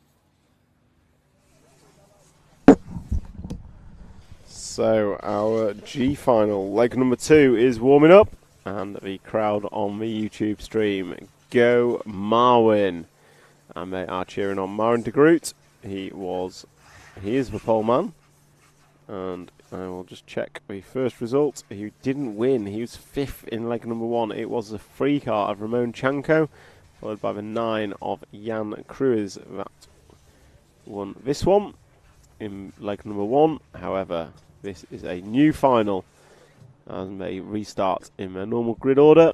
And we see the Carlos Gomez I was talking about on the rostrum with the microphone, getting ready to referee, as the G final, leg number 2, comes into countdown. 10, 9, 8, 7, 6, 5, 4. And off and away they go. Marwin leading away from pole. Blue car, yellow wheels, black wing. And he's been chased down by Christopher Forg in the number 2. And it is the number 2. Went to the lead, but ran wide through the off camber. And that allowed the 1 car straight back into the lead. And the one to watch is Ramon Chanko in the 3 spot, which is again white and blue car. Oh no, leader's caught up on the pipe, so the 2 car is going to go to the front, and that 2 car is Christopher Forg. Had a really bad start last time from memory, so coming over double W. It is 2, 1 and 3 is your leading trio, and 1.5 seconds between those as your pole man runs wide at the end of the straight, and that is going to allow Ramon through. And then comes the 6 car of Ludovic Francois, then the 10 of Jan Domansky. Then second in leg 1 is running in 6th position, that is the 9 car of Jan Cruz. So race leader through the 7-pack, looking nice and clean, and he is being chased down by Ramon Chanko in the 3 car. Both of them blue and white machines, a little splash of yellow on Ramon's car. as they come into the double-double. Ramon looking a little bit calmer through there, and round the end of the straight they go. And Ramon is over, crashing in front of Sven Rudig, but not needing a marshal. So that's just going to extend Christopher's lead. It was half cent. Christopher's over. So Christopher Fogg coming out of the triple and barrel rolling through the bomb hole, but getting away with it and on his way. Still in the lead, but he now has Ramon Chanko for company, as Ramon just gets a little bobble on. And your leader's over and out of the ballpark and possibly broken. So your leader, Christopher Fogg, is out of it. Car is broken. So there goes the hopes and dreams of number 2. That car will not be going anywhere. It looks terminal as the runner marshal runs back to the pits with it. But as you can see from the front wheel, it's going nowhere. So where does that leave us? It leaves us Chanko Ramon out front and Jan Cruz in second. They finished 1 and 2 in leg number 1. But the gap between them is significant. I would estimate it at about 4, maybe 5 seconds, because I've just seen Jan Cruz have another error. So you can see Chanko Ramon, and then you can see the pack that is tailing. Basically a 8-car freight train for second position. And here it comes, starting with Jan Cruz, who crosses the line now. And then I think we've got Ludovic Francois in 3rd position, then Maxi Block in 4th. Maren de Groot, our poleman, finished 5th in leg 1 and is running in 5th. But we are focusing on the battle between 6 and 8, which is a battle for 3rd, as someone has an error, and I think that someone was Jan Cruz, our 2nd place man. So this battle we are watching is now the battle for 2nd, as our race leader Ramon Chanko disappears into the distance. But we will not let that distract us from this fantastic battle for 2nd place in leg 2 of the G final here at the EFRA 1/8 Electric Off-Road Buggy European Championships, brought to you live by RC Racing TV. And we would like to thank our sponsors, X-Ray, Hot Race, Hobbywing and S-Works. So Ramon still your leader, and his lead last time by is 5 seconds. 2nd place is over. So Ludovic Francois is just caught the curb, ends up on his roof, and that is going to promote Maxi Block to the 2 spot.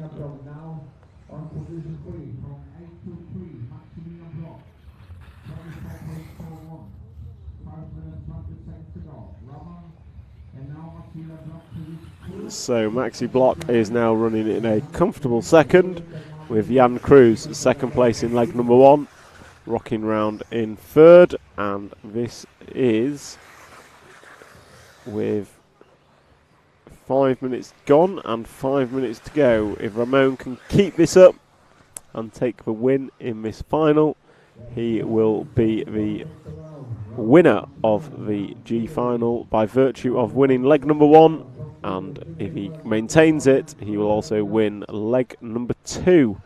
So the Spanish driver Ramon Chanko, he's just crossed the line to put 7 laps on the board, and we will follow Maxi Block, who crosses the line now with a 44.1. So he closes that gap to just 4 seconds. So it's not a huge gap, it's not insurmountable.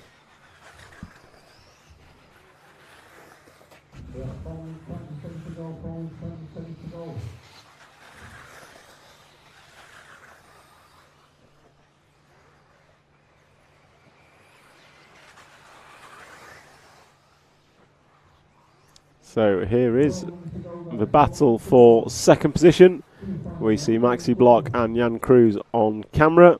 Jan Cruz the white car, Maxi Block the red, yellow and blue with yellow wheels as they cross the line. Good lap from Ramon Chanko out front, extends his lead.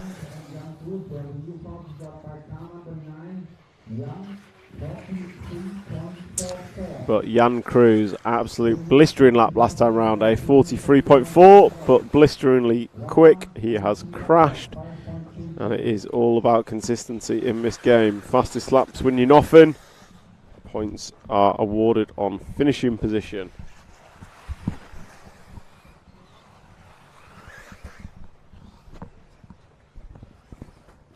So it is, we are watching Maxi Block as he comes round, double left-hander, going to hit the double-double. Nicely done, and down the straight he goes. So we'll follow him for one more lap. This is his 10th circuit of the Rhine-Main circuit here in Germany, host of the EFRA 8th Electric Off-Road Euros for 2023. The 7th running of this championship. And we will be crowning our 6th champion.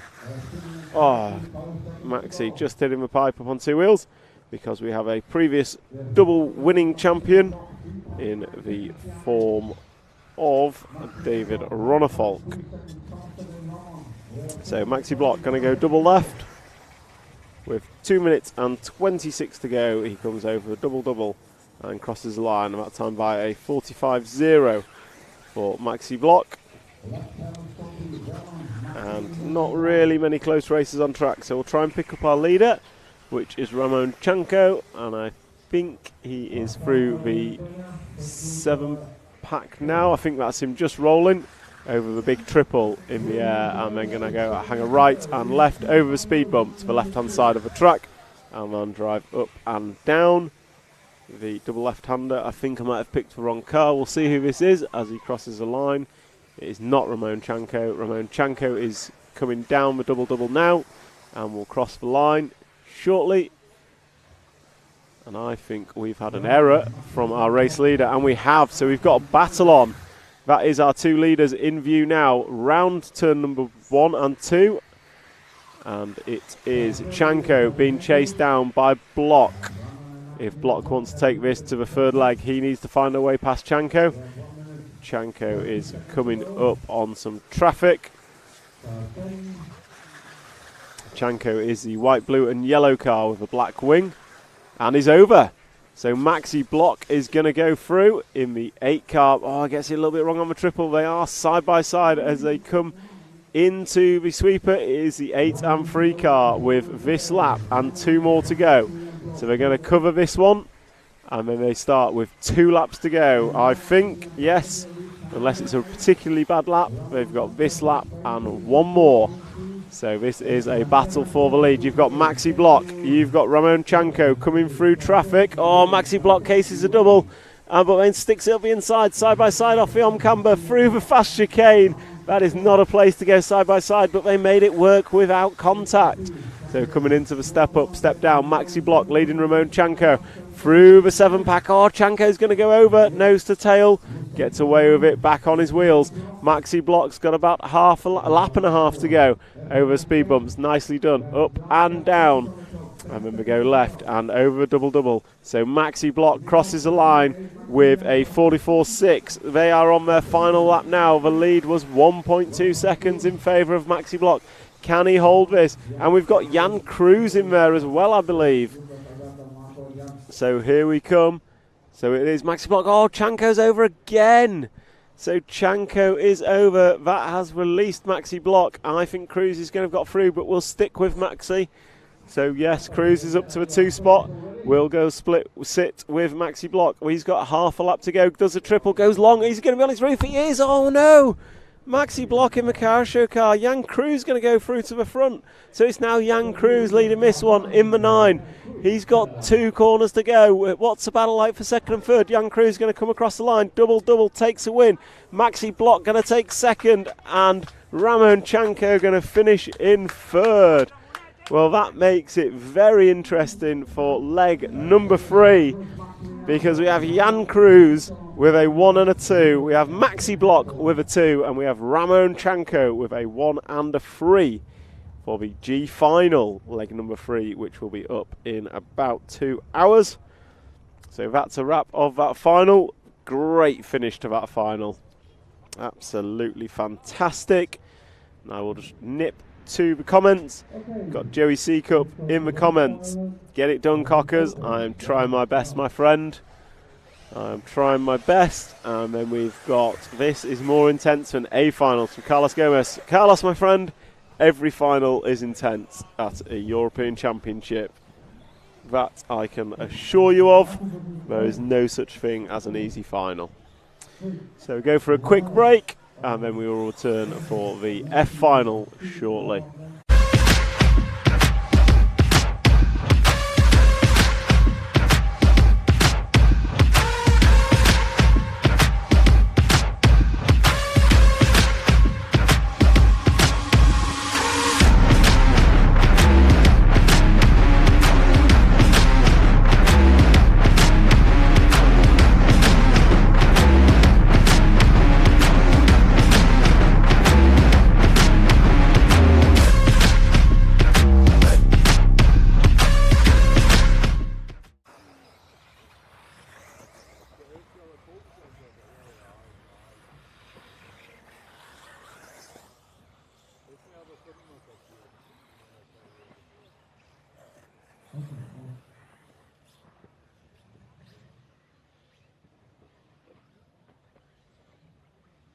What's up on the on-carpet main street?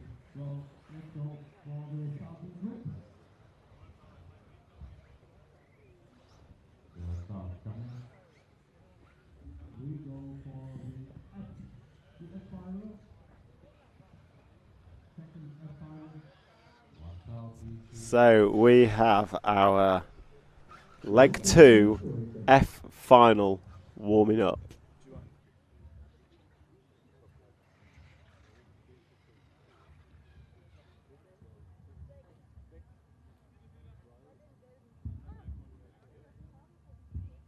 So the F final gridding up. We'll just have a quick look at what happened in leg number 1. Is it the F? Yeah, F final. Final run number 1. Jules Christophe was your winner from Benedikt Heitzer, Paul apart. Frame Bullion, your poleman, was 4th, and Patrick Swinzer was 5th. So Christophe and Heitzer were your 1 and 2. So Christophe from the 11 car. So he's got some work to do as we come into countdown.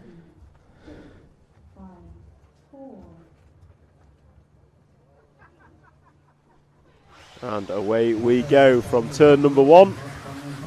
As we watch these guys through turn 1, it looks like a good start from our poleman, Frayne. And we move to our camera. We have the 1 and 2 driving away. And already pulled a small gap over the all-white car with yellow wheels. Not sure I recognise that one, but I do know the 2 in front. We have Frayne Bullion in the green. Oh, Frayne's made an error, and so's a 2 car. Everyone's making errors. So that is the all-white 4 car of Eunice, and I think he's cased for jump. So Frayne Bullion is going to have a humongous lead, and it is still Benedikt Heitzer in the 2. So Benedikt Heitzer finishing 2nd in leg number 1 is now running in 2nd, but already a 2-second lead for Frayne Bullion, your poleman, after an error from himself on the opening lap. So Frayne through the off camber, and we'll just pull back with the camera work a bit, zoom out and pick up the freight train coming through in 4th. There we go. So absolute chaos at the back. And these guys all battling for position at the start of the 10-minute final. And ultimately, this final is not won in the first lap, but it can almost certainly be lost. So we'll pick our leaders up as they come across the start-finish line, I think. Yep, so there goes across the line Low Plart, and that is a battle for 4th and 5th we see at the bottom of the screen. And we focus on the 3rd place man. So pick up the leaders coming out the bomb hole now. And they are going side by side around the off camber. Nicely done. Great move there by Benedikt Heitzer, putting a move on Frayne Bullion. So that was a battle for the lead. And once again, Benedikt Heitzer getting it wrong over the 7-pack and throwing away a lead. So we've seen time and time again, consistency is better than speed around this track. And I would say Benedict Heitzer's got the speed, but Frayne Bullian has the consistency. And into the end of the straight they go, nose to tail. We will follow this battle of the two leaders, the poleman and second place man on the grid, running first and second. Benedict Heitzer finished leg number 1 in second place. So Frayne Bullian really needs to lock down the W here. Oh, and our second place man is over. Needing a marshal. That's going to release Frayne Bullian with a bucket load of space, but he's made an error. So Frayne Bullian making errors after Benedict Heitzer needed a marshal. So Frayne Bullian's going to come round. I think this is going to be a slow lap for both of them. We'll see what happens as they cross the line now. Frayne coming across the line, and it was a 47.3 for Frayne. It's a 44.9 for Paul Lepart, who has moved into the 2 spot. So we will we'll hold the camera and pick up the 2 spot, which is the white and black number 7, from what I can see. Maybe white and black number 7, as he understeers through the off camber and onto the cobbled corner, as the 4 car goes past me with a wheel less on its wagon. That is not a good way to be 3 minutes into your 10-minute final. So we'll just follow Lepart for a few more laps. The Spanish driver jumping up into the corner tabletop, and now got the attention of what looks like Sebastian Zauner behind in the 3 car. Sebastian gets it wrong and going to get sideways and causes carnage on the straight. So that's just going to extend Lepart's lead ever so slightly.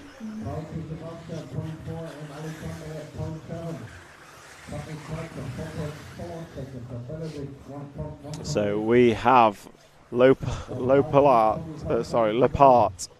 running in second, and then we shall move forward once more to our race leader, Frayne Bullian, but they are in the same frame now. So Bullian is going up the step up, or corner tabletop, left and left again, coming across the line, and with 4 minutes and 33 expired, there is 5 minutes and 25 seconds remaining, which is about another 8 laps for these guys and girls, as they come through the front section, ride the curbs nicely through the quick chicane for Frayne. And that looks like a pretty good run through that section, and has extended his lead. Last time by the line it was just 1 second. Little bobbles undone all that hard work, and another little bobble. So Paul Lepart, is closing in on Frayne Bullian rapidly. So Frayne pulled it out, bit of hard work through the middle section, but then one small error has undone that all that hard work, and the gap remains about 1.1 seconds as they come over the front section. Over big double, Frayne getting it a little bit sideways.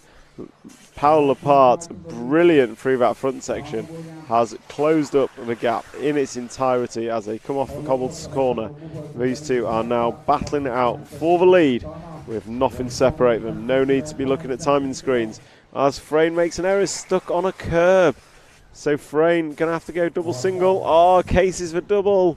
So Frayne going to drop to 4th spot, and it looks like we have a new battle for the lead between the 7 and 10.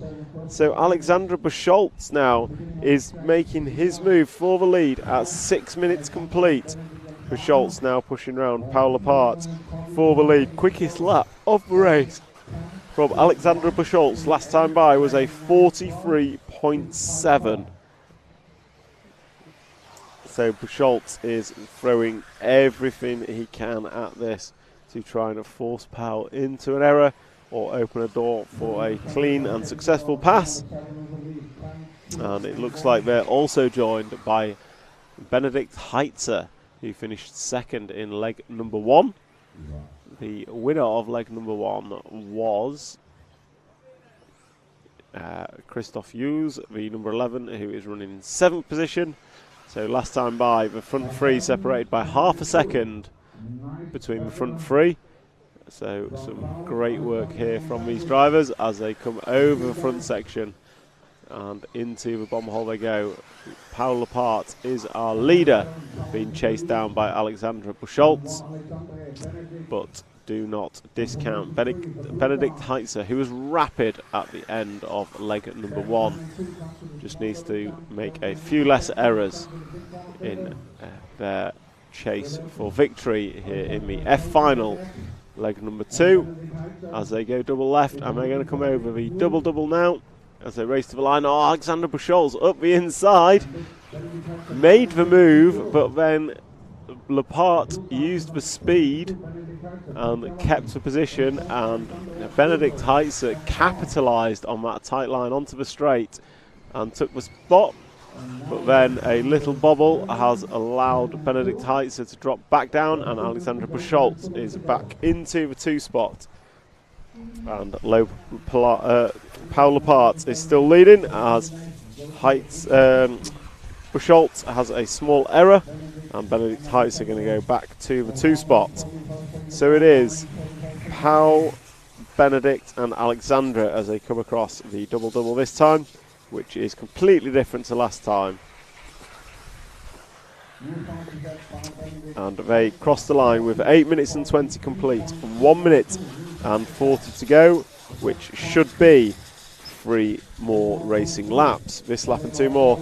Lepart makes a small error, but blocked the way of Benedikt Heitzer. So Benedikt is throwing everything at this once again, coming good in the final few minutes of this F final. Oh, Buscholtz making an error and needing a marshal. So that is going to free these front 2 to race it out for 2 more laps. As they cross the line, there should be 2 more laps with 1 minute left on the master clock as they cross the line. Down the end of the straight they go, almost side by side through turn 1. Oh, he's gone around the outside. Not going to make that stick. Bold move, but it did not stick, and he's just cased a double. So that's bringing Alexander Buscholtz back into this. Lepart gets a good run off the off camber, just makes a little bit of a gap. This is this lap and 1 more. It's this lap and 1 more as they come into the 7 pack. And that was scrappy from Benedikt. And Benedikt's over, not going to need a marshal as these 2 pick their way through traffic. It is Lepart being chased by Buscholtz as they come down to the start finish line. Buscholtz trying the alternative line this time as they start their final laps. We've got Lepart in the lead, fending off a very fast Buscholtz and Heitzer. And it looks like Heitzer's had an error, so it is a 2-horse race for the finish. And it is a race to the line between Paul Lepart and Alexandra Buscholtz, and they are racing to win leg number 2 of the F final here at the EFRA 1/8 Electric Buggy European Championships. So Lepart is got to go hang at a right and then through the speed bumps. Got a 180 right, and Buscholtz is right there. This is going to be a drag race to the line as they come around the final left, and they both go double-double. Oh, Lepart cases the jump and makes an error, so Alexandra Buscholtz is going to take the win. And Christopher Euler is going to come through from the 11th spot to finish 3rd, your leg 1 winner.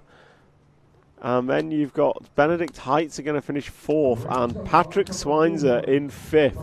What a finish that was. Alexandra Buscholtz taking it at the line from Paul Lepart, and that sets us up for a fantastic F final leg number 3.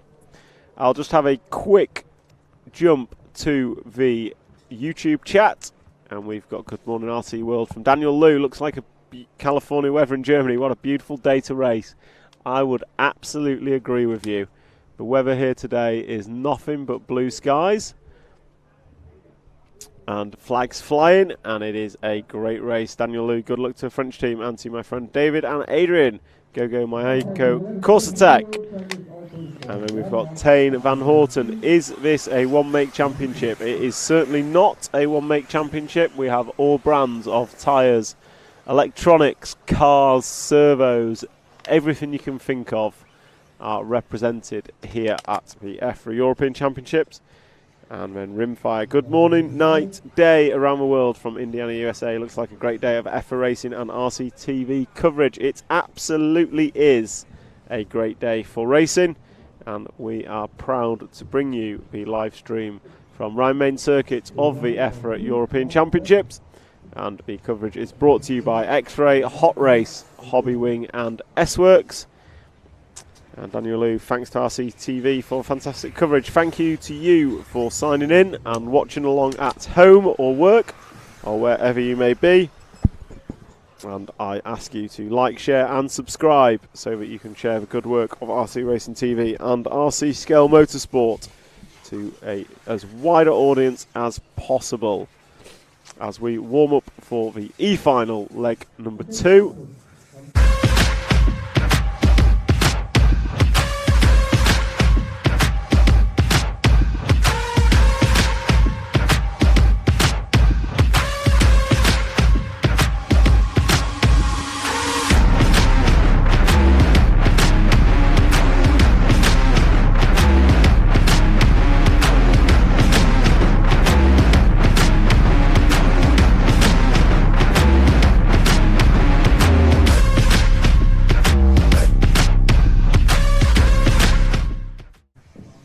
So Daniel Liu commenting, 4 AM here in California, you are one keen bean. And then the Colin Meyer fan club, the Dutch fan club, is out in force with Edward Bosch and Martin van der Guten both willing him on from home as the final touches are done to the grid, and we will go into countdown shortly.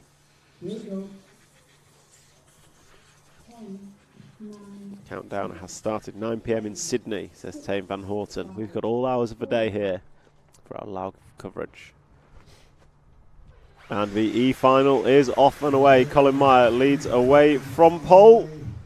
And in leg 1 of this final, Colin Meyer took the win from Max Mort. And if I remember correctly, Max Mort was rapid and crashing a lot. So we'll see if Max can calm it down for this one. Meanwhile, our race leader is off and away, and he's got a freight train behind him, but I don't think he minds so long as he's out front. But he's not out front for long, because a slight bobble has allowed the free car of Jürgen Trieb into the front, and it looks like carnage behind. But we will watch the front, as there is a 5-car breakaway, I think it's fair to say, led by Jürgen Trieb. And then Colin Meyer, Nicholas Weiser, Marcel Trieb and Max Mort. And Colin making another error on the double-double. Not going to lose any places, but he will if he keeps making errors, as there's a bit of a car park coming into the off-camber. And what does that mean? Well, that means Jürgen Trieb had a huge lead, but he's just thrown it away. So Colin Meyer now back up with them as the green car of Nicholas. I think it might be the green car of Marcel Trieb goes big over the triple. So we're on a 4-car train for the lead now, and that is Jürgen Trieb, Colin Meyer, Marcel Trieb and Max Mort. They are all separated by less than 1.5 seconds. And last time by, Max Mort was the quickest. I say last time by, last leg, Max Mort was the quickest. And Max Mort already making moves. He's up to the free spot. He's also riding through on 2 wheels. So Max needs to calm it down. Consistency is more important than speed, is what we found. And as Colin Meyer and Jürgen Trieb come together, it is Max Mort who goes to the lead, and then Max Mort promptly puts his car on its roof so that Colin Myers can go back to the front. Jürgen Trieb goes back to the front with Colin Myers in second. So order has restored in the form of Jürgen, Colin and Max, and they're being chased down by Marcel Trieb and Nicholas Weiser. So it looks like Max Mort has found a way past Colin Myers, and Max Mort and Colin Myers have found a way past Jürgen Trieb, and Colin Myers just cases for triple. So it is Colin and Max 1 and 2, and it was this same result last time, except not quite this close. So Max Mort, if he wants this to go to a leg 3, if he wants a chance to win the E-Final, he will have to find a way past Colin Meyer and hold it. If anyone wants to take this to leg 3, they will have to find a way past Colin, as he was the leg 1 winner. And it is Jürgen Trieb in third behind these two. And Max is up the inside. Colin's not going to let it go easily, but Max has made the move stick. So Max takes the lead. Colin Meyer is down to second, and Jürgen Trieb still running in the third position.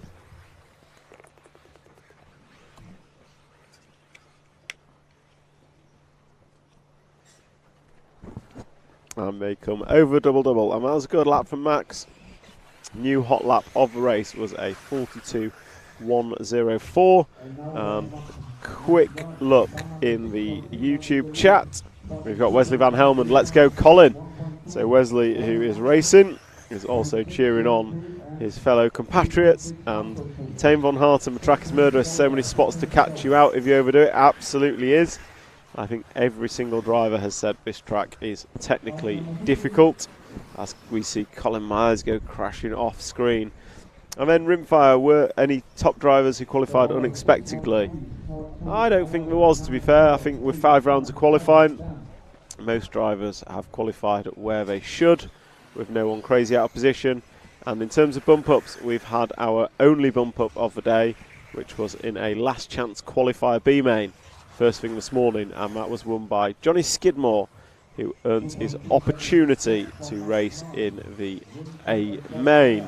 Back to this race, and we are following Max Mort. He has pulled out a 2.5 second lead with some fast laps, and then he's done what Max Mort does, which is throw it onto its roof. So Max is keeping it clean, keeping it in front, and then once again on his roof. So it is going to be the free car of Jürgen Trieb that now goes to the lead. So Max hasn't really learned. Consistency is king. He is throwing everything at it and setting the fast laps by quite a way, but he's also setting the slow laps. So Max Mort once again getting it up on 2 wheels, and he's going to lose out to Jürgen Trieb ever so slightly more, as Jürgen comes through the fast chicane into the cobbled corner and then drives away from the rostrum, around the corner tabletop, through the 7-pack, nicely done, and then into the triple, lands that nicely in the 3 car, and then drives away from rostrum once again, double 90 left, and then drives towards the rostrum over a double and crosses the line. That was a 43.1 from Jürgen. Max Mort 44.9, so the gap at the front is 2.3 seconds.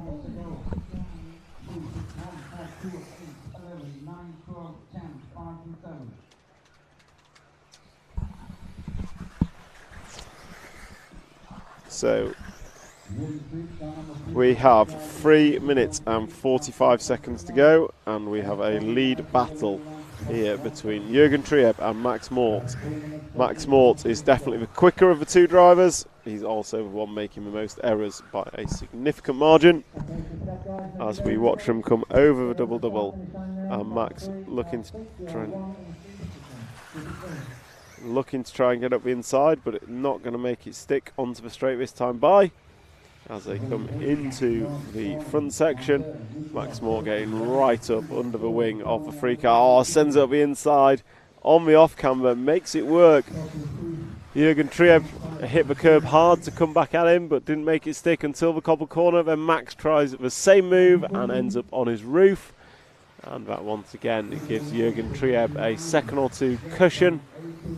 And behind these 2 we have Colin Meyer, your leg 1 winner, running in 3rd place, being chased down by Marcel Trieb. And then we have Nicholas Weiser running in 5th spot, as your race leader goes round the end of the straight, and this time round has a 1.8 second lead over the Finnish Max Mort, as Max Mort comes left to right through the front section. Max is quick, there is no doubting that, but Max is making way too many errors, as Max once again has caught up to the 3 car of Jürgen Trieb, and Trieb just gets bounced wrong and cases the triple. So the battle is back on, nothing between them, with 2 minutes and 5 seconds to go, 2:05 to go, As they close this lap, they will have 3 more laps left. So 3 laps to go in the 2 remaining minutes. And your 2 race leaders are round the end of the straight together. And then they will go through the corner tabletop. Through the front section. And we've had an error from Max. So that once again puts Jürgen Trieb with a fundamentally large lead. Several seconds now that Max would have to catch up in the final 2 minutes. It's not out of the realm of the possible. Max is particularly quick, and this track can catch you out at the most inopportune of moments. However, with just 2 laps to go, I think it will be very difficult for Max Moore to catch up. And as I say that, Max Moore has an error. So I think Max Moore is essentially out of this as he drops down to 3rd spot. So it is Jürgen Trieb, Marcel Trieb, Max Mort and Colin Meyer are your top 4 as we come into the final minute. We're going to stick with Jürgen Trieb as the leader. And unfortunately not many close battles on track for us to follow. So we'll follow Jürgen Trieb as he goes up the corner tabletop, and he's going to go 90 left, 90 left and come back down, and he starts his final lap now. So Jürgen Trieb just has to keep it rubber side down for 40 odd more seconds, and he will take the win of E-Final leg number 2 as he comes over the big double and into the bomb hole. Just gets a little bit of a squirrel moment on. And then he goes through the fast chicane onto the cobbled stones and then drives away, up and down the corner tabletop into the back section. Nicely done. So he's got the triple to go, and he does go big. He cases it but gets away with it, and then comes through the speed bumps and into the 180, up the corner tabletop, 90 left, 90 left. 2 jumps to go to round out leg number 2 in favour of Jürgen Trieb. And we're expecting Marcel Trieb next, but someone goes big. Max Mort goes big. So Max Mort getting that one at the death from Marcel Trieb and Colin Meyer. So let's see if we've got that on replay. Might have just missed it. Yeah. So Max Mort getting a fantastic 2 out of that, which is probably what he deserved. So looking at the chat, we've got nice battle 3 and 6. Tarja says go on Max, and Daniel Liu say Max Moore, what type of engine? I don't know, but it is quick. Probably whatever the Mayarko team run. And Tame Van Horten on the line. Corsa Tech engine for Max, probably, is my guess. So next up, D final, and we're just going to take a quick break whilst they're warming up.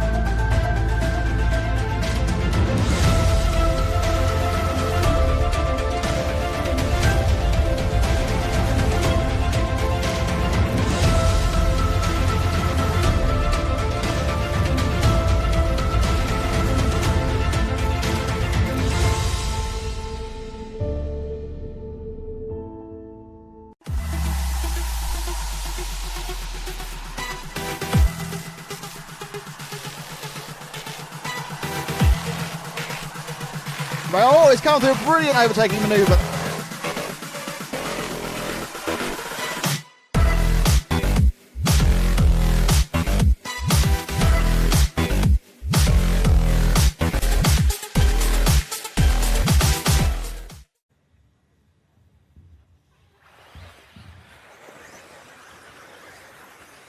Round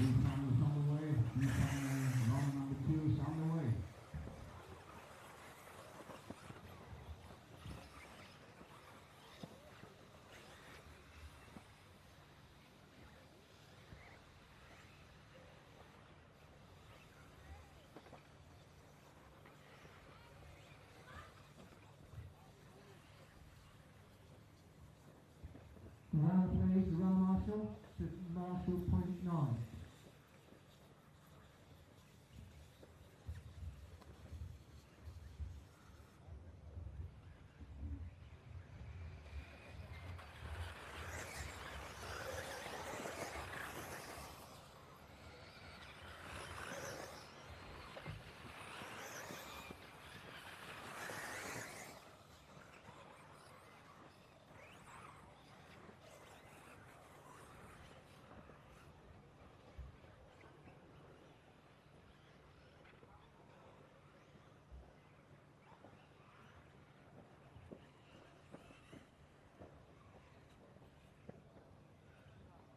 Okay, so we are 2 laps in to D final leg number 2, and it was 2-3-6-1 last time by the line, and this time by Moritz Lautenbacher making moves, and he is up to 2nd position. As I just bring up the result from leg number 1 of this D final, it was the 10 car of Julius Ciklodi. He won this last time after a stunning run through from 10th position. He's currently in the 5 spot, and we're 2 laps down of a 15 lap final. It's fair to say these 10-minute mains are longer than you anticipate, and they are not won in the first minute, that's for sure, as the 6 and 2 car of Patrick and Maritz do battle. Oh, Maritz just getting grip roll but getting away with it. Good reactions. So from memory, Maritz is a bit like Max Mort in that he is extremely fast but making a few too many mistakes to be at the front of his final last time. So we'll stick with Maritz and Patrick, although there is a 1, 2, 3, 4 car freight train for 3rd position as well, and within that freight train is your leg 1 winner, Julius Ciklodi. But we are sticking with the battle for the lead, which is Patrick Ovinet leading Moritz Lautenbacher. Patrick in the 2, Maritz in the 6, as Maritz looking up the inside around the double-double, not the place to make the pass. So down the straight they go for the 5th time, with 4 laps completed, and they come into the double-double, and it looks like Patrick's made an error because Moritz is the only one that appears. So we'll hold and we'll move back to the 2nd pack. So we'll follow this battle for 2nd, which looks like it's led by the 3 car of Carlos Pineda, and then Tim Patrick Hinderer, and then it looks like the 10 car of Julius Ciklodi, as there's an error. Oh, and it is going to be, the 2 car, of Patrick Avinet is the one that I called incorrectly. It's 10, and it was Patrick that got through the middle of that error and has come out in 2nd place, being chased down by Carlos Pineda, Richard Corentin and Julius Ciklodi. So Maritz is out front, and we'll leave Maritz to it as we watch the battle for 2nd unfold between Carlos Pineda in the blue number 3 and Patrick Ovinet in the red number 4. They go over the back section, nice and clean, and then they come into the triple. Both of them achieve that. Oh, Patrick getting caught on the hose through the fast section. Carlos looked up the inside, but that door shut.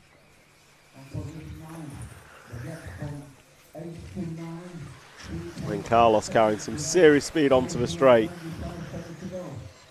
but just too much, so loses it down the straight, and then he is into the clutches of Julius Ciklodi in the 10 car, running in 4th position rather than looking at the gearbox. And it looks like Moritz has had an error because the field has closed,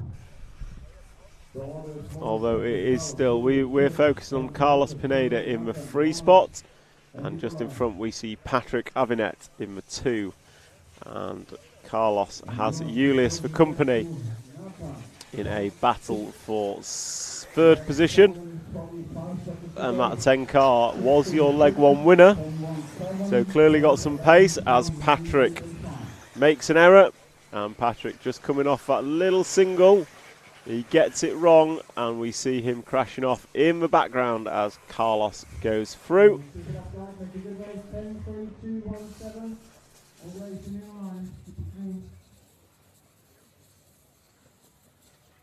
And our new passenger from Morris, car number 6 from Germany, 42.311.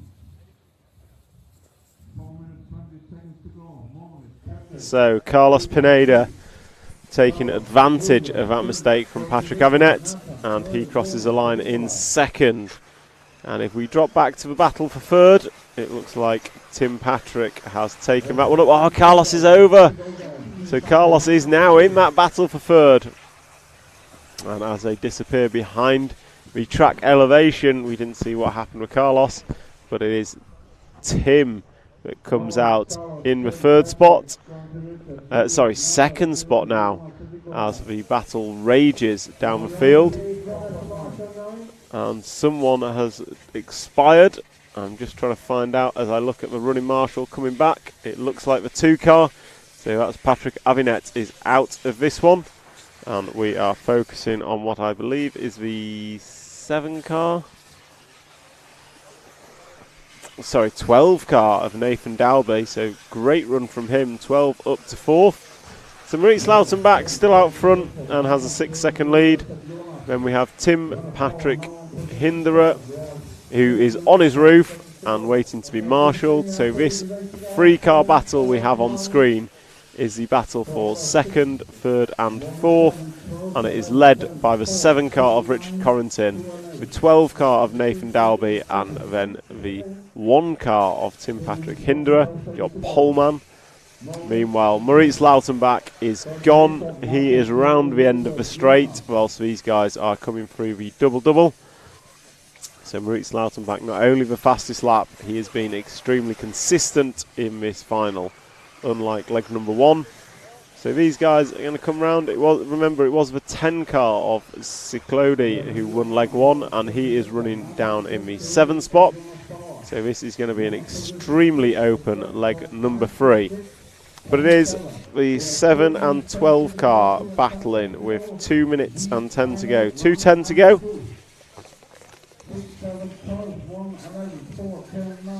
These guys are battling it out for 2nd, 3rd and 4th position. And those drivers battling are Richard Corrington in the 7 car, Nathan Dalby in the 12, and Tim Patrick Hinderer in the 1. And then we have Cyril Baldini not far behind, although he's just made an error.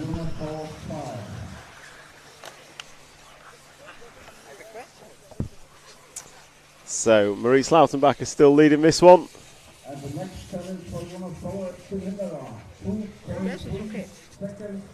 from 4 to 5. 1 minute 20 seconds to go. 1 minute 20 seconds to go.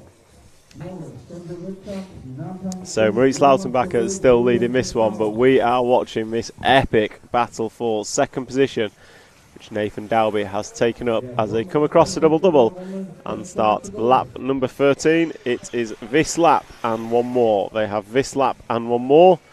Comment in the chat whenever remains shortly is the answer. And Maurice Lautenbach has broken. Maurice Lautenbach, if we just zoom in, looks like that car is broken and he is in the pit lane. So we will cut back to what is now a battle for the lead going into the 6-pack. So Maurice Lautenbach had a huge lead, 7-second lead for Maurice, and it is gone. So this has handed it with 35 seconds to go to Nathan Dalby in the 12 car, the Frenchman.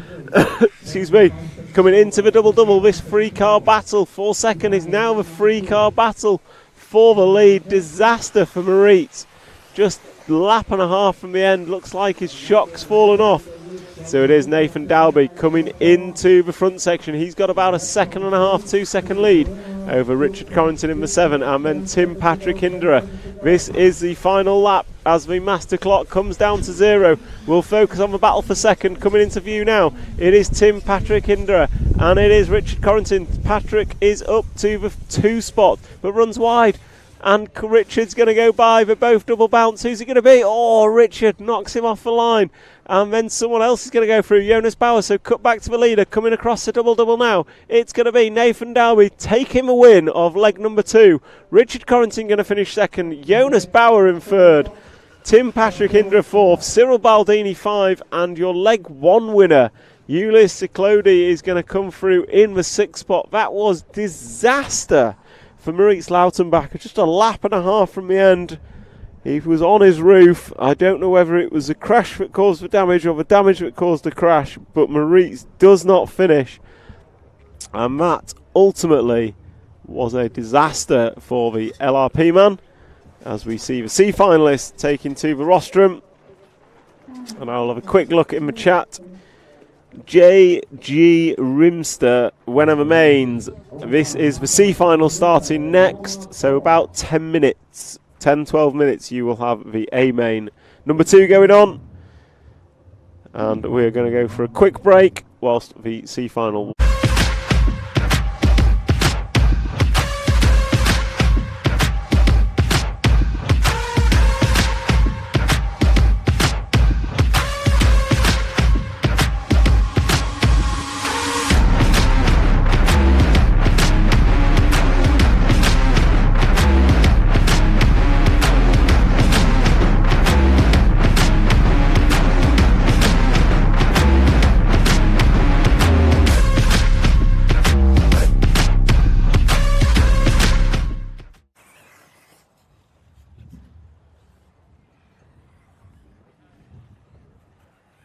We're waiting for marshal number 6, Moritz Lautenbach. Marshal number 6, Moritz Lautenbach.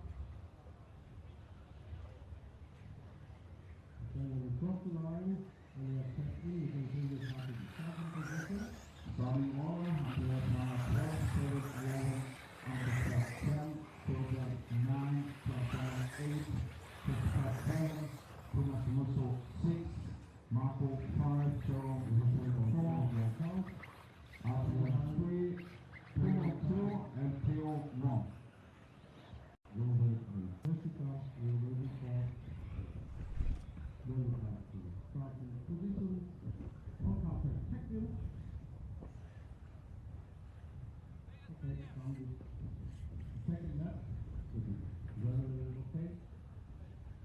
We come to the C final round number 2.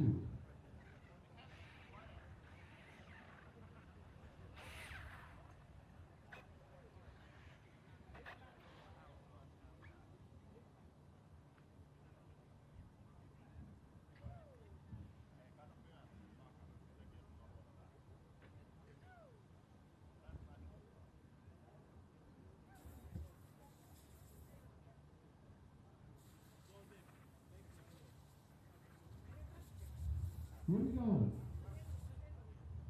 10, 9, 8, 7, 6, 5, 4.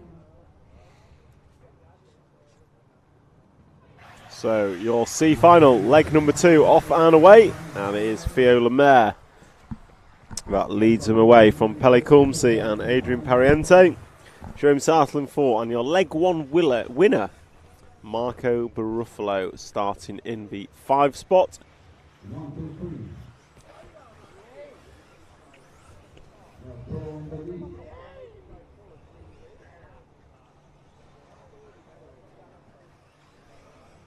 3. And it is, looks like your poleman of Theo Lemaire being chased down by the 2 car of Pele Kulmsi. So a good start for the 1 and 2, but it is your leg 1 winner, riding the pipe down the straight. Marco Baruffalo going to go 5-3 on lap number 1, and he is already joining this battle for the lead. Just zoom out ever so slightly, we'll get all 3 in as they go through the chicane. Marco Baruffalo is on it. So they jump up and down the corner tabletop. He's already looking at the inside of Pele Kulmsi for the 2 spot. Not going to make it stick this time round. It's not going to be won on lap 1 or 2, but it can be lost. I'll tell you that for free.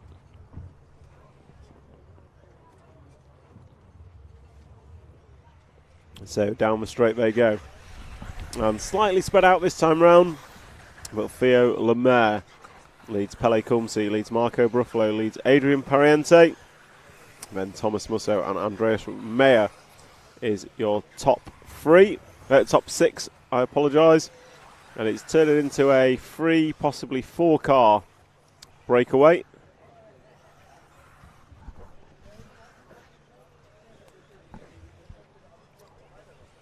As they come over a triple, it is Theo Lemaire with a 1.5, 2 second lead maybe. And then Marco Bruffalo's made a small error, so going to drop back 2 seconds. And it's only a half second lead at the front, but then it's 1.5 back to Marco Bruffalo, and then a further 1.5 back to Pariente. So if we just pick up the front two, who are side by side through the chicane, and it looks like Kumsi has made the move, and he absolutely has. So it's now 2, 1 and 5 as they come into the 7-pack at the back of the track. And then into the big triple, Marco Bruffalo getting the best landing, but not quite. Have we lost Marco? No, he is there. So coming down into the double-double, Pele Kumsi leading them for his first time round. Then we've got Theo Lemaire, Marco Bruffalo, and Adrian Pariente's trying to hold on to this leading trio, but he's not quite there. So it is very much a freeway battle for the lead of this, but Pele Kumsi is arguably the quickest. Whether he can pull away mistake-free, we shall see. And Marco Bruffalo, the winner of leg number 1, will be looking to repeat that feat in leg number 2, so he can wrap this up before leg 3 even begins.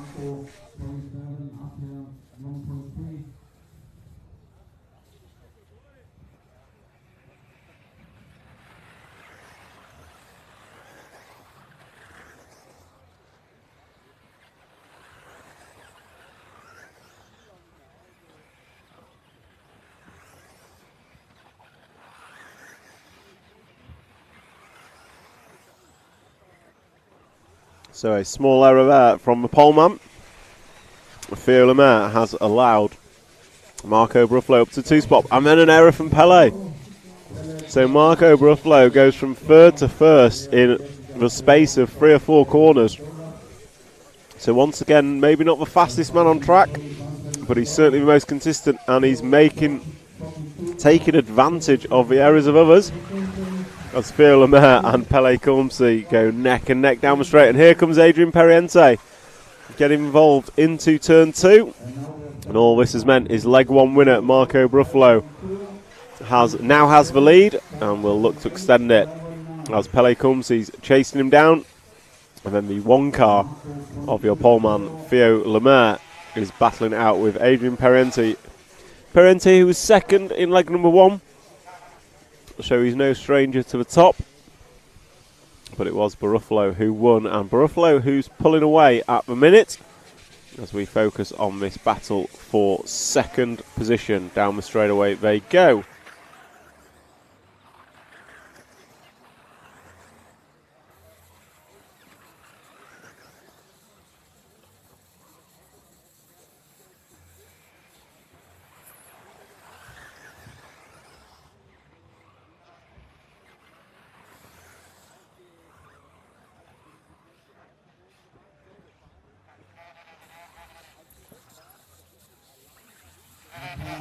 So a pair of errors from the 2 car and 3 car. Pele Kumsi and Theo Lemaire both needing marshals.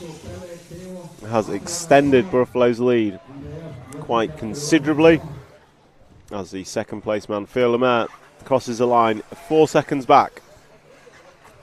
And now Adrian Pariente, 2nd in leg 1, is keeping company of Theo Lemaire for 2nd place as Pele Kumsi drops to 5th, but then goes past a rolling Thomas Musso. So we have picked up the 1 car of Theo Lemaire running in 2nd, and we should see Pariente in the background of that shot, who is running in 3rd position, and those 2 are going to do battle. to see who can take this to Marco Bruffalo, but unfortunately, with Marco already down the street, so to speak, I would suggest that it's only going to be an error from Marco that will stop him winning this, and with it, winning the overall C final, having taken leg number 1.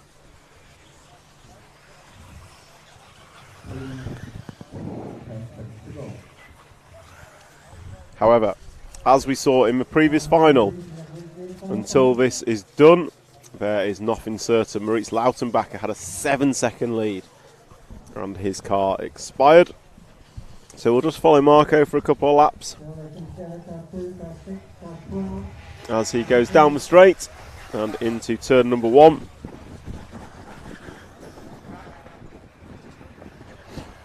Marco being the pink Techno car coming through the front section, and Lemaire is not far behind. Last lap was not great for Marco, and Lemaire put in his best lap, and that has meant Marco now has company. So Marco Bruffalo, what was a comfortable couple of second lead, is now looking less and less comfortable as we come into the final 2.5 minutes of this race. They're going to cross the line to complete 11 or 15 laps, so they're going to go 4 more times.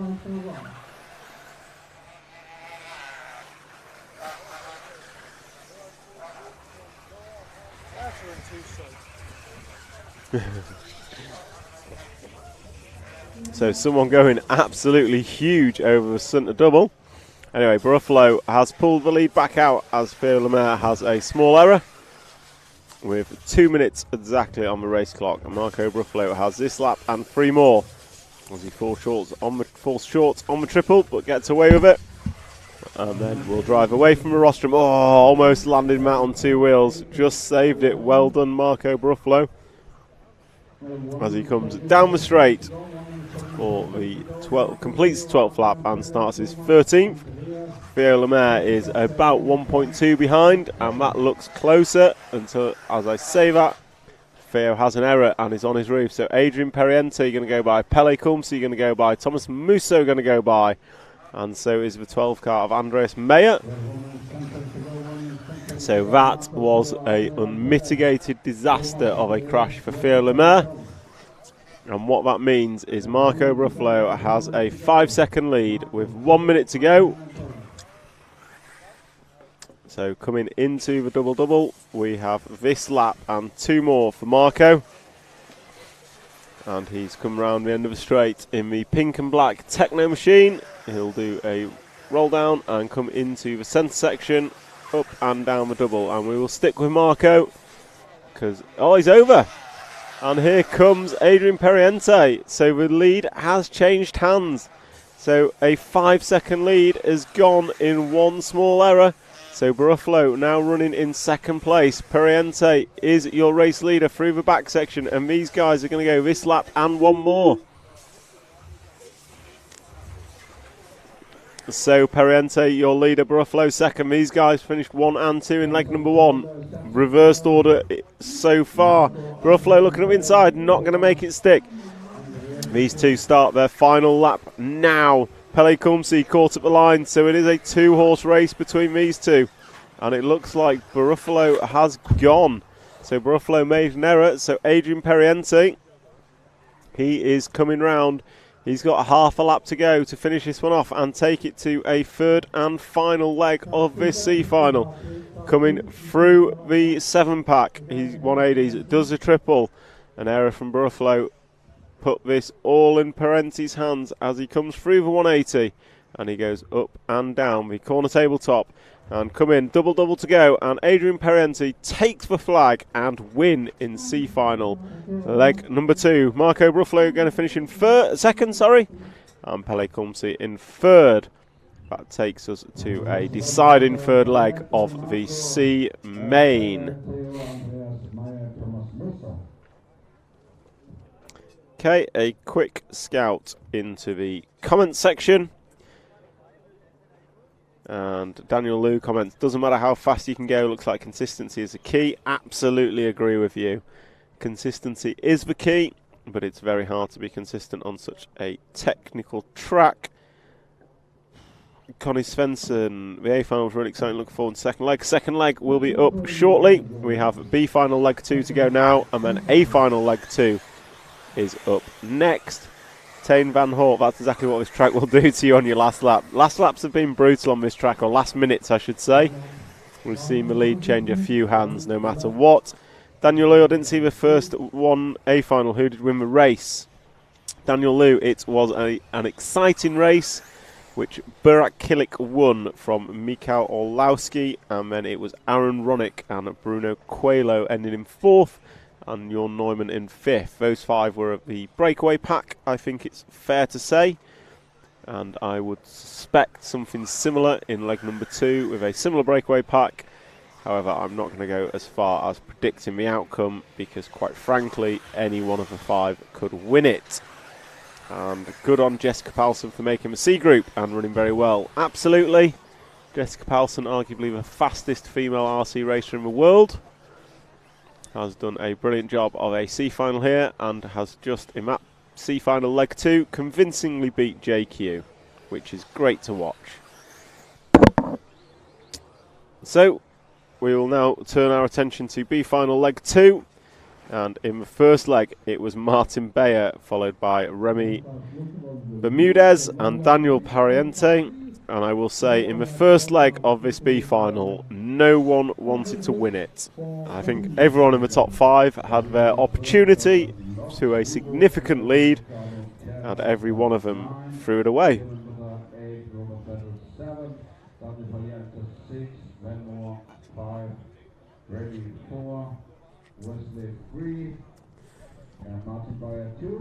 So, referee just making sure all cars are in their start boxes, and then we will go into the finals countdown. Tame Von Hart making a comment, 500 viewers, nice, great coverage. It is great coverage, and it's great to be able to bring you this coverage of the EFRA European Championships, and the coverage is sponsored by X-Ray, Hot Race, Hobbywing and S-Works. Now I would urge you to like, subscribe and share on this stream as we go into countdown for the B final. And off and away we go. And it is the one car of Joe Figueiredo who's going to lead off. Martin Beyer, Wesley Van Helmond, the 4 of Remy Bermudez, who was absolutely rapid, and Joe has made a mistake, and that has caused absolute carnage. Not even sure who that caught up, but I can tell you Martin Beyer is out front, Remy Bermudez and possibly Wesley Van Helmond in 3rd. Behind that looks like Elliot Boots making moves, or is it Robert Bataille? Boots or Bataille, not sure which. We'll find out, or too late, they're over whoever it was. Either way, Martin Beyer, Remy Bermudez and Wesley Van Helmond is your top 3. So it is Martin Beyer. Remy Bermudez was rapid in leg number 1. That's all I'm going to say. An unfortunate start again for Noah Ben Mohammed. He was fantastic in the LCQ, but has really not had chance to show his pace here. It was Robert Bataille, because Elliot Boots isn't even in this final. So it shows what I know what I'm talking about. So anyway, we've got Martin Beyer, Remy Bermudez, we've got Wesley Van Helmond, and then we've got Daniel Pariente. Last time by, Beyer goes by with 42.6, 42.1 for Remy Bermudez. So, and 42.0 for Wesley Van Helmond. So they are quite frankly catching Martin Beyer. 41.6 for Daniel Pariente. So they are catching Martin quite quickly. However, catching is one thing and passing is something else, as we see Wesley Van Helmond defending heavily from Daniel Pariente. He tries to go around the outside, and Wesley Van Helmond makes sure that doesn't happen. And unfortunately for Daniel Pariente, ends up on his roof. So we'll cut to the front man of Martin Beyer at the end of the straight now. And he's going round turn 2. And he is the orange and black car, white wheels and clear wing. And he's chased down by the pink and yellow of Remy Bermudez with yellow wheels and a black wing. And I'm going to say Martin Beyer has turned up the wick with a 41.5 hot lap of the race last time by. And Martin Beyer just getting a little awkward through the 7-pack. That's going to allow... That is going to allow Remy to close up ever so slightly. But it is Martin Beyer who leads this one quite significantly. 41.4 last time by to Remy Bermudez, 42.2. So we have seen how times can ebb and flow, not just over the lap, but over the course of a 10-minute session. Some guys are quick at the beginning, some guys are quick at the end.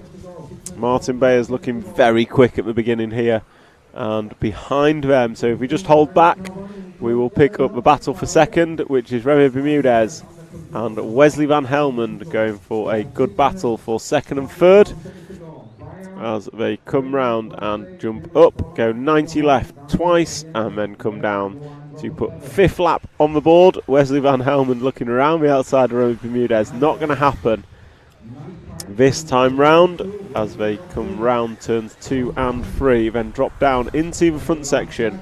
And these two both nicely downsloping, not quite jumping into the bomb hole, which we've seen some of the A-main drivers do, as Wesley hits a pipe, runs wide. It's going to cost him a second just like that, but Remy Bermudez is over. So Marshall's there, and good marshalling, but Remy just gets caught on the 7-pack and has to back out, costs him probably 2 seconds to Wesley Van Helmond. So Wesley now is driving away, and he will now take up the flag of trying to track down Martin Beyer, who is about a straight and a half length ahead. The gap on the computer is 3.9. And if the first leg was no one wanted to win this thing, Martin Beyer has definitely taken up that mantle as he drives away from Wesley Van Helmond. And Remy Bermudez has another crash, so that's going to put pay to his challenge for a win. So Wesley Van Helmond is now a lonely second, as we see Martin Beyer going in and out of picture. The leader, a 4-second lead for Martin. Wesley Van Helmond running in second, and we'll drop back and pick up the 3rd place man of Yo Figueiredo, the orange, yellow and blue Hyosho buggy, I believe, as he goes down the straight. So Figueiredo had an excellent LCQ, but came up 2 positions short. He had a good first leg, but had a small error, and then he had an awful first lap of leg number 2. So Martin Beyer is very much disappearing in this one. He's putting on a display of what should have, could have, would have been.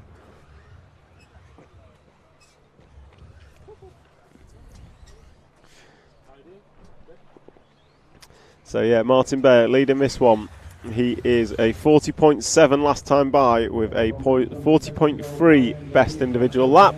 So he's still pulling away from Wesley Van Helmond, who has Yo Figueiredo for company now. So Figueiredo is going to try his best to put a move on Wesley Van Helmond as they come into the off-camber. We are at 5 minutes and 55 down.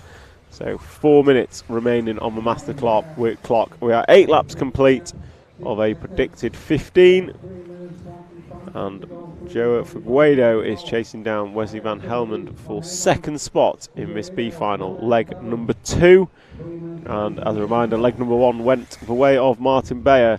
Figueiredo finished in 4th and Van Helmond finished in 6th position last time by. So if Martin keeps it where it is, and I see no reason why he wouldn't, he will be taking home the B final win with a leg to spare. And we will still watch this battle for second, because quite frankly Martin's making this boring.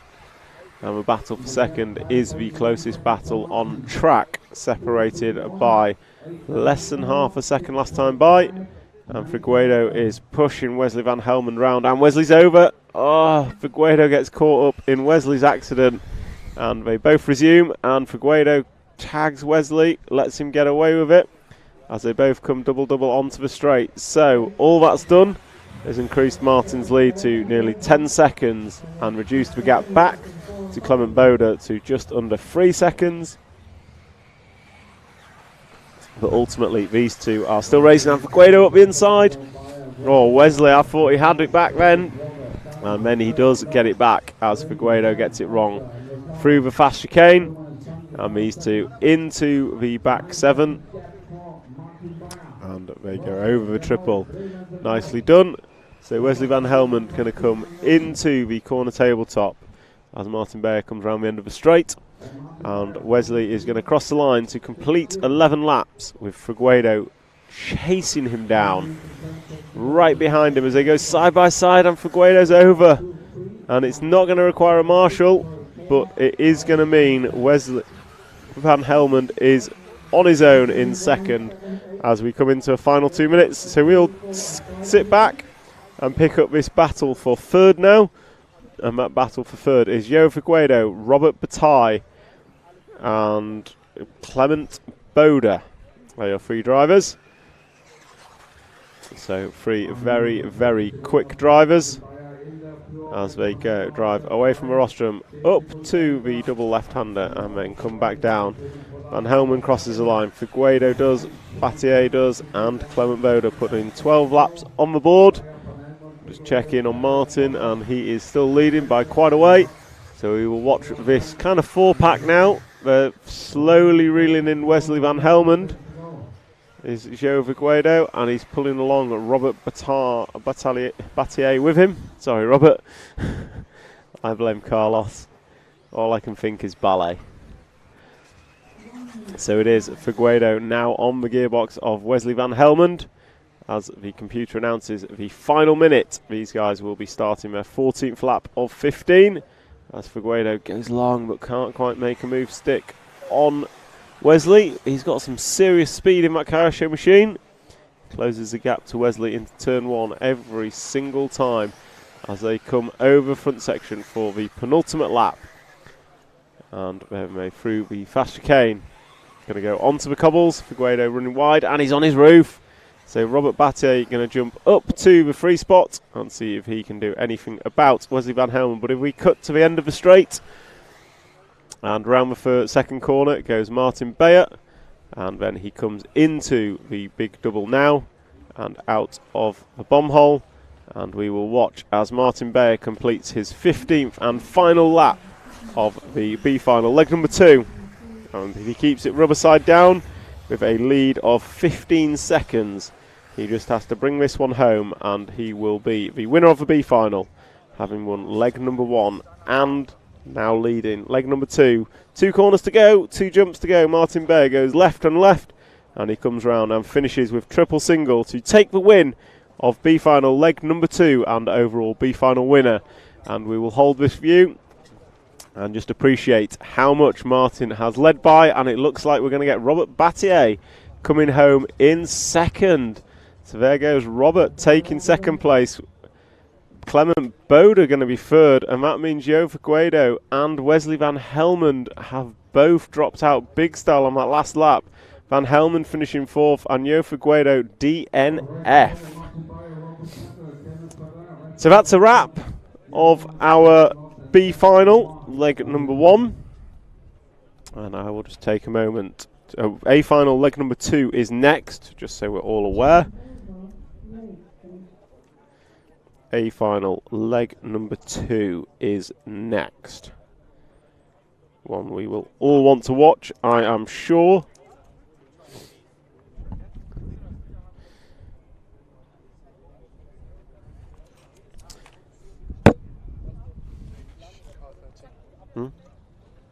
H final, car 13. H? What about it? In the H final, yeah. then you follow car 13. Yeah, sorry, yeah.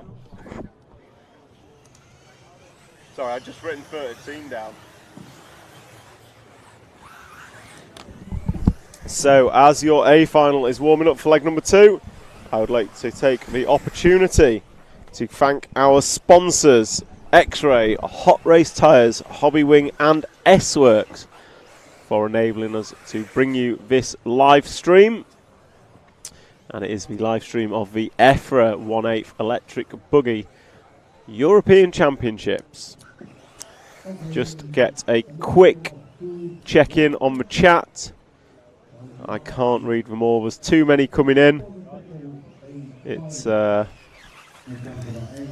We've got a quick question from Tame Van Horten. Are they using 6X batteries? No, they are using 2S, I think. 2S or 4S, I don't actually know. But it's not 6S, I know that for sure. And right, I'm going to go back to warm-up.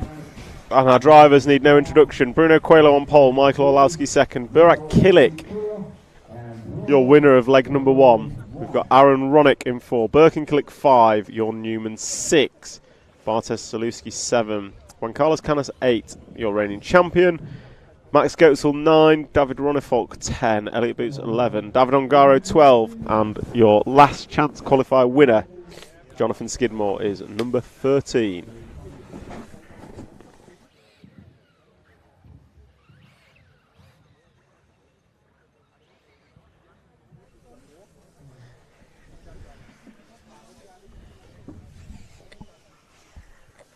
Marshall 11, Marshall 11, Marshall 11, 11, allowance where you, stop tracking 40 points. Thank you.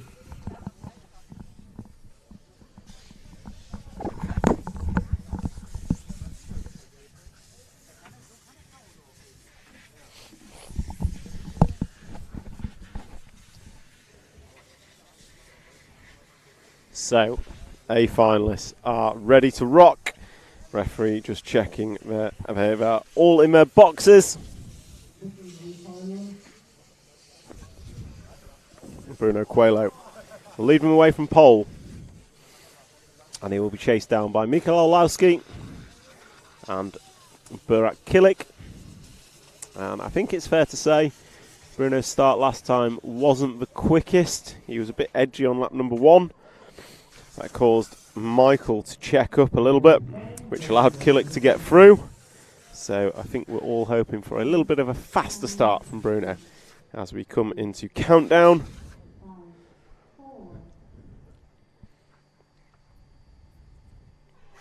And away they go. Bruno away from pole, and Orlowski is straight on it, almost gapping Burak Kilik from the off by a couple of attempts. And Aaron Ronick is not holding back. So Aaron Ronick in the pink machine, right on the gearbox. But through that front section, looks like Kilik has closed that gap back to Orlowski. And Orlowski right on the gearbox of Bruno Coelho. So coming over the 7-pack they go, first time through. And it is all without bother into the triple. Same again. Kilik looking close to Orlowski as Bruno just gaps him ever so slightly. Coming through the sweeper and round the double left. Bruno Coelho might have been edgy last time on lap 1, this time anything but.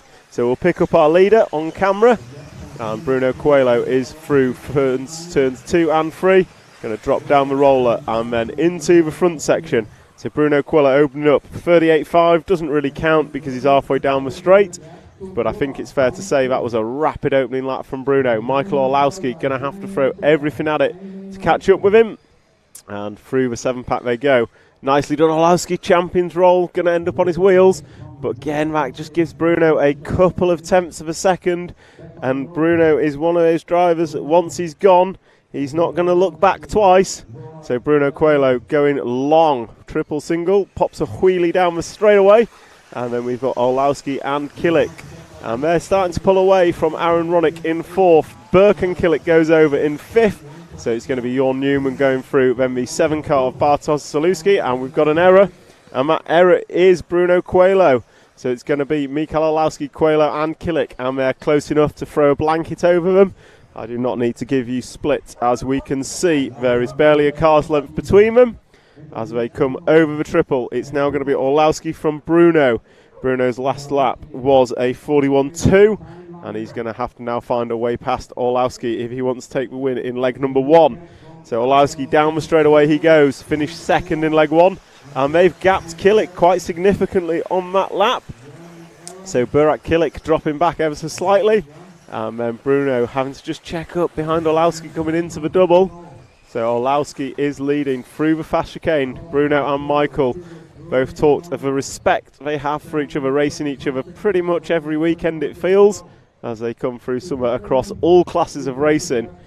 This being neither of their speciality, but just shows the class of both the drivers and the manufacturers of these cars that they can be at the front of such a highly competitive field. And it's just starting to spread out slightly. 40.4 for Michael last time by, 40.7 for Bruno, 41.0 for Killick, and Aaron Ronick looks to be a man on the move. 40.7, he is right on the gearbox of Burak Killick as they come over the big double. So they go through the fast chicane into the cobblestones. You've got Orlowski just pulling away from Bruno, just pulling away from Killick, who has Aaron Ronick on his gearbox. So Mikael Orlowski over the triple, gets it wrong, just hooks a pipe, going to cost him a couple attempts of a second.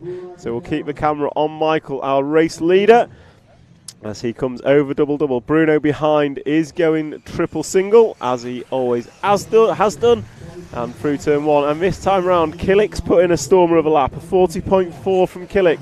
Quickest of the three that time, closes up to Bruno, but as it ebbs and flows over the course of a lap and over the course of 10 minutes.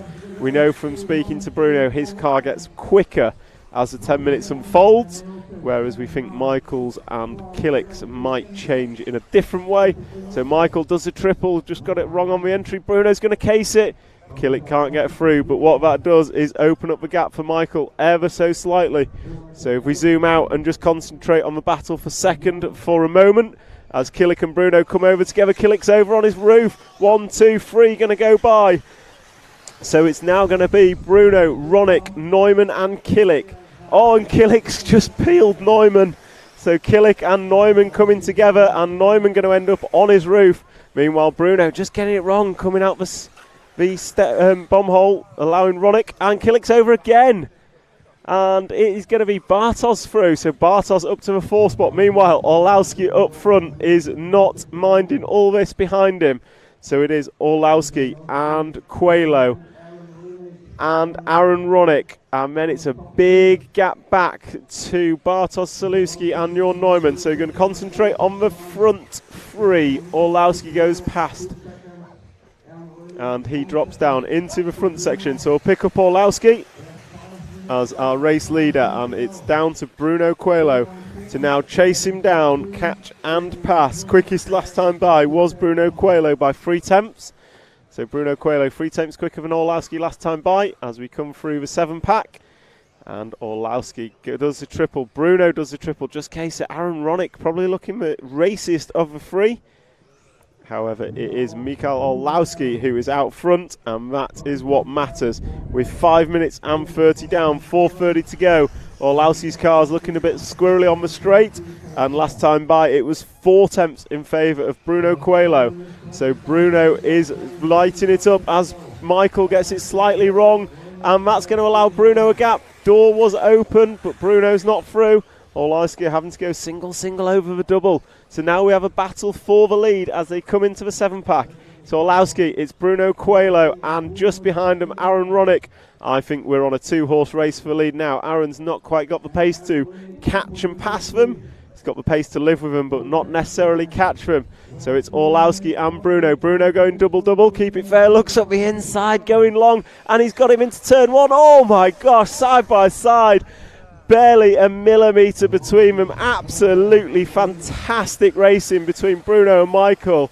Michael left enough space. Bruno didn't go too fast. Bruno's over. So Aaron Ronick going to go to the 2 spot. So let's see what Ronick has. With a gap of about 2 seconds between Orlowski and Ronick, and 3 minutes and 30 to go. Let's see what Aaron Ronick can do with Michael Orlowski out front. And more importantly for Bruno Coelho, if he wants to take the title here today, he is going to have to finish in the top 2 in this leg. Leg number 1, Bruno only managed a 4th place finish. Michael Orlowski was 2nd. So Michael Orlowski would carry a 2 and 1 into the final leg. Aaron Ronick would carry a 3 and a 2. So Bruno has to make up a position if he wants to leave Germany as a European champion today in 8th electric off-road buggy. Meanwhile, Aaron Ronick is throwing it down, and he is caught Michael Orlowski as they go through the 7-pack. They have 2 minutes and 46 to go. This lap and 4 more. This lap and 4 more. Can Orlowski hold on? Can Ronick make the pass and take the win in the A main? So coming down into the double they go. It is Orlowski, Ronick. Orlowski cases it, gets a kick down the straight, but he's going to hold through turn 1. Bruno Coelho is a couple of seconds back, about 2 seconds behind. Can Bruno catch and pass, or is the dreams of the European Championship over here? Orlowski is just holding up Ronick up a little bit. Last time by it was 40.6s, still fast laps from all of them, but it looks like Ronick's just a little bit quicker at this stage in the race. And Orlowski runs wide, comes over the triple, downslopes it nicely. Ronick cases it, gets away with it with a double bounce. And they go over the speed bumps. Now they're going to go up and into the left, double left, and come round into the double. Orlowski, nicely done. Much better onto the straight this time by. Ronick getting a little bit squirrely this time. And Bruno is chasing. It's a 40.4 from Bruno. 6 tenths in his favour this time by. Can Bruno catch and pass? Orlowski looks like he's losing power or something. Oh, Bruno's over again. So Bruno making a mistake. That could be the end of his European Championship. Meanwhile, Orlowski and Ronick out front. And they're coming through the 7-pack. Oh, Ronick's made an error. He's in the grass. Will Bruno go through? Bruno really needs this position. So we'll concentrate on the battle for second and third. It is Ronick, it is Coelho, and it is Burak Kilic. We know that Bruno needs at least second position to take this championship to third leg for him. Michael Orlowski is probably going to take this with 1 minute and 4 to go. Orlowski's got a comfortable lead, subject to any mistake. So we will concentrate on the second place battle of Ronick, Coelho and Kilic. We need Coelho. Coelho has to finish second if he wants to take this championship to a third leg. Same for Ronick. He's got to finish second if he wants to take it to a third leg. And if Kilic can make it, Orlowski, small error from Orlowski, gets away with it. We'll concentrate on the battle for second. So it is Ronick, slight gap to Coelho this time round as they come through the fast sweeper, and we're going to jump up and go left and left again as they come into the start-finish line. That is 14 laps on the board. It is the final lap. This is the final lap. Michael Orlowski has a 3 or 4 second lead from Ronick and Coelho and Kilic. 2, 3 and 4. You can throw a blanket over them. Can Coelho do anything about Ronick? Can Orlowski keep it rubber side down? As we come into the 7-pack, Orlowski's through the 7 safely. Here come Coelho and Ronick. And Orlowski now coming through the sweeper. We'll pick up Orlowski on camera to the left as he jumps up into the corner tabletop and comes round. He's got double to go. And we'll keep that view as Ronick and Coelho come into view. It's going to be Ronick in the 2. Coelho third, and Burak Kilic going to finish 4th. So Bruno Coelho's TQ'd, but the dreams of a championship have gone. Michael Orlowski, however, goes into pole position with a 1 and a 2 after 2 legs. Although more important, well, possibly important, Burak Kilic's leg 1 time was quicker. So Orlowski has a 1 and a 2. Ronick has a 2 and a 3. And Burak Kilic has a 1 and a 4 with the quickest final time. And that, my friends, is leg number 2 of the A main. Leg number 2 of the A main done and dusted. We will try and get the top 3 drivers over here straight away.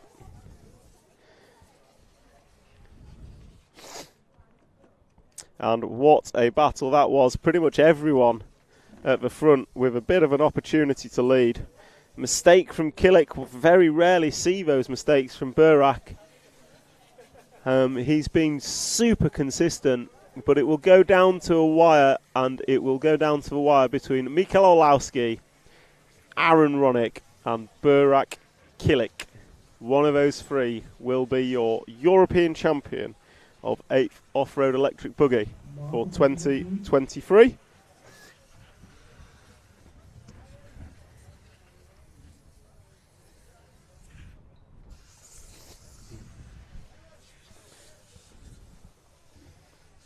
Well, let's start into the third and final round of final.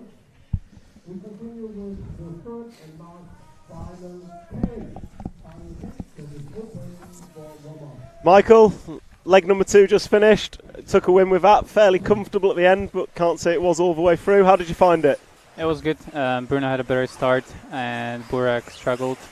So there was a nice gap in between us, so that's what I needed. That's what I wanted after A1. And then my calf was feeling good. Bruno had a mistake, I think, on the jump section.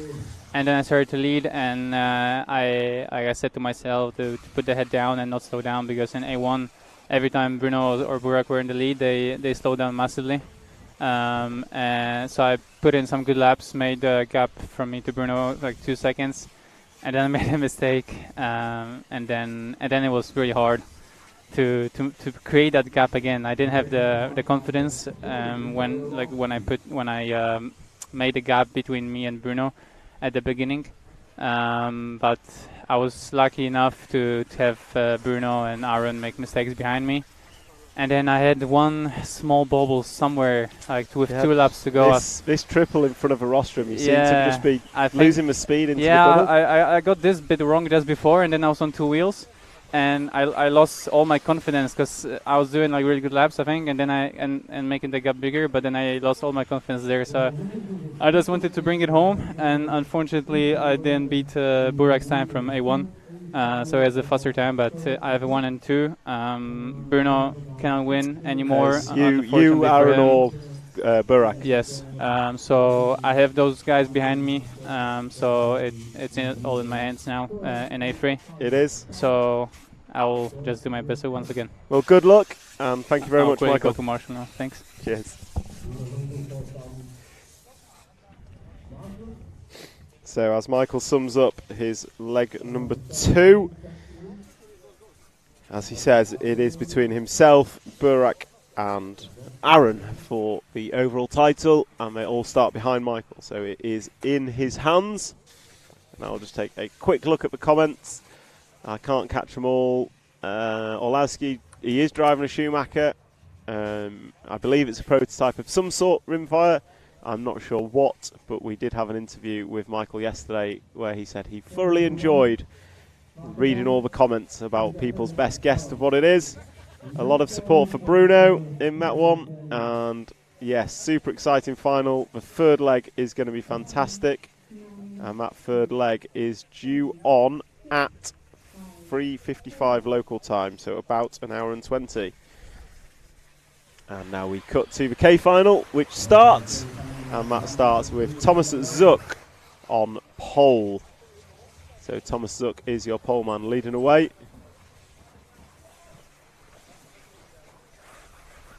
And he is chased down by Christopher Morobe, but already there is chaos at the front and a change in leader. And it looks like Sander Scholt is our new leader, who has led much of these K finals to date. So Sander Scholt is our leader, and he is coming through the sweeper, hits 2 rollers, and then we'll go up the corner tabletop and come back down with a double-double, and off he goes down the straight to start lap number 2.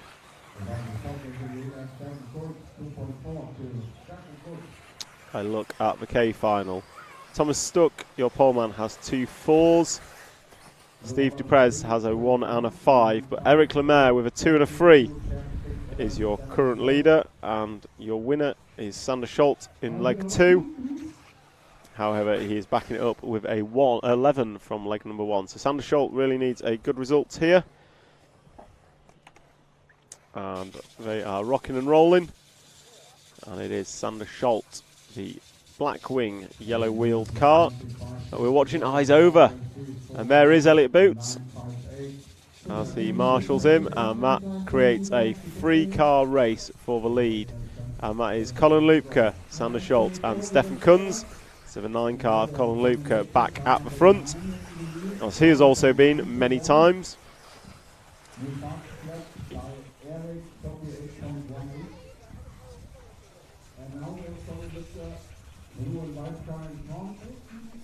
So Colin Lupke is your leader in the 9-car blue car with white wheels and a clear wing, and he's over. Not going to need a marshal, but it's going to cost him a little bit of time, as we see an instant replay where he just cases the jump and bounces off into the kitty litter and then gets back on his way as quickly as he can.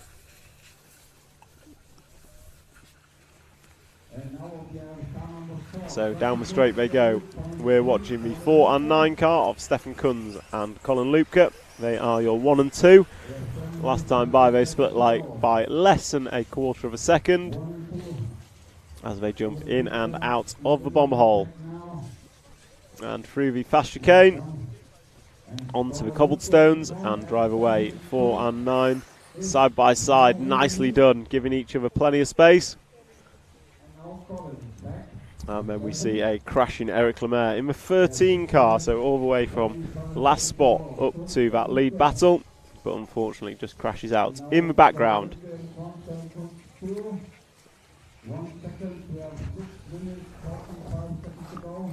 And then K final, leg number 3 underway. It is Colin Lupke who is now leading from Stefan Kunz, and that lead is not huge. It's certainly not huge in terms of what a mistake can cost, and there are many, many mistakes on this track just due to the sheer difficulty and technicality of this track. And there is one. We see Colin Lupke, recovering from an error on the cobblestones and then getting a little bit of an odd bounce through the 7-pack, which closes up Stefan Kunz, so the gap between them is now less than half a second as they come through the high-speed sweeper and then drive up to the corner tabletop. A double 90 left and then come over the double and across the line as they drive down into turn 1. Oh, and a mistake from Stefan ends up on his roof.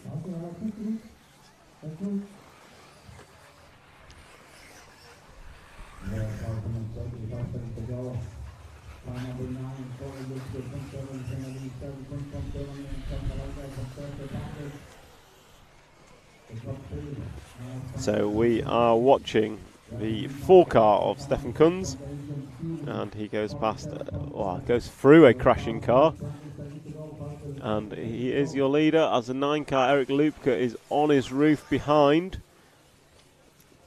So Stefan Kunz is your leader at half race distance as we are 5 down and 5 to go. And we've been asked if we can spectate the 8 car, which is Tom Vellante in 3rd position. So yeah, if we go to the end of the straightaway now, we will pick up the battle for 2nd and 3rd. Tom Vellante in the 8, and we have Colin Lupke in the 9. Oh, Tom just getting up on 2 wheels. And he comes over double. So Tom running really well in this final. And unfortunately for whoever has to spectate his car might not know about our camera curse, whereby whoever is on camera generally crashes. But Tom is running in 3rd spot, trying to chase down Colin Lupke. And the gap to the lead is about 5 seconds. Oh, Tom's over. Maybe we stick on the 8 car if we can. Once he is marshalled. I think the 8 car comes round now behind the 13 of Eric Lemaire. So we'll follow the 8 car for a good lap or 2. At the request of our fans on the YouTube RC Racing TV live stream. And down the straight he goes. The 8 car of Tom Vellante, the Czech Republic driver. And coming into the front section.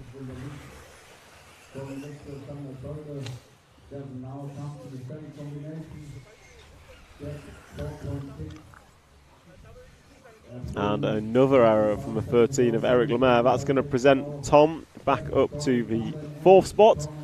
As I say that, he runs wide coming off the 7-pack. And through the triple he goes. And then he will drive around the sweeper, getting in the dust, unfortunately.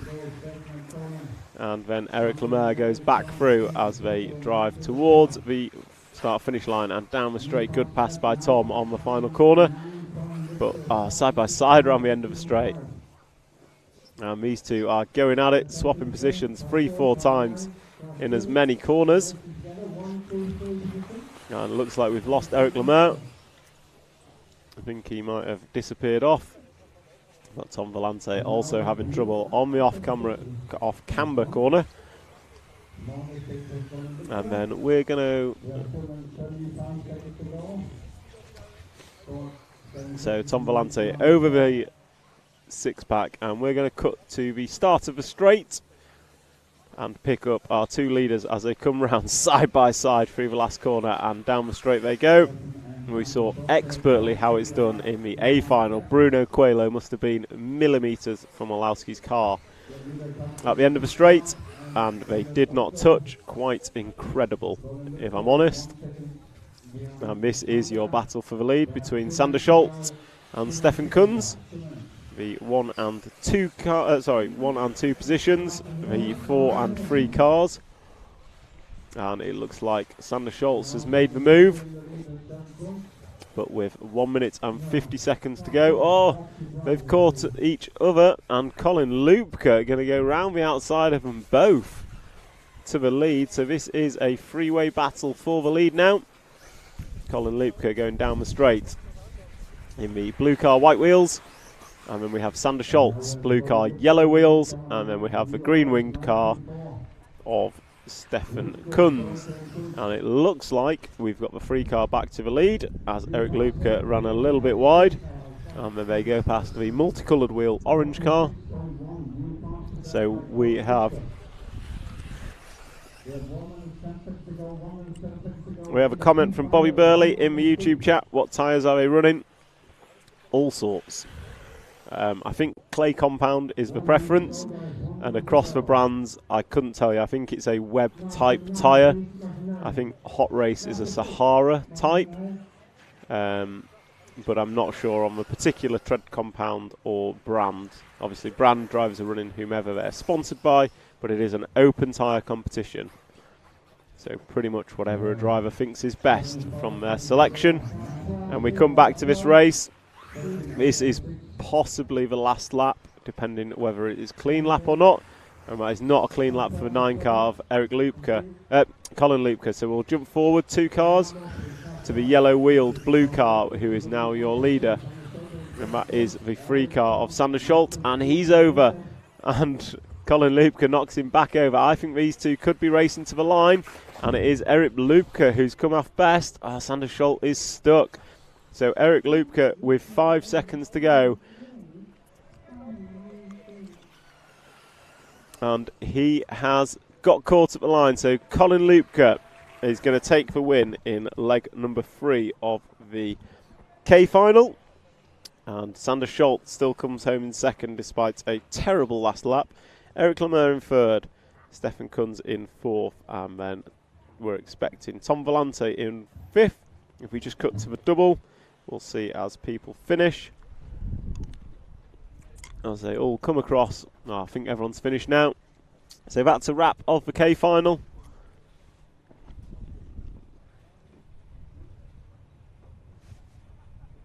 That is a wrap of the K. And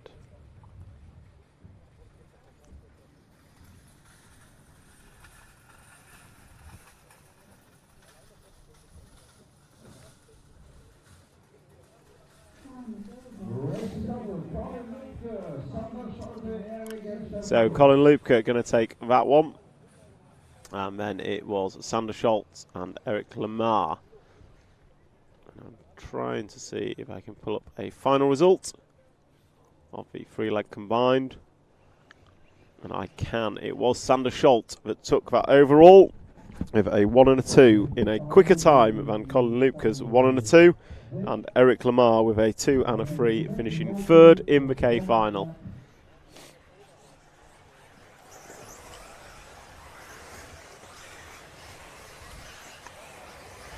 So J final is out warming up, and I'm just going to take a very short break, and I will be back with you all shortly.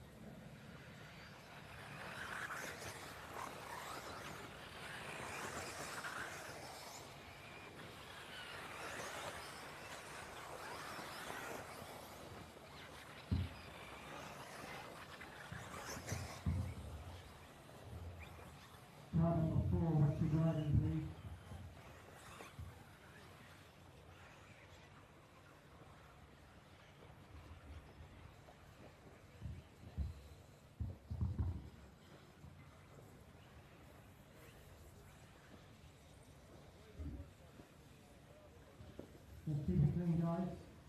If you push too hard and you hit the car in front, then that's the problem.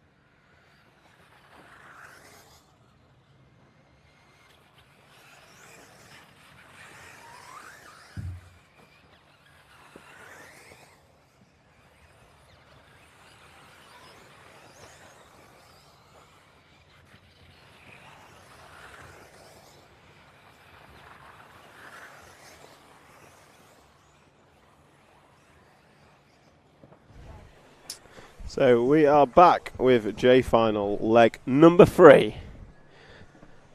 And I'm going to have a quick look at the comments. I'll have to watch the rest later as I'm off to the track myself. Great coverage. Let's go, Bruno. Bobby Burley, you can get us on the YouTube app on your phone. No excuse not to be following along. The next leg of the main is in about 1 hour, 60 minutes. And it is going to be a fantastic final to determine who is our European champion. And Daniel Liu, camera curse for sure, it absolutely is. I don't know why anyone would ask to be following someone unless they quite frankly don't like them, because it is without fail going to be a crash. So let's pick up the J final. We are following the 1 car of, let me just pull up my timing screen, Heinz Muller, and he's been followed by the 2 car of Heino Muller and the 4 of Peter Perrault. So this is a very civilised J final. I'm pretty sure last time the winners came from the back of the field rather than the front. And if I look at the previous results, Heinz Muller has a 1 and a 2. Michael van Dijk has a 1 and a 2, and Heino Muller has a 1 and a 3. So it will be Heinz Muller or Michael van Dijk that win this. And Heinz Muller is leading, and Michael van Dijk is 5 seconds behind on track and 3 places behind. So we're watching our leader into the cobble corner and drive away. And we are at 4 minutes and 30 seconds down, 5 minutes and 30 seconds to go, as the 13 car makes an error on the double. But we are watching the 1 car come off the big triple into the sweeper over the speed bumps, and then hook up on the apex of the corner and come round a double left-hander and goes big onto the straightaway.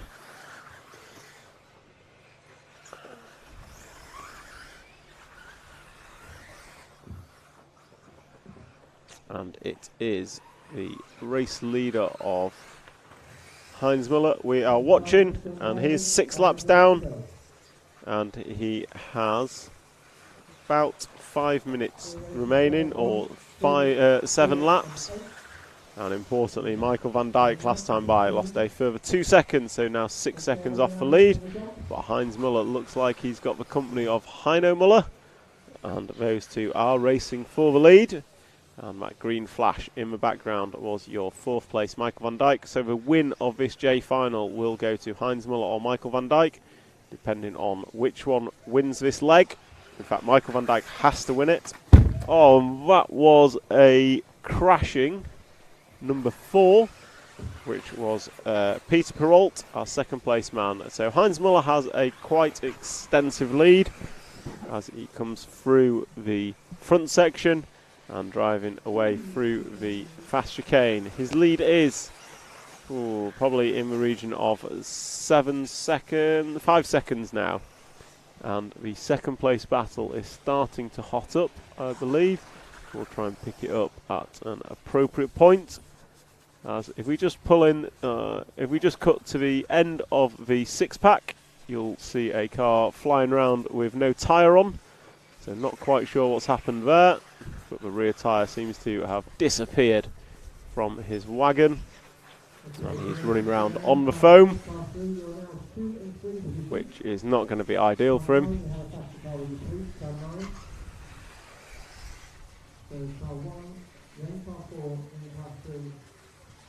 As he pulls into the pits, and that is game over for him.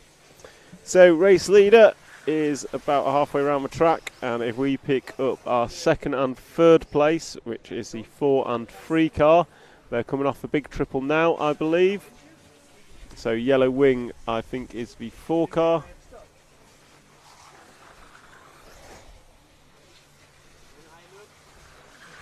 And there he goes across the line. Jan Disler has dropped back ever so slightly, so that is Peter Perrault running round in a lonely second place. Not quite as lonely as our race leader. Oh, no.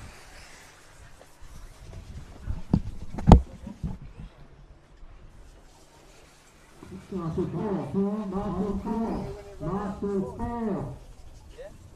on.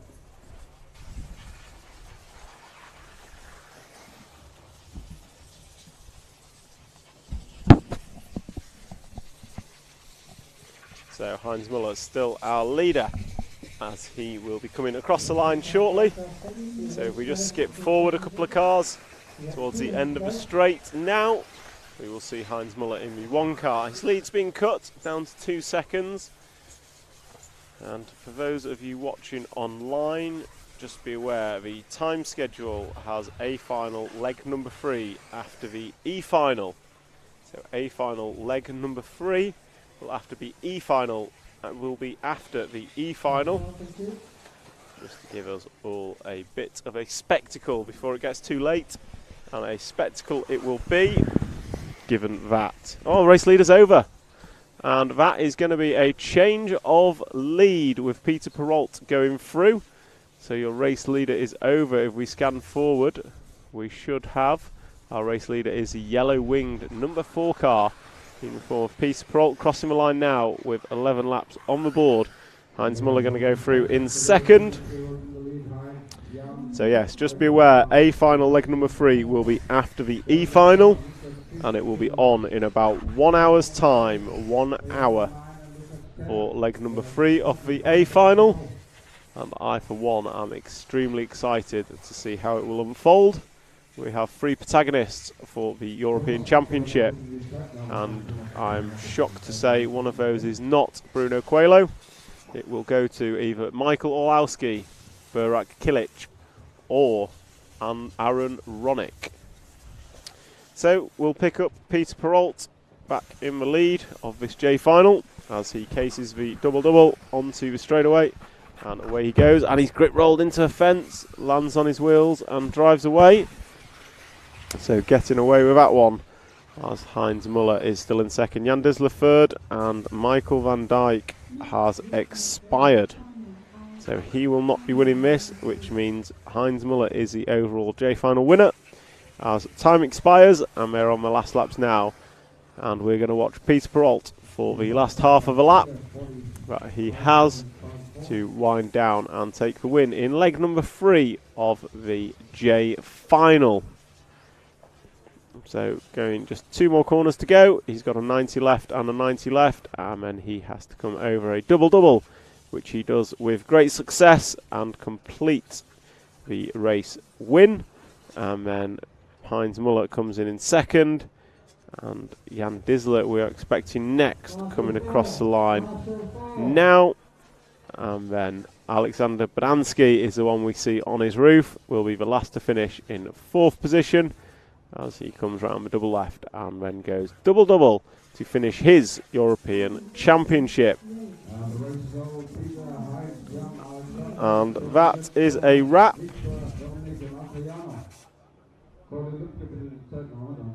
of the J final, and I will just pull up the top 3 results if I can, and that I can, hopefully. Not yet.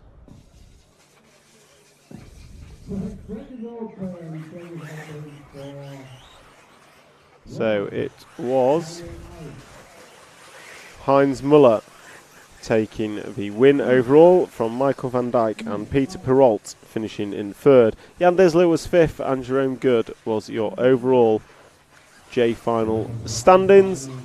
And next we are going to move to the I final. And the I final, currently Elian Buschholz has a 1 and a 2. Marcus Heine has a 2 and a 3. And your winner of leg 1 was Jody Muller, has a 1 and a DNF. So Jody Muller, your poleman, has to do something to go with his 1. As Mr. McCullen brings me a nice cold sparkling water.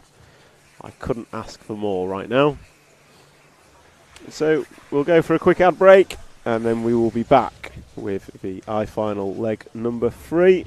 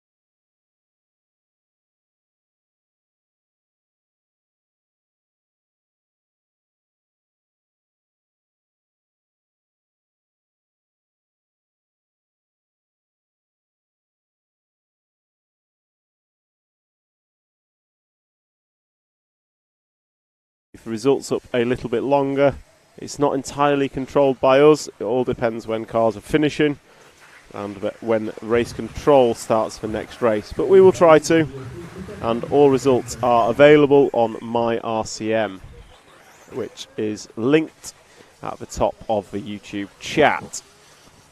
So we've got Christian Walsh in the lead, and we're going to drop back because he's got a massive lead and it's a little bit boring for us. And we're going to watch this battle for second. More importantly, Jody Muller. We know he needs a good result, and he was down in 10th after lap number 1. So your pole man, he's got a 1 and he's got a DNF. So we are watching the battle for second. And that battle for second is being led by Roger Manels, Tobias Henninger, and then Marcus Heine, Mario Penn, Alexander Lang, Xavier Porter, Alejandro Atinez, and Jody Muller now up to 9th, which is probably not helping much in his quest to take home the J final, I final, sorry, as Jody Muller crashes at the end of the straight. So group for second is looking good. Someone's just got it wrong.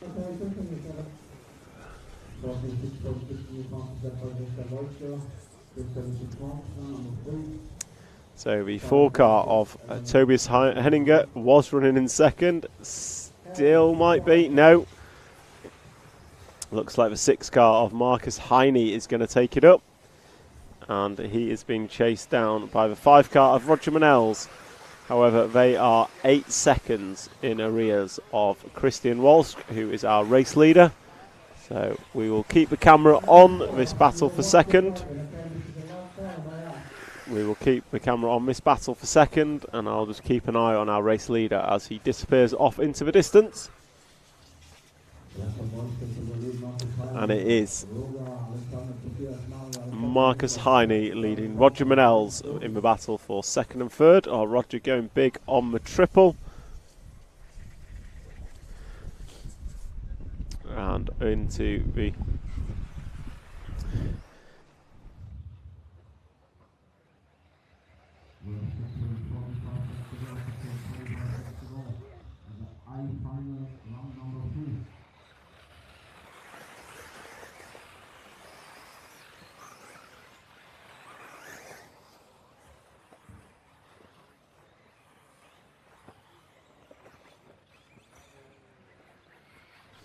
So a crash from Roger Manells.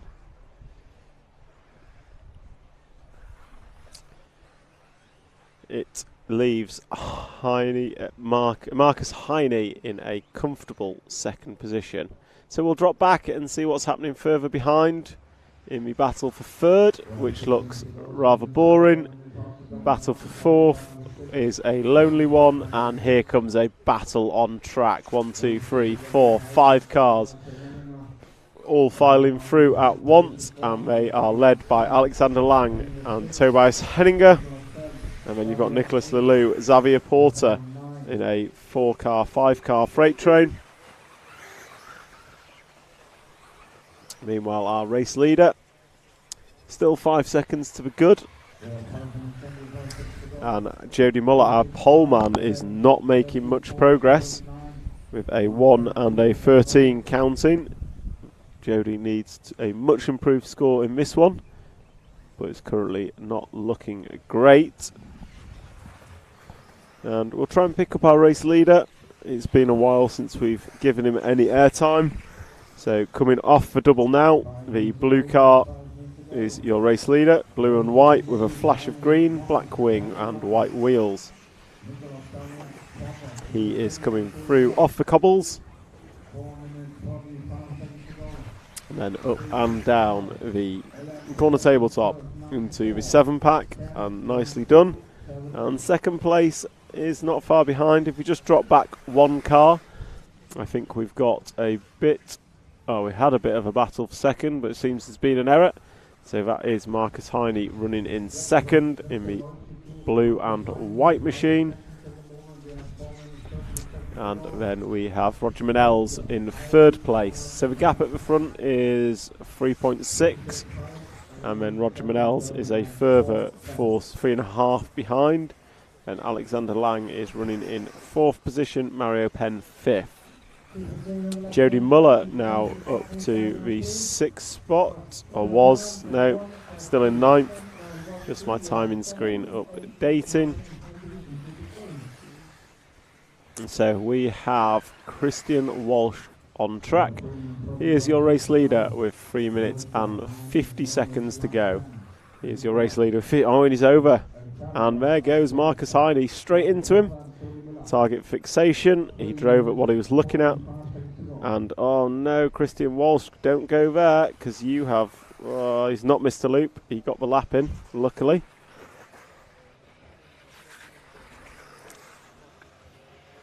So Marcus Heine over the front side double, in and out of the bomb hole. He now leads, clock says by a couple of attempts, but it looks more like a couple of seconds. And that lead needs to maintain for the remaining 3 minutes and 7 seconds if he wants to take home this I-final leg number 3. Marcus Heine in the previous 2 legs has scored a 2 and a 3, so actually this would tie him with Elian Buchholz, and it would depend on who has had the quickest one if Marcus was to take this. Elian not doing particularly well in this leg, so let's see if I can find a final time for Elian. who I think won the second one. Yep, so 13 laps in 10 minutes, 19.8 is what Marcus needs to beat if he wants to win this I-final overall. And the good news is, at the minute, he is on to beat it by a comfortable 3-second margin with 2 minutes and 9 seconds to go as he crosses the line. Marcus Heine can take the win of this I-final, just needs to ensure that he closes out with a clean final 2 minutes, and it is this lap and 2 more.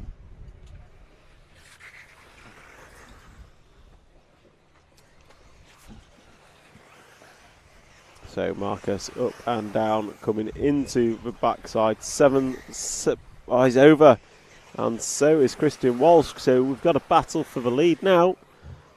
So we've got Christian Walsh and Marcus Heine are coming round the sweeper, and we will focus on Marcus Heine as he really needs this victory if he wants to take the overall win.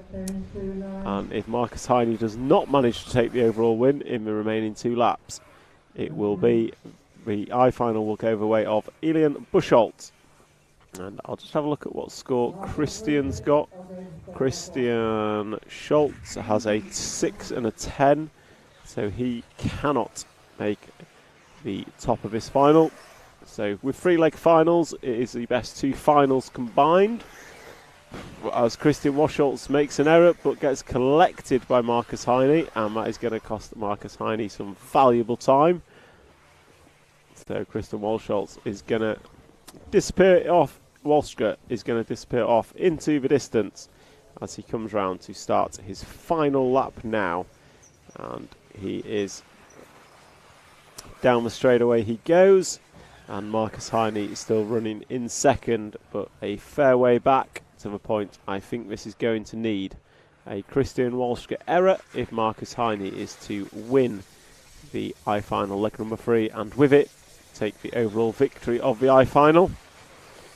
We'll see as they are closing up. Christian Walshka makes a slight error. This is a race to the line between these two as Marcus Heine gets hooked on the pipe. So Christian Walshka, all he's got to do is bring it through the sweeper, up and down the double 90 left, and get it over the double-double, and he will take the win in I-final leg number 3. There he goes, Christian Walshka taking the win. Marcus Heine going to come home in second. And then we are expecting Roger Manel's in third, although a good 10 seconds back. And there goes Roger. Mario Penn should be coming into view now to finish in 4th. And we'll see who it is as they cross the line. It is indeed Alexander Lang, and then Jody Muller going to tie a 5th with his first from leg number 1. And as they come through, that is a wrap of the I-final. And I will come back with final results, combined results, very shortly.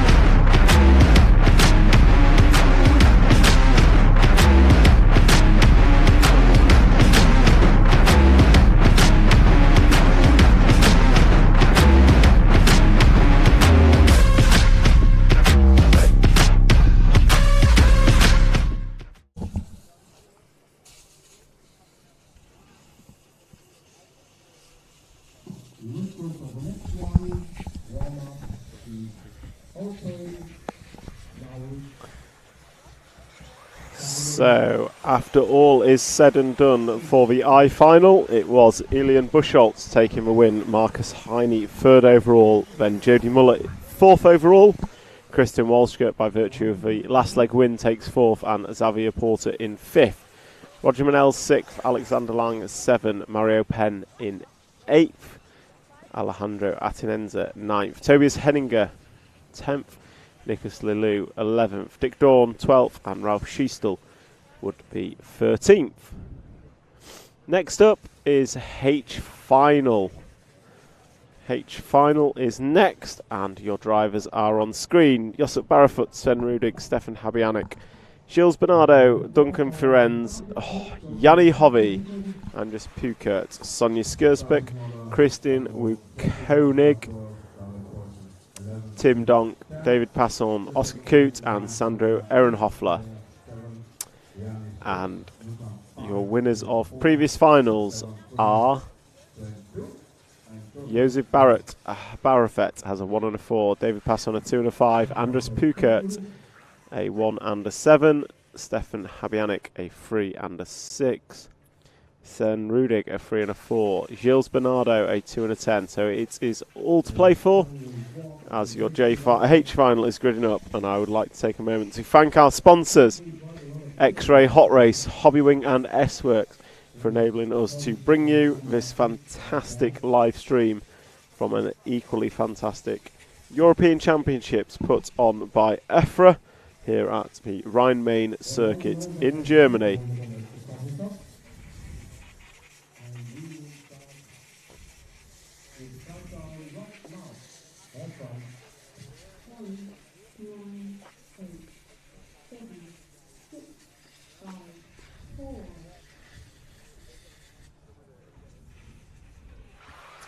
So away we go with the H final,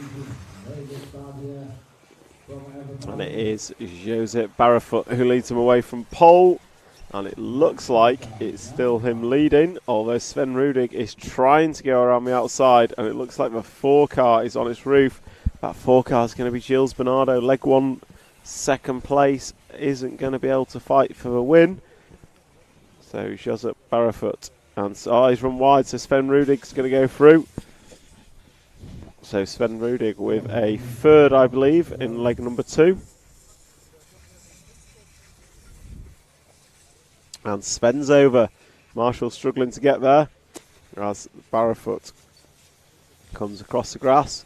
So it's going to be Stefan Habianic, Josip Barrefoot and Duncan Firenze. Andres Pukert, your leg 1 winner, has made good moves from 7th up to 4th on lap number 1. So it looks like he's already into 3rd and make that 2nd. So your leg 1 winner of Andreas is making good moves as they come onto the cobbled corner and drive away from the rostrum. This is a brilliant start for him and will put him in good place for a decent final result.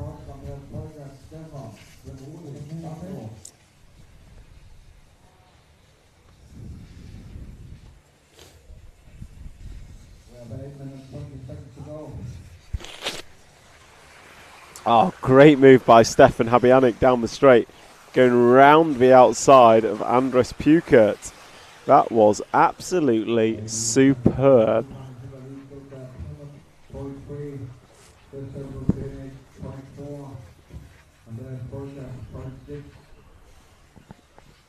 So out front, Duncan Firenze is your leader, and then we've got Josep Barrefoot, and then the 9 of Christian Wukonig.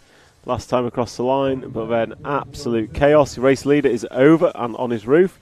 So Christian Wukonig is going to take this. And we're going to drop back to 2nd because it looks like a good battle for 2nd, and all the cars have got caught up with each other. So they are in one big group as they come across the line. Christian Wukonig is your leader. Stefan Habianic, David Passon and Andres Pukert is your top 4. Josip Barrefoot is with us. Carlos Gomez, have you still got a frozen image on the live stream? Just seen your comment. We shouldn't have a frozen image, but if you can just confirm or deny, that would be great. So Sven Rudig unfortunately has fallen way down in this, so he isn't going to back up his previously good score. And we'll pick up the car on the left-hand side of the screen. Coming over double-double now, the red and white of Stefan Habianic as he crosses the line in 2nd position. So race leader is already into turn number 2 as the 11 car goes off into the fence. And we're following Stefan, and we're getting good noises on the stream saying it's all working fine. Thank you for letting us know. So Stefan Habyanik through the fast chicane, and he is running a comfortable third. And I'm going to try and pick out the 8 car of Sonia Skurspak. So if we drop back a couple, we're looking back one more. We are looking for the pink car, and not that one. So drop back. Oh, there we go. Pretty sure it's that one, the 8 car of Sonia Skurspak. I'll request to follow her, so we'll pick up Sonia for a couple of laps as she challenges what looks like the 13 car of Sandro Ehrenhoffler. Sandro having a good result in one of the previous legs. Oh no, Sonia having a bit of a mistake, trying to get out of view of our camera, and that's what you call the camera curse. As soon as the camera's on the car, there's an error that comes back. So Sonia in amongst it, amongst the H final drivers as they go through the fast chicane, avoiding traffic. Nicely done. Onto the cobble corner, and we'll drive away towards the back of the track. Into the back section, going to go double, triple, single, single. Nicely done as a crashing car goes on behind her. And then we rock the double single into the fast sweeper.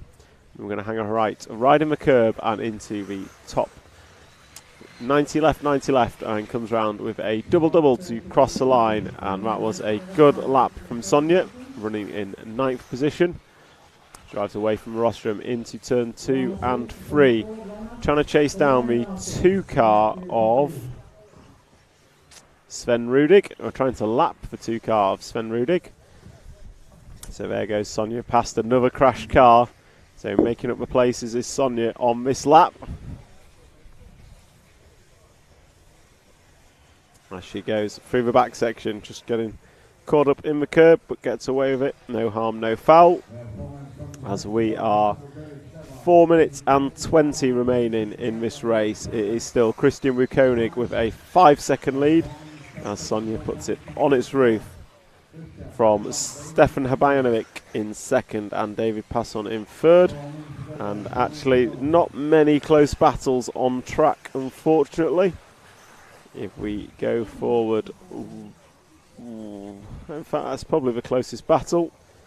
This yellow car here, and Sonia chasing them down. So we are 3 minutes and 40 to go. And if we pick up the end of the straight, we should pick up on our leader, the orange car left hand side of the screen coming into view now. That is Christian Wukonig, who is our long-time leader of this H final, leg number 3.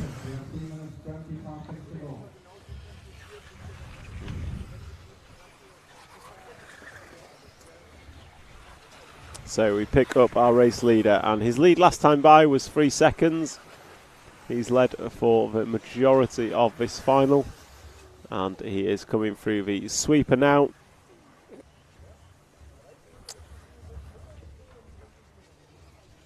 And he comes down into the double, crosses the line, and down the straight, a 45.2 last time by, matching his best lap by Christian, and it was a 45.4 by Stefan.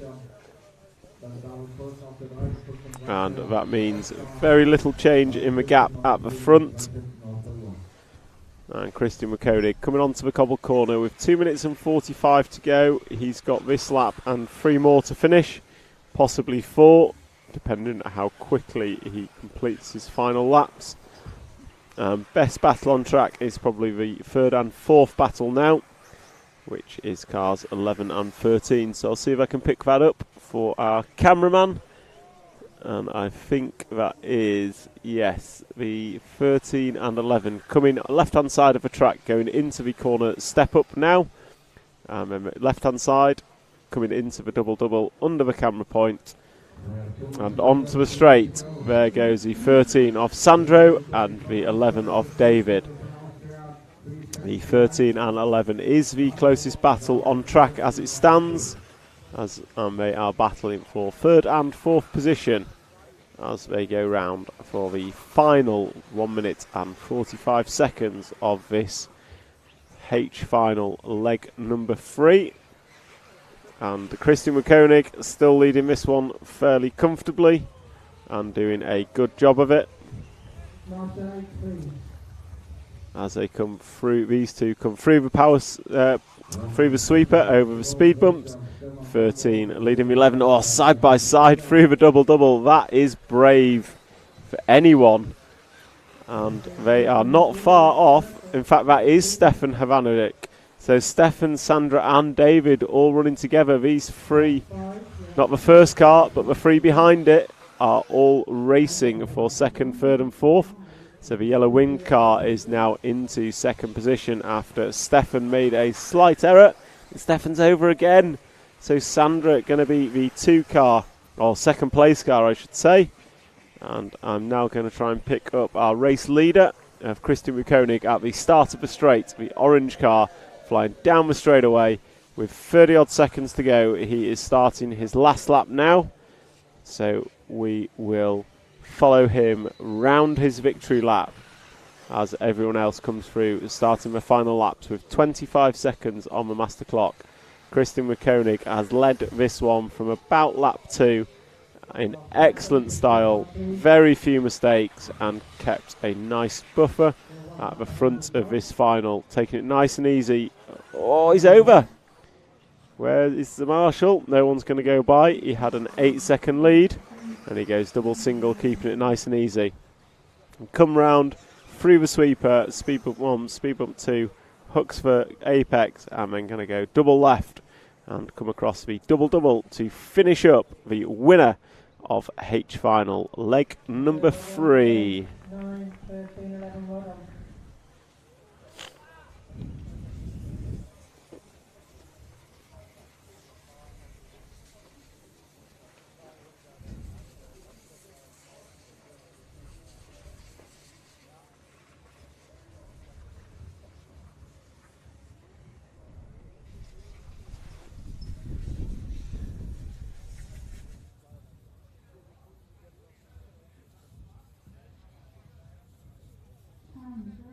The winner is Christian Wukonig, Sandro, David Poisson, Stefan, Jan, Oscar, Sonia, Jill, Tim, Joseph, Nukan and Sven.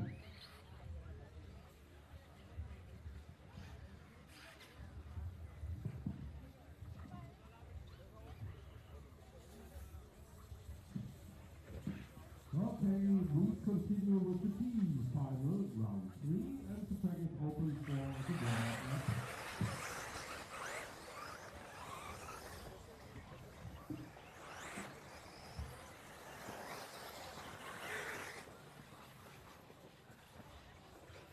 Marshal position 2.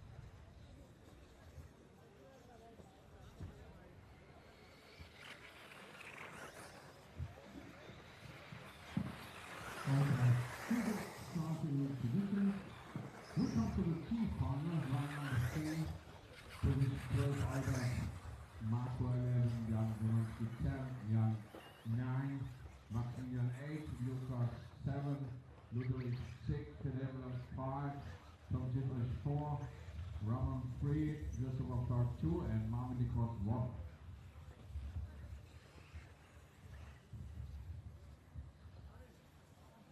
So that was a wrap of our H final, and hopefully the result is now available and I will be able to update you on how everyone ended up. So H final, your overall winner was Josip Barafut with a 1 and a 4. David Posson finished with a 2 and a 3, and then Sandro with that great last run ended with a 2 and a 4 to finish third. Then Stefan Habianek, Andres Pukert, Gilles Bernardo, Yanni Hoviani, Sven Rudig, Christian Wukonig, Oscar Kroot, Duncan Fiennes, Tim Donk, Sonia Skurzpek was your full finishing order of the H final. We now move to the G final, which has Jan Cruz has a 1 and a 2, Ramon Chanko a 1 and a 3, Ludovic Francois won a 4 and a 5. So the other possible winners are Maxi Block with a 2 and Tom Scheidrich with a 3. So they are the ones to look out for as we move into G final leg number 3. As we're in countdown.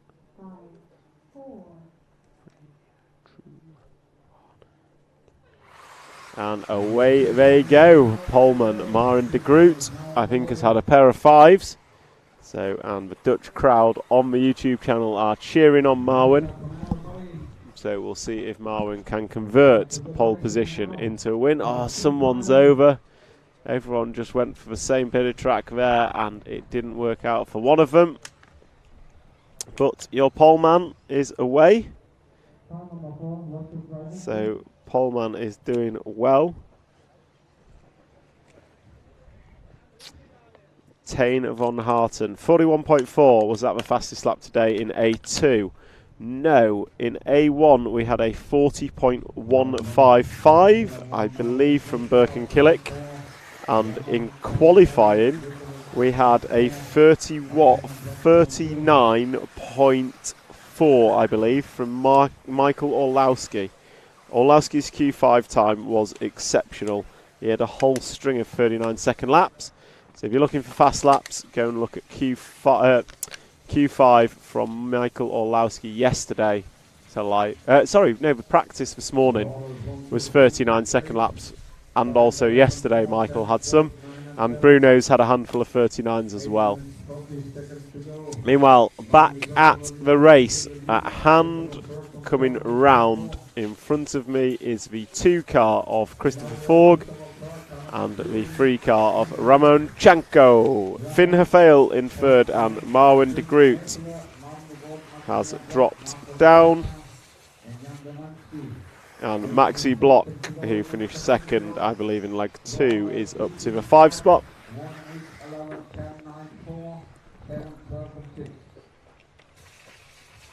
So your battle for the lead between the 2 and the 3 cars of Christopher Forg and Ramon Chanko is coming through the sweeper now, as Christopher Forg gets it wrong, hooked on the pipe. Going to allow Ramon through. And Ramon going to come into the double-double and across the line. And down the straight he goes. So Ramon going to come now into the front section, and Ramon's got a 1 and a 3. And Ramon's made an error. 1 car, 2 car going to go by. And that is going to release Christopher Forg and Finn Hafale. These racers now taking the 1 and 2 spots early on in this G final leg number 2. Just a reminder to those that are listening online, the A final will be on at about 3:55, and it will be after the E final. So after the E final we will have A final leg number 3. So we're aiming to start that at 4 p.m. So in about 30 minutes for A final leg number 3, 30 minutes for A final leg number 3. And we look back at the track and we see that we have the 5 car of Finn Hafale in the lead. So German driver coming down off the double-double. Down the straightaway goes Finn, and it's a fairly comprehensive lead this time by to Ramo Chanko. And if we cut back to the battle for 2nd, which should be coming down the drop down now, you have Chanko and Cruz. So these 2 are the 2 battling out for the overall win of the G final, as they both have a 1 and a 2 for Cruz, a 3 for Chanko. So the winner of the final is going to come from these 2. And that looks like Chanko having an error, so Cruz is going to go through in the 9 car. So these two are running second and third, a long way off the lead. But it is Finn Hefele leading, and he has a 3-second lead over Jan Cruz. As Jan Cruz comes into the pits, that I cannot believe was planned, and that is unfortunate, because that has meant that Ramonchenko picks up the 2 spot, and that is likely all he needs to take the overall victory in the G final.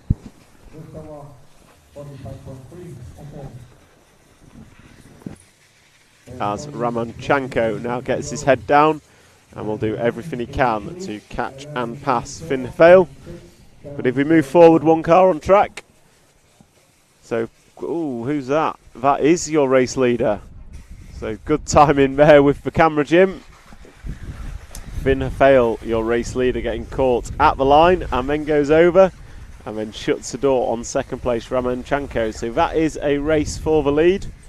That is Finn and Raymond, and they come through the off-camber corner, through the chicane, high-speed chicane, onto the cobbled corners, and then drive away from the rostrum. They go up the corner tabletop and down, and then they go double, triple, double, and then they come into the triple. Nicely landed by Ramon and nudges Finn off the racing line. That was a beautiful block pass. And luckily I'm not a referee, so I don't have to call whether that is legit or not. Down the straight goes Ramon, followed by Finn Hefele through turn 1 and 2.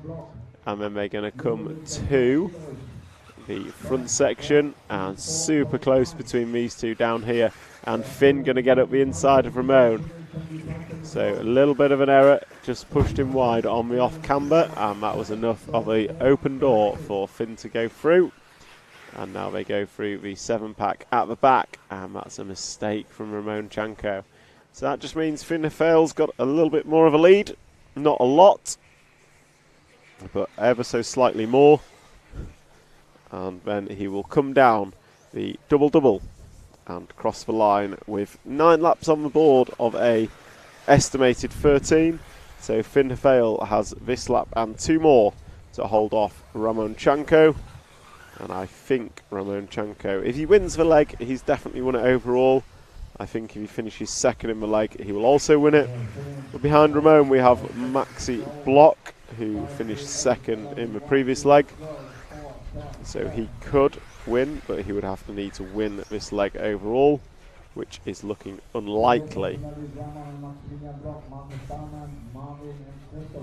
Meanwhile, the race leader drifting it around the 180, nicely done. And then he is going to come into the double-double, just getting it a little bit wrong, but just scubbering speed, not losing time. And that is him starting lap number 11 of 13. So lap 11 of 13 is what Finn is completing right now. And he goes round the off-camber nicely. And then he is going to come up to the 7-pack. Oh, he's rolled over, but Ramon has done exactly the same behind him. So actually it's a net gain for your race leader, Finn Hefele. And then he will come to the sweeper. Round that sweeper, just catching the speed bump nicely as he jumps up the corner tabletop, and then he's going to go double, and then cross the line and down the straightaway he goes, and he is starting his penultimate lap, unless he is exceptionally quick over the last 2, which I cannot see happening. He will be finishing with 13 laps. And he's going to come into the back section now. And if we just zoom out a little bit, we should be able to... No, we cannot see Ramon. Ramon is quite a bit behind. So the lead last time by was 5 seconds in Finn's favour. As the race computer calls 1 minute to go as Finn Hefele crosses the line and lands on his roof. And down the straight he goes, quick marshal. And actually Finn could possibly get through for a 14th lap here. He was on lap number 13. So depending how quick he is, If he's quicker than a 48.4, he will be through for an extra lap.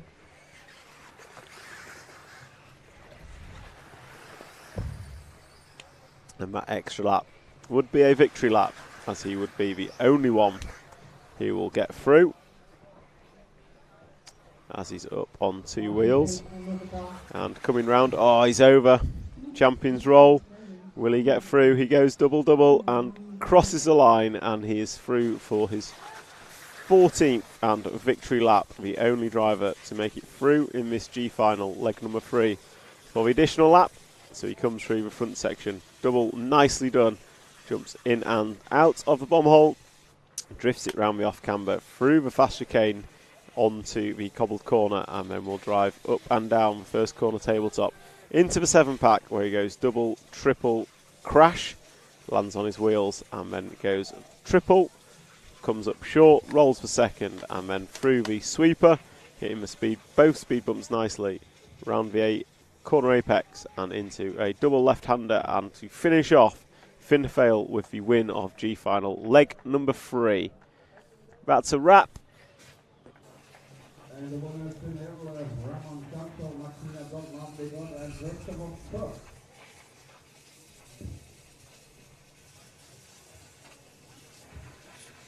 That is a wrap of G final, leg number 3, and F final will be up next. We'll just go for a quick intermission.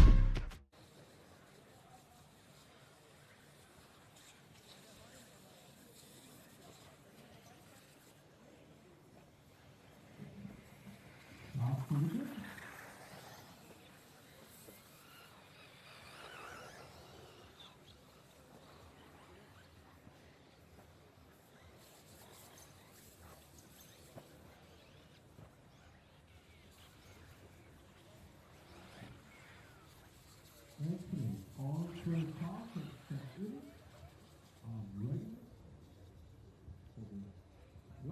Starting over 12 Philip, 11 Jules, 10 Alexandre, 9 Florian Müller, 8 Patrick Schweitzer, 7 Power, 6 Anastasia Berg, 5 Jan Eichhorn, 4 Jonas, 3 Sebastian Zeuner, 2 Benedikt Heitler, and 1. We are back in the game, and I would like to thank our sponsors for enabling this live stream of the EFRA European Championship. And those sponsors are X-Ray, Hot Race Tyres, Hobby Wing, and S-Works. And if I just quickly pull up my ranking list, the winner of the H final was Ramon Chanko with a 1 and a 2. And then we watch the F final disappear as that starts. And we change to follow cam. Matt, follow cam. And we have our poleman, Frame Bullian, leading us away. So previous winners of this final, leg number 1 was Christoph Jules, the number 11. And leg number 2 was Alexander Buchholz. So again, a final where anyone can win this. And it looks like we have the 1 and 3 cars doing battle, getting sideways. Frame going to lose a few spots. And somehow Benedikt Heitzer has already triggered the loop 15 seconds into this race. Not sure how that happened. But it is Sebastian Zuner, Jonas Krekkonen and Frame Bullian are your 3 leaders. Please ignore the 2 car up front of the timesheet because it is not real. So Sebastian Zuner is your leader, and he is the 3 car on the back section now. and then goes over the triple, cases the triple ever so slightly, and then files through the sweeper into the double left-hander, and then goes double-double and crosses the line. And Sebastian Zuna's got quite a lead over the 2 car of Paul Lepart. So we're going to drop back to the 2. So leader's over. As I say that, the leader is over in the double. So we don't need to drop back. There is now a race for the lead. And that leader was Sebastian Zuna, still is. But Paul Lepart is getting very, very close. And Frayne Bullion is in 3rd, Florian Muller 4th position, and then Benedict Eunice Kekkonen is in 5th. So just a reminder, after the F final we have the E final, and after the E final we will have leg 3, the deciding final of today's European champion, in about 15 minutes. So Paul Lepart is to the front after a small error by Sebastian Zuna. And then we have Florian Muller in the 3 spot. And if we just drop back a couple, we've got an absolute gaggle of cars coming through the quick chicane. And we are focused on Frayne Bullion, who makes a small error. Was in 7th place, now in 6th, and then goes crashing into some more recovering cars. So Frayne is your poleman, and it is fairly carnage out there as the 4 cars come into the double-double in a stream.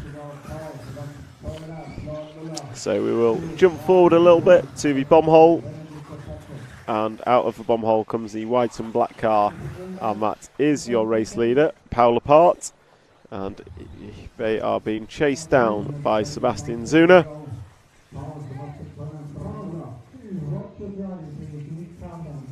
And Paul Lepart has a 2 and a 3 in the previous 2 legs, whereas Sebastian has an 8 and a 10.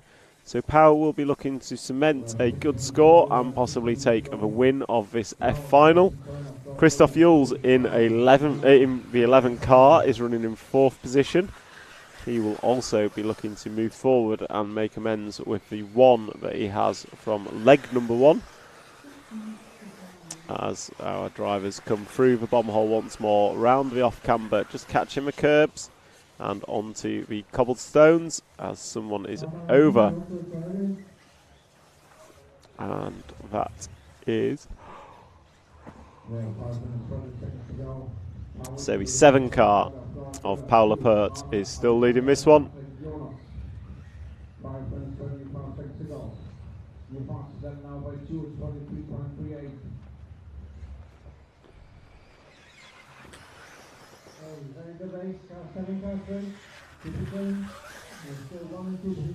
And Sebastian Zuna is giving Pau a very good race in the 2nd position. He's trying everything to make a move, but Paul Lepart is keeping this middle of the road pretty consistent, not making many errors. As we've seen, consistency is what wins. So as we watch Pau in this F final leg number 3, coming round, rides the curb very nicely. Double left-hander on the corner table, and then goes double-double to finish off lap number 7. And the gap between them is not a lot. It is just half a second.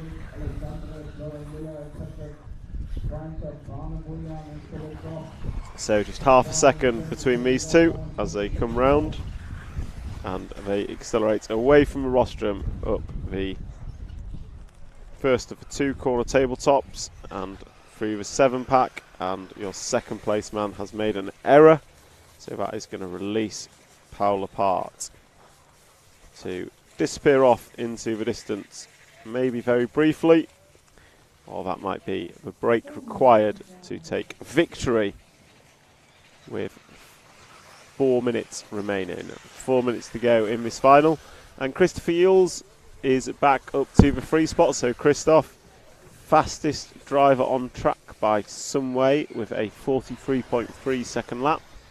And looks like we just dropped back to the 2 spot. So next car round. And this is a battle for second now between the 3 and 11.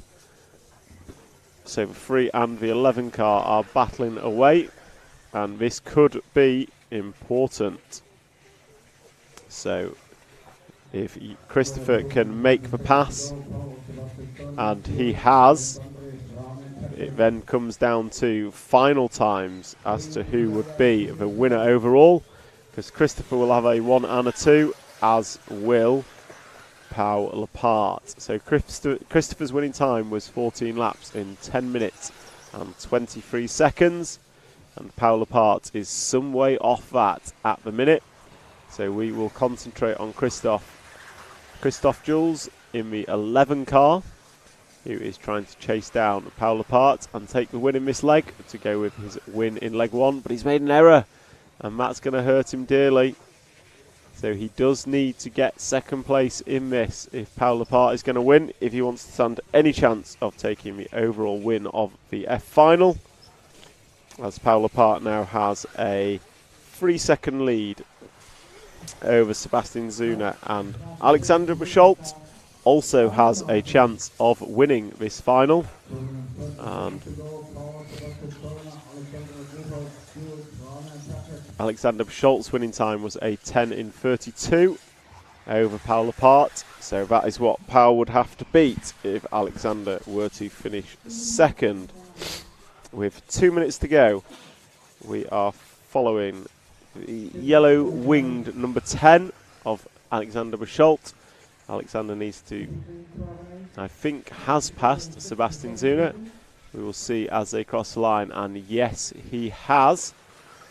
So that makes it interesting up front, because Pau Lepart has to beat a 10.32 to take the overall win, assuming Alexander Bischolt cannot catch and pass in the remaining 1 minute and 30 seconds. Gap last time by was 3 seconds.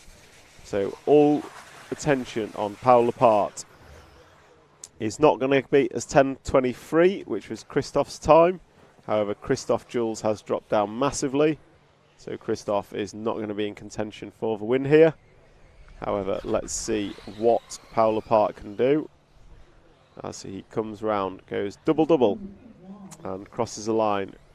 Going to go this lap and one more. And as it stands, he needs to complete these next 2 laps in better than a 46-second average. Although Alexander Bischolt is closing, so if we just zoom out ever so slightly, we can see Alexander Bischolt. He doesn't want to let this go down to time. He wants to take the win by virtue of 2 1s over 3 legs. So this is going to be an interesting finish to leg 3 of the F final. In essence, as it finishes as it will now, both these drivers will have a 1 and a 2, and it will come down to a quickest time taking the win as they cross the line. And they're going to go, this lap is your final lap. This lap is the final lap, and I think they are on to beat Alexander's time of a 10.32. So this is a race to the line between Pau Lepart and Alexander Bischolt for the win of the F final. Whoever takes this over the line will be the F final overall winner as they come into the 7-pack. And Alexander Bischolt right behind Pau Lepart, trying to find a way through, but can't quite make it stick. They're going to come through the sweeper, hit the speed bump through the 180. Double 90 left to go. Pau is tight. It's going to be a race to line. Oh, Bischolt is over. So Pau Lepart crosses the line and does it in time. So Pau Lepart is going to be the winner of the F final here at the EFRA European Championships. And that's a wrap of the F final. So next up we have the E final. Next up is the E final, and we will be back with you after a short intermission.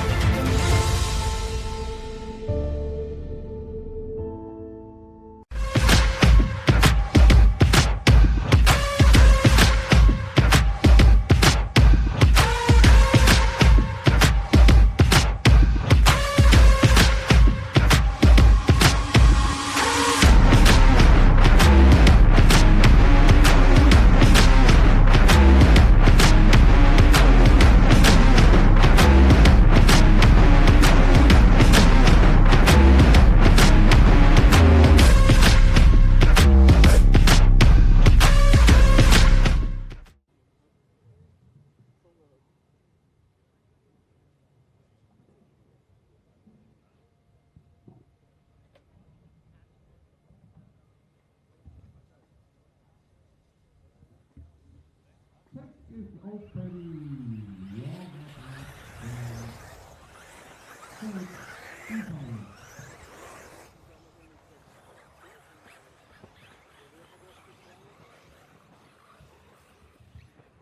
to the E final, round number 3.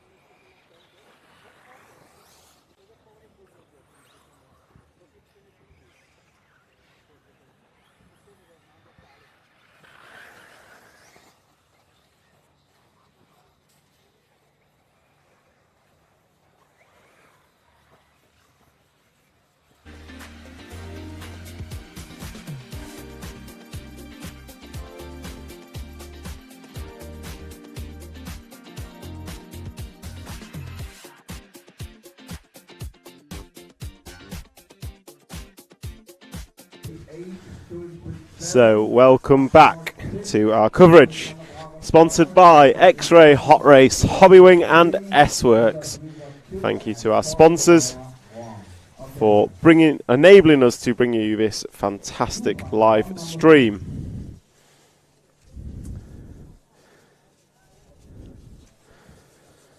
And we are now gridding up for the E-final, leg number 3. And I can tell you that Colin Meyer on pole will have great support on the YouTube stream, as he does every time. After this E-final, we will be putting on A-final leg number 3. So A-final leg number 3 is next. You have been warned. So in this, Max Mort's got 2 2s, Colin Meyer's got a 1 and a 4, Marcel Trieb a 3 and a 4, Jürgen Trieb a 1 and 11, as we are in countdown. And away they go.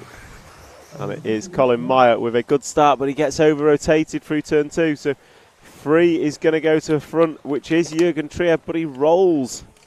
So that is going to leave a mess to sort out.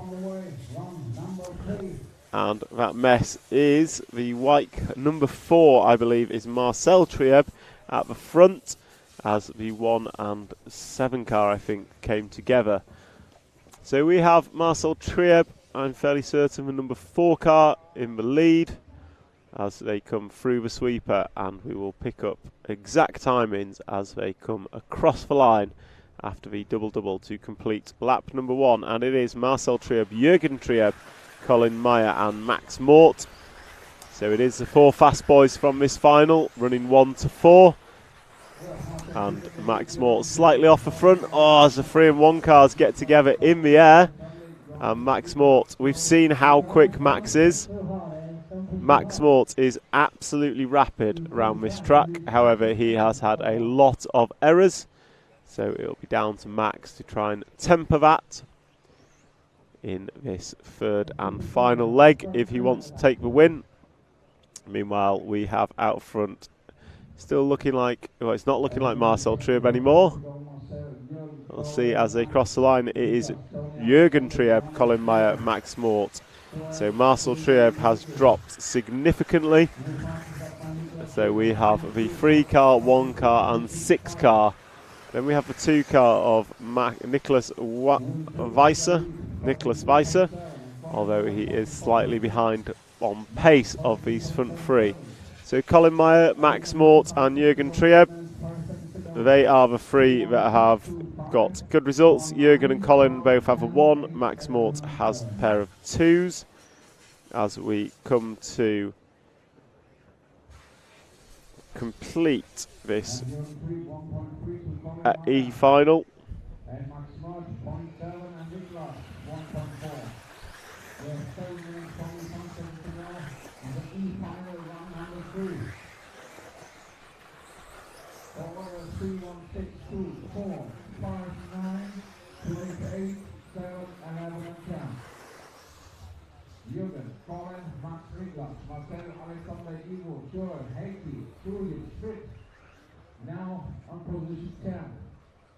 So we are 2:45 down, 7:15 to go, and it looks like Colin Meyer to the lead now.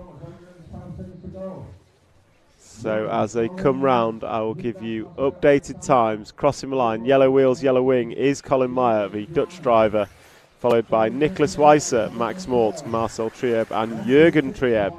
So Max Mort has fallen 2.5 seconds off the lead, if that's what he wants to do. And Colin Meyer is now got a 2-second lead as he goes into the 7-pack, and we are concentrating on the battle of the second between the 2 car of Nicholas Weiser and the 6 of Max Mort, and Max doing what Max does, which is be very quick and then get caught out with an error. So that means Nicholas is a little on his own. So as they come across the line, we will drop back to the 6 car of Max. Just drop back 1 car. As they come through, here comes Max crashing into scene as he does, and that's going to release Jürgen Trieb into the free spot. So the race for this overall win is probably between Colin Meyer and Jürgen Trieb, and there is 4 seconds between the 2 of them. But we'll pick up our race leader, so we go forward 1 more to the yellow wing and wheeled. Colin Meyer, the number 1 car, with plenty of Dutch support on the live stream, as he comes double and will go through for another lap on the board with 5 minutes and 30 to go. It is Colin Meyer who's fairly comfortably leading this one. It's got to be said, he doesn't seem to be under much pressure, he's not making a whole load of mistakes, so Colin Meyer is looking good to take home leg number 3 of the E-final. However, we are only 5 minutes down and 5 to go. It is still very, very early, and as we've seen in these finals, the pace ebbs and flows between laps and between the start and end of the final. It's very hot out there, and the temperature seems to be making a significant difference. So Max Mort now moving up to the free spot. As I say that, I look out my window and he's on his roof once again. So Max Mort really showing pace and consistency. So if we move our camera back 1 car, that should be the 2 car of Nicholas Weiser, and he is chasing Colin Myers quickly. Last time by he was a 10th quicker. This time by I really think he's turned up the wick as they come double and down the straight, and it was 6 tenths in favour of Nicholas Weiser last time by. So he is chasing down Colin Meyer, and this is where the race is going to be, if there is going to be a race.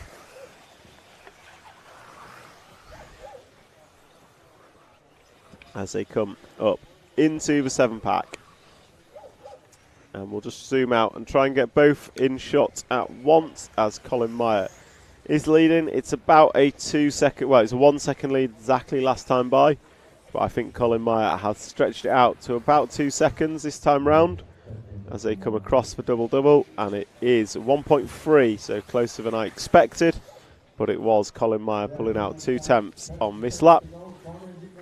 So Colin coming into the front section and hits that downslope very nicely, but runs wide on the off camber, which is going to allow Nicholas Weiser to speed in and catch up as they come into the step up, step down before the 7-pack, and then it's a 180 left into the triple, and then they power through the sweeper, both hitting the speed bumps, and then up double 90 left, and going to come through double once more to put 10 laps on the board of a predicted 14. So they'll finish this lap, and then it will be 3 more this lap and 3 more for our leaders, Colin Meyer and Nicholas Weiser.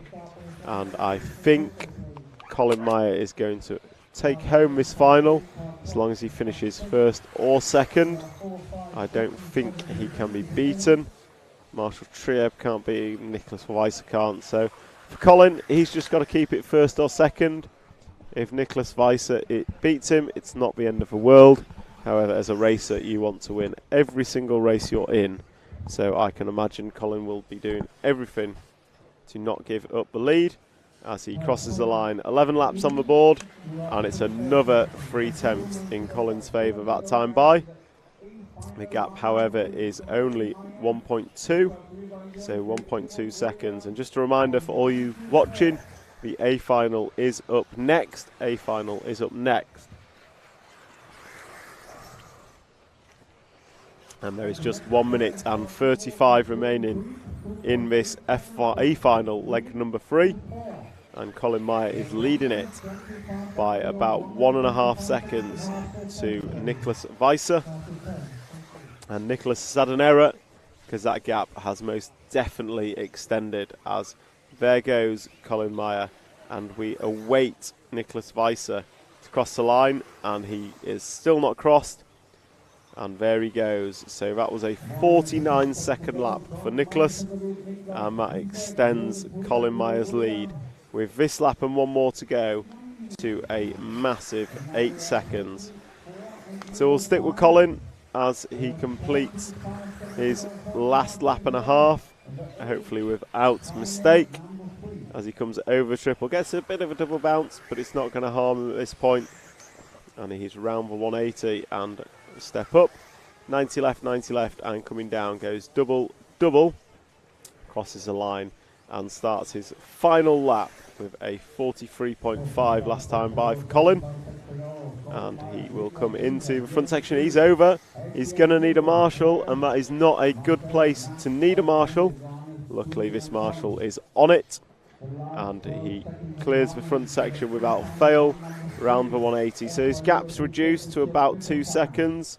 We can just see Nicholas coming into shot, but with half a lap to go, I suspect Colin still has this one in the bag as he clears the triple, and he's just got the power sweeper to go, and then hooks it up on the apex. Got a 90 left, and then run to the line.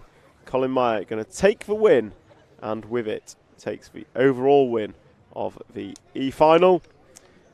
And then we have Jürgen Trieb is expected in 3rd place as they come round now. And this is Jürgen crossing the line. And then we've got a race to the line with Heikki Giericke taking it in front of Ivo Buljan. And then Joel Rossingren and Marcel Trieb going to finish in 7th. So that's a wrap. Next up we have A final number 3, sorry. A final number 3 is up next, and this is going to be interesting. Do you want to play an ad before we go into it? The third leg of the A final. We're going to do the presentation of the driver sound here in the pit lane. Do you want to do ads while doing presentation? Lucky winner of the last chance qualifier, coming from the UK, driving an X-ray.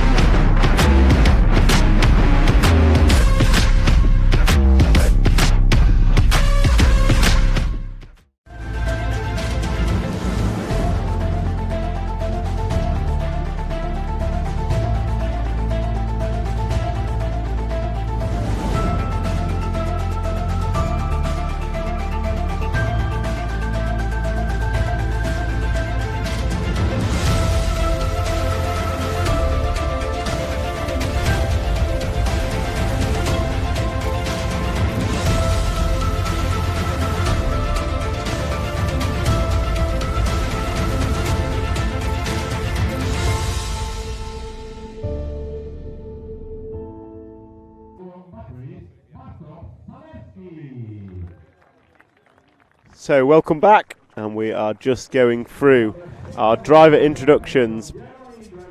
Here comes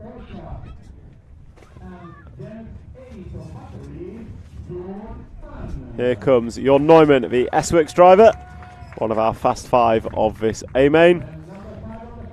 And next up is a Mugen Siki driver in the form of Birken Killick. So we'll go through our driver introductions, and then we will have the A-Main up next. A-Main number 3. So starting 4th in the final, driving an associated vehicle.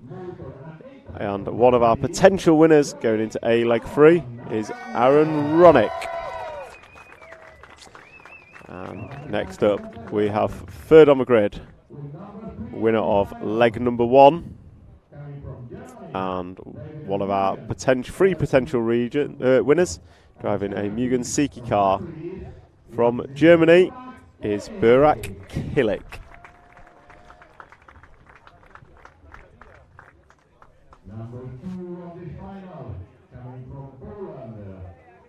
So 2nd on the grid from Poland, driving a Schumacher electric 8-scale buggy. One of our potential winners is Mikael Orlowski. And our pole man, last to be introduced in our driver presentations, who unfortunately cannot win going into the final leg by virtue of the scores of legs 1 and 2. Driving an X-Ray buggy powered by Hobbywing is Bruno Coelho. So there are our 13 protagonists for a final leg number 3 by virtue of qualifying yesterday, and Johnny Skidmore, the Brit on the end, making it through the last chance qualifier this morning. And they will go and set their cars down, or give them to their mechanics, and then they will go up onto the rostrum after a photo opportunity.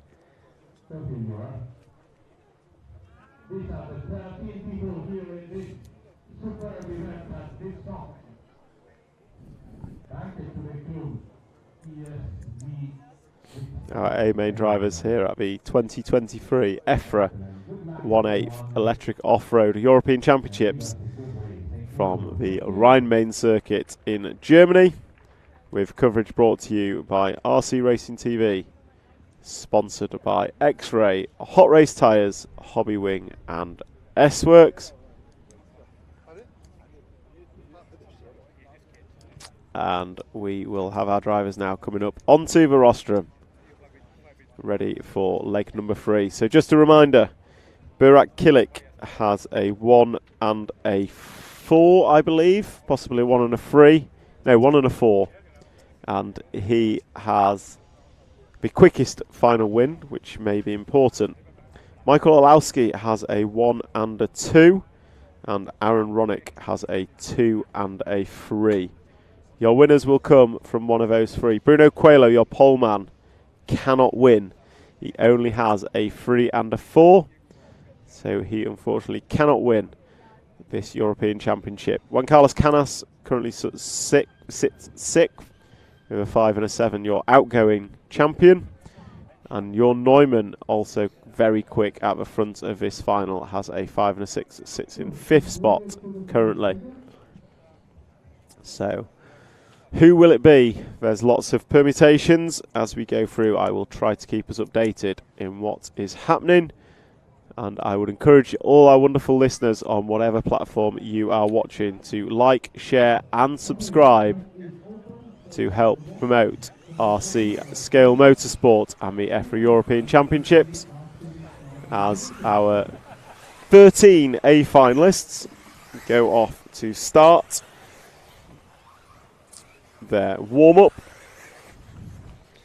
and they get however long they want for warm-up. It's usually a lap or 2, and then they will grid up on the main straight, and we will then be into racing.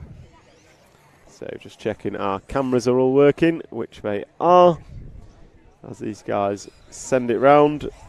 Birken Killick coming out of the pit lane last. I'll scratch out Burak Kilik coming out last. So a couple of warm-up laps for some, others just choosing to do the one. And a quick look at the comments. Good luck Orlowski, let's go. Good luck Orlowski, go for it. Mikhail for the win. The one I think is best is thanks to RCTV for the great coverage. Thank you Daniel Liu and all those interacting in the YouTube comments section. It is great to have you on board for what is a fantastic final. You can see the crowd has assembled here at the Rhine Main Circuit. We have 10 minutes of racing and we will be crowning a European champion as the drivers come down the main straight, and we'll start taking it slow as we come into gridding them up. Bruno Coelho on pole, wearing the number 1. Mikhail Orlowski knows that all he has to do is keep his championship protagonist behind him, which is easier said than done on this track.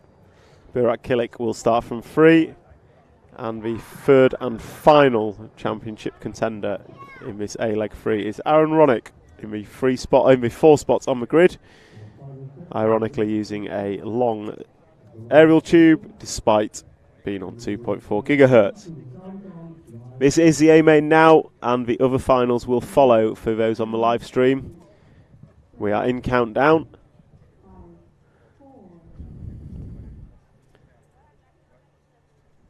And off and away we go. Coelho, nice start from pole. Orlowski getting a good gap to Kilik. So it is regulation order for front 3. Ronick already on the back of Kilik looking to make a move, and Burkan Kilik holds his 5th spot. And then Jorn Newman is behind that. So Bruno first through the fast chicane. Someone's over. It's Ronick. Oh no, the crowd groans. Aaron Ronick, local hero, is over and at the back. So I'm going to suggest there goes his championship hopes and possibly podium hopes. So it is Coelho, Orlowski and Burak. And I will concentrate on those 3 as your championship will be decided by the drivers currently in 2nd and 3rd. So Bruno Coelho's pulled about a 2nd on lap number 1. Orlowski probably doesn't mind that so much, so long as he's got gap in front, but he can open up the tank as and when he needs to. But Kilik's alongside him, and Kilik's passed through the double. Burak Kilik making the move on Orlowski. Importantly, that would give Kilik the overall title if he were to finish 2nd, because he has a faster one than Mikhail Orlowski. I think it was about a 2.5 seconds in it. It was close, but it went Kilik's way, so Orlowski is going to have to make the pass on track on Burak Kilik if he is to win this European Championship. And meanwhile, Bruno is showing what could have, should have and would have been as he checks out and disappears. Gap last time by 2 seconds. Quite frankly, it does not matter. So the two we're watching is Kilik and Orlowski, so we'll keep those on camera, because quite frankly that is where our champion is coming from. And Jorn Neumann with the white wheels on his wagon is becoming part of this race. So you've got Kilik, Orlowski and Neumann all coming for it, and they land the triple nicely. Kilik has gapped Orlowski, so Bruno's 2 seconds up the road, but Kilik is a 2nd up the road from Orlowski already as they come round the double-double to put 3 laps on the board. It is a 40.7 from Burak Kilik. So is Orlowski taking it easy, playing the long game of a 10-minute main? Does he have the pace to catch and pass Burak Kilik? What is Coelho going to do? Disappear out front. Neumann up the inside of Orlowski, not going to make it stick. So Neumann just getting hooked on the bot dot. So that's dropped him back off the back of Orlowski. Coelho's over. So Coelho making an error. So Burak Kilik and pushes him off the apex. Kilik and Coelho side by side. And they are going to drive up to the double left-hander side by side, and that means the race is on for the win of the leg. Bruno looking up the inside, he gets it on 2 wheels. There goes Orlowski. So now Kilik and Orlowski, not that it makes any difference. They are battling for first on track, but ultimately the challenge is still the same. Orlowski has to catch and pass Burak Kilik to take the win. And once again, Orlowski's car not looking great through this front section as Bruno Coelho makes an error and it gets driven over by Burkan. But we will concentrate on the front 2 because this is all that matters. Can Burak Kilik drive his way to his first ever European Championship? Can Mikael Orlowski catch and pass him on track? He certainly caught him here. So they're going to come through the jump section and down the main straight. Gap between them is 0 point nothing. And they are through the first little jump. And we're going to drop down. This is where Michael's been struggling. And he's still struggling. Just can't get the power down coming off the drop down. As three of them side by side down the straight. Not to worry. We've got Kilik on Orlowski. So Orlowski, we can see where he's struggling. But the rest of the track, he is right on the gearbox of Burak Kilik. Where is he going to make the move? When is he going to make the move? Is he going to try and wait for an error? Burak Kilik has been the most consistent driver this week with the least errors of anyone. So waiting for an error from Burak is not the plan, and Orlowski tries to put it up the inside. Rolls over back onto his wheels. No harm, no foul. Down the straight they go again. Pretty much nothing between them. It's not about fastest laps. It's not about fastest time. Whoever wins out of these two in this race is going to be your European champion 2023 for the electric 8th off-road buggy. We are at 5:30 to go. We've got 5 minutes and 30 seconds exactly. 4:30 down. So we're going to have this lap and 8 more, I reckon. This lap and 8 more as they come through the power sweeper, hit the half sleeping policeman and jump up the double left-hander where Orlowski tried to make his move previously. Over the double. Orlowski not going big. Is he saving that for a last lap dash? Will he need it? Can Burak Kilik hold on and drive his way to a European Championship? It would be his first, and it would be a very popular home country win for him. Round the off-camber they go. Kilik getting a better line, just pulling ever so slightly a gap. You can see how it ebbs and flows across the lap. You can see where one of them struggles and the other one gains. Meanwhile, Bruno Coelho behind. I'm sure he won't get involved, but he is laying down the fast laps and pulling these two in. Bruno Coelho, 40.3 fastest lap. But it is all about Kilik and Orlowski coming through the double-double. Mugen Siki versus Schumacher. Germany versus Poland. Kilik versus Orlowski. Kilik getting a little bit sideways, no problem. And then coming down the drop down. Once again, Orlowski just not getting the power down on the AstroTurf. Maybe taking it a little bit too easy. But the rest of the track is definitely Orlowski's on the strength. And can he find a way through past Burak Kilik? Burak Kilik has 4 minutes and 4 seconds of the master clock remaining, plus 1 lap. And Kilik pushing there. Orlowski had a sniff but didn't go for it. They're going to go up the left-hander. Down they come. It's going to go double-double, and once again they cross the line. 9 laps on the board. Orlowski up the inside, and he's going to be on his wheels. He's going to get away. Bruno now into the 2 spot, so Bruno going to be a factor in this final. As Bruno does get through, and he's going to let Orlowski go. So Bruno doesn't want to be part of this main, so he's going to let Orlowski have a crack at Burak Kilik. And McLeod enjoys that, so Bruno knows where the championship is to be won and lost, and Bruno wants to give the crowd a show, and that show will be between Burak Kilik and Mikael Orlowski as they drive up to the corner tabletop, and it's down to Michael Orlowski. He's got to catch and pass Burak Kilik. The catching is easy, the passing certainly isn't, but it's no easy feat for Burak Kilik to sit behind with pressure behind for the whole 10 minutes, and he's pretty much doing that. He's made very few mistakes this week. Is there going to be one more in the tank that will cost him this championship? Can Orlowski find a way past? Kilik hits the pipe, bounces off. No way through for Orlowski though as they go through the 7-pack. Bruno is getting close, but we've already seen Bruno's feelings of this as Orlowski just gives Kilik another little love tap. They go up the corner tabletop, double left, and coming down. They go double, and Orlowski cases it, gets away with it. Kilik gets a kick down the straight. And Orlowski needs marshalling. They both need marshalling, and that is horrendously slow. So that is going to put Kilik down, but Orlowski waits for him. To be fair to Orlowski's made a mistake. So can we pick up Burak Kilik on the camera? He is coming onto the cobbled corner now. So cobbled corner now and into the step up, step down, into the double-double. So In fairness to Orlowski, it looked like Killick had checked up in that corner unexpectedly. Orlowski ran into the back of him, but we are following Burak Killick. He is currently in 6th position. Quite frankly, he needs to be top 2 to win this. Orlowski has a 1 and a 2. Killick has a 1 and a 3. And Coelho now coming over the double, and we will pick up the leaders, and they come out the bomb hole. So the leaders through the fast chicane and onto the cobbled corner. Our 2 leaders are Bruno Coelho and Jorn Neumann. So coming over the double, triple, double at the back, we've got Bruno Coelho leading Jorn Neumann, and they're going to go hanger right with 1 minute and 11 seconds to go. 1:11 to go. They're going to go round the double left-hand corner and over the double-double. And Coelho is going double-double as they come across the line. 1 minute to go. It's this lap and one more for Bruno Coelho. Burak Killick is still in the 4th spot. So Burak Killick is in the 4th spot. He needs to catch and pass Jorn Neumann and Aaron Ronick if he is to win this European Championship. He needs to finish 2nd. But Bruno Coelho, Jorn Neumann are going at it for the win. And this is the podium for one of them. So Bruno Coelho, Jorn Neumann going to have this lap and one more looking at it as they come up the step up, double 90 left and then step down, and down the straight they go.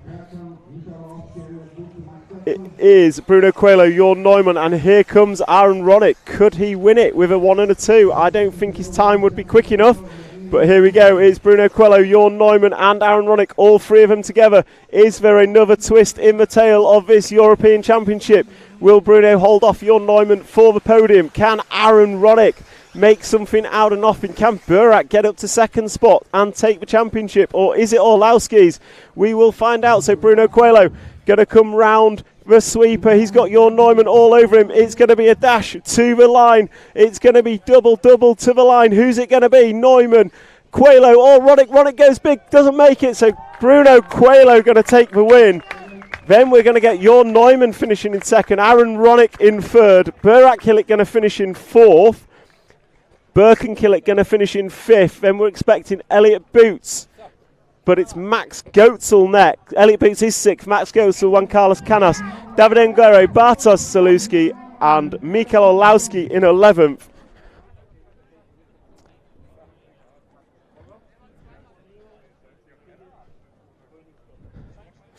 And there we see Carlos Gomez speaking to Mikael Orlowski on the rostrum.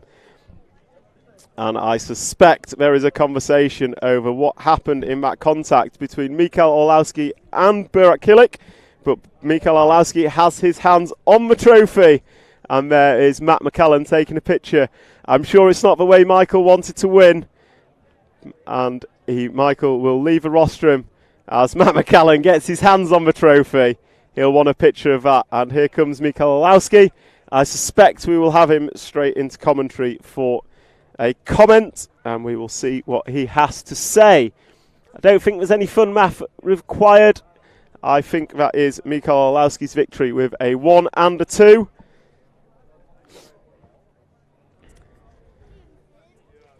And it looks like someone is protesting heavily with Michael. I'm not sure Michael is going to mind as he comes over.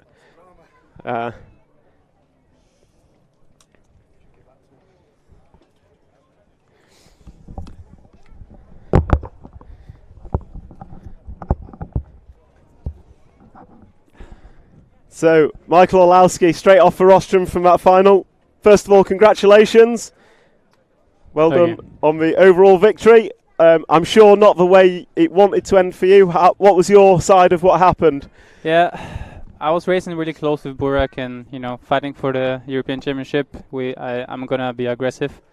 And he was slowing down so much at the end of the straight, and me being so close to him, I cannot react in such a quick time. And yes, I was behind him and I took him out. I waited for him, and the current point situation, it makes me the winner. And it's not the way I wanted it to happen, but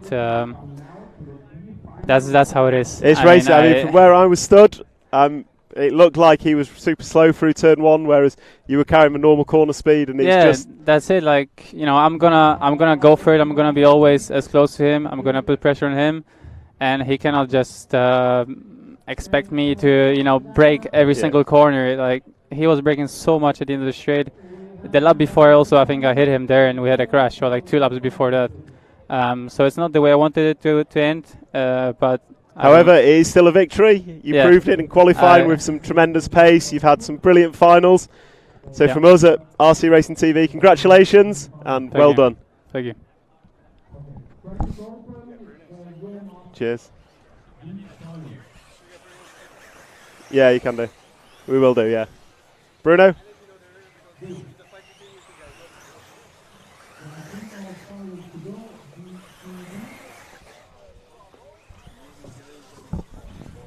So Bruno Coelho off after leg number 3. Obviously not the result you wanted from this weekend, but how did you find leg number 3?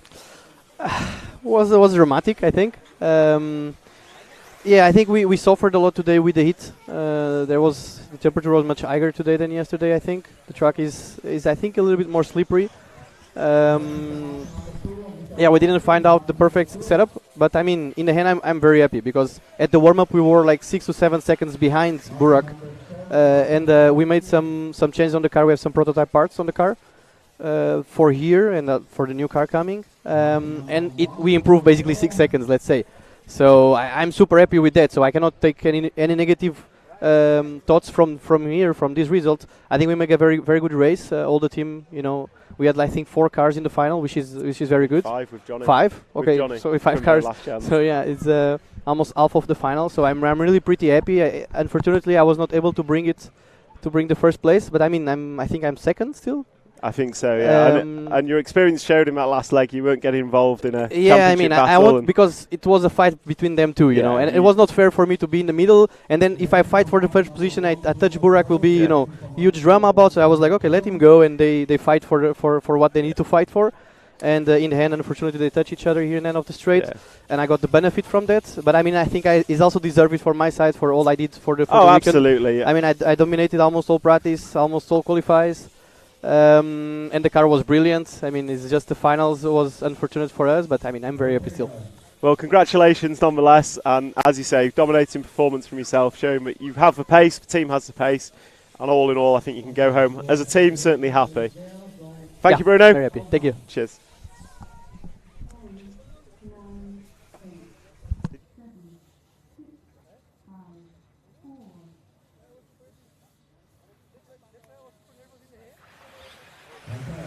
So off and away we go with the D final, leg number 3. So congratulations, Mikael Orlowski, your new 8th electric off-road buggy European champion for 2023.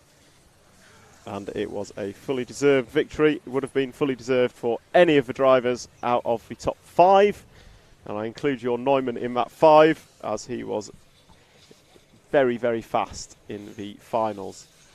So we turn our attentions to the D-Main. We do have 3 more finals. We do have 3 finals, and those finals will start with the D final, leg number 3, and down the straight they come. We have Tim Patrick Hinderer, Patrick Avinet, and Carlos Pineda are your front 3 after lap number 1.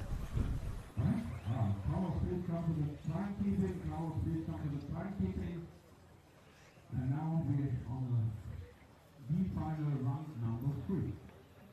Keep it playing, guys.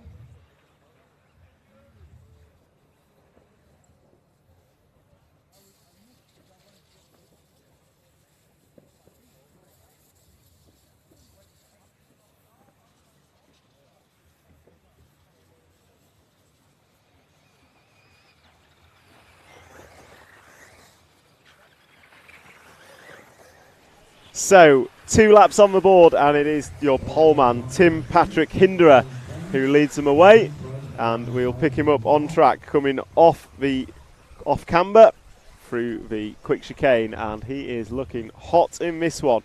Second place Patrick Avinet, and then Carlos Pineda is in third. So it is a regulation 1, 2, 3, which I think is the first time we've seen that.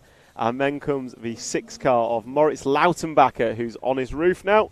So Moritz, he had a stunning leg 2, I believe, until his car expired. with a lap and a half to go. And he will try and make amends for that. So we have the one car leading us as we come round the off camera. It's quite a spaced out. I'm going to ask the cameraman to drop back 3 or 4 spaces, keep on the off camber and wait for this whole pack to come through and then follow the lead of that pack, because packs give us more interesting racing. The front three all have a couple of seconds between each other. And we've got a couple that have dropped out. Are we going to get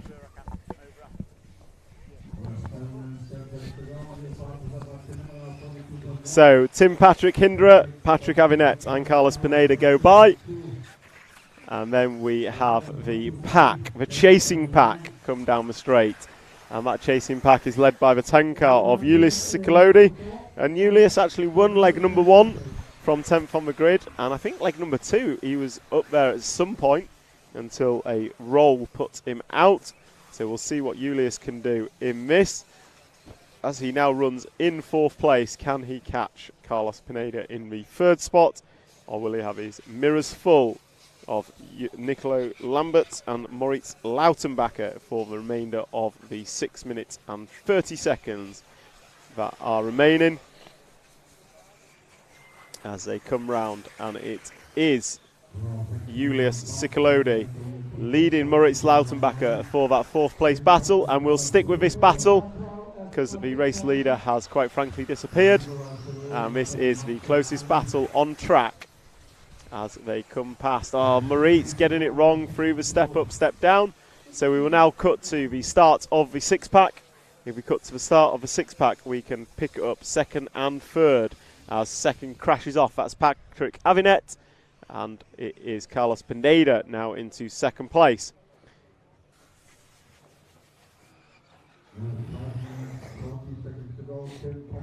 So Tim Patrick Hindra and Carlos Pineda now your 1 and 2. Although Carlos's car sounds a bit rough passing me then. And then we have Patrick Avinet and Julius Ciclodi are your next drivers. So can Julius catch and pass Patrick? Quite possibly, as we see Patrick go and do a bit of dust collecting. And Julius Ciclodi is chasing him down just off screen. So we've got Carlos Pineda, the yellow wheeled car, making a few little errors in the number 3, and he is being chased down by the 2 and the 10 as they go up the step up, step down and come over the double and down the main straightaway. So it is a battle at the end of the main straight. We've got Carlos Pineda and Patrick Avinet. Meanwhile, Tim Patrick Hindra is gone out front. He has a lead of 9 seconds, and we cannot say the same about Carlos, as he has a mirror full of the number 2 buggy of Patrick Avinet as they go up and down the step up into the back 7, and they get through that relatively cleanly. Next on track is going to be the 10 car, trying to chase them down. So it's just about 3 of them in shot at once, but it is Carlos Pineda leading this. And, mistake from Patrick. Julius is not going to get through, but it is going to close it down. So we'll stick with that battle for 3rd position. And that battle is between Julius chasing down Patrick Avinet. And Julius wants something to go with his 1 from leg number 1. Whether this will be it or not, we shall see. And your number 2 car running in 3rd, Patrick Avinet, goes over the 7-pack, and he is chased down by the 10 of Julius Ciclodi.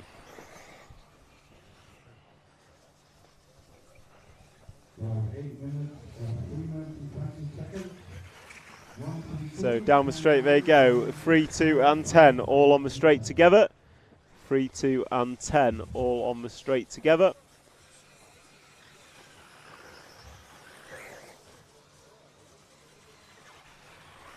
And that is Pineda, Aviant and Ciclodi. So we'll pick them up. Someone's over in the middle, and that looks like the 2 car of Aviant. So Pineda is still running in 2nd, but that promotes Julius Ciclodi to the lead. And if we jump to the end of the straight, turn 2, turn 3, round the roller into the double-double now, we will pick up our race leader, who is Tim Patrick Hindra, and his lead is a whopping 9 seconds as he drives round the cobbled corner and then away from it, up and down the step up, step down into the 7-pack with 2 minutes and 20 seconds on the master clock. He will be looking to bring home leg number 3 of this final, and it is leg number 3 of the D final. 2 minutes and 14, 13, 12, 10 remain. And it looks like Ciclodi is not quite catching Carlos. So we have a very well spread top 3 in the form of Tim Patrick Hindra, who we have on camera, Carlos Pineda, who is 10 seconds behind, and then Ulyss Ciclodi is a further 4 behind that. And then he has Patrick Aviant for company. So we'll pick up Tim as he comes over the triple, coming into traffic, and he gets up the inside of him.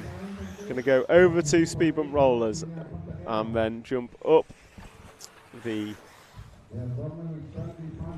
tabletop, double 90 left, over the double-double, and then down the straight goes our race leader. And I will just have a look. So race leader coming over the front section.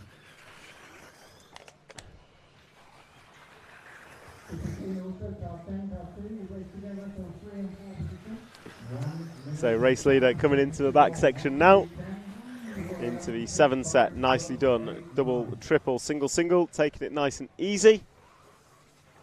Just to make sure there are no errors. With 1 minute to go, he's going to close down this lap and be starting. Oh, he might get through for a 15th. If he does, he will be the only one. As he crosses the line, he has 42.5 seconds to get through. If he does it a 42.5, then he will get through for his 15th lap. We will see what he can do as he comes round the off-camber. Tim Patrick Hindra, the poleman of the D final, is showcasing exactly why he was in pole, leading by a good 10 seconds. And he's going to come round through the 7 set. Oh, he's over. He's not going to get his 15th lap. But with that, he will close out on this lap as he comes through the sweeper, hits the roller, through the 180, up the left and left again. Just a double-double to go. And crosses the line. Your winner of leg number 3 of the D final is Tim Patrick Hindra.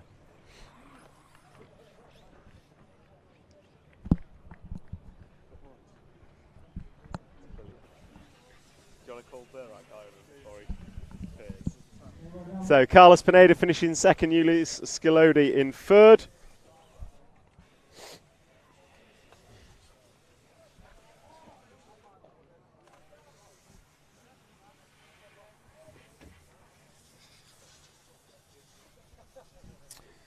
And then we are going to have Patrick Aviant in fourth, Moritz Lautenbacher fifth, and Cyril Baldini finishing in sixth. And we have Burak Kilik joining us. Burak, leg number 3 done and dusted. That is not what you wanted. Just explain what your view on what happened out there. Yeah, it's difficult to say. Yeah, we are racing for the European Championship title, and yeah, how you see on the video, I got kicked out of the track, and yeah, that's what happened. So I don't know what to say. We still finished on the podium, and yeah, I'm happy with that.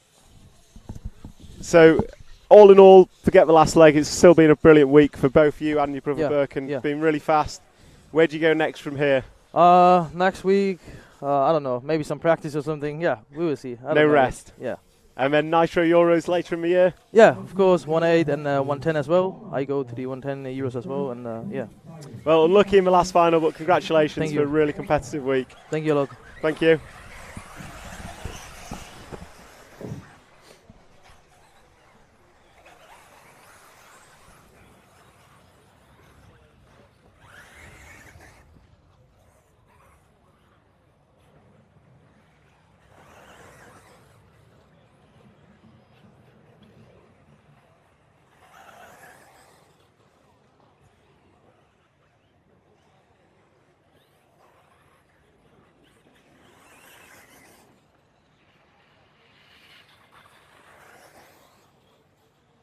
So we have the C final, leg number 3, warming up, and I'm quickly going to jump to the comments, as I've not had chance since that A main.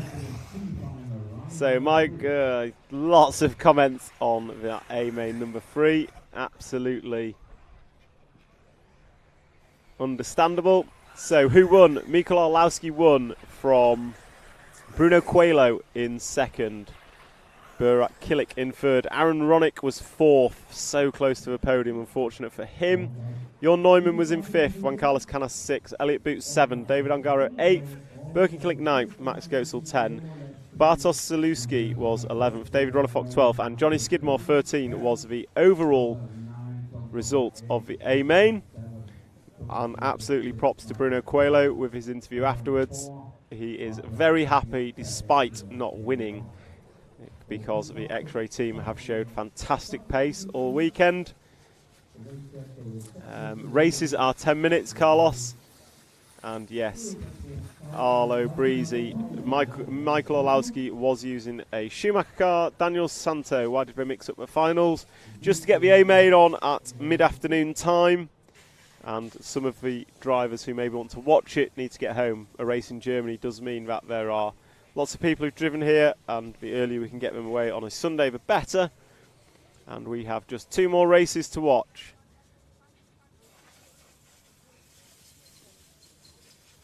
And those 2 races are the C final, leg number 3, and it looks like number 3 does not go.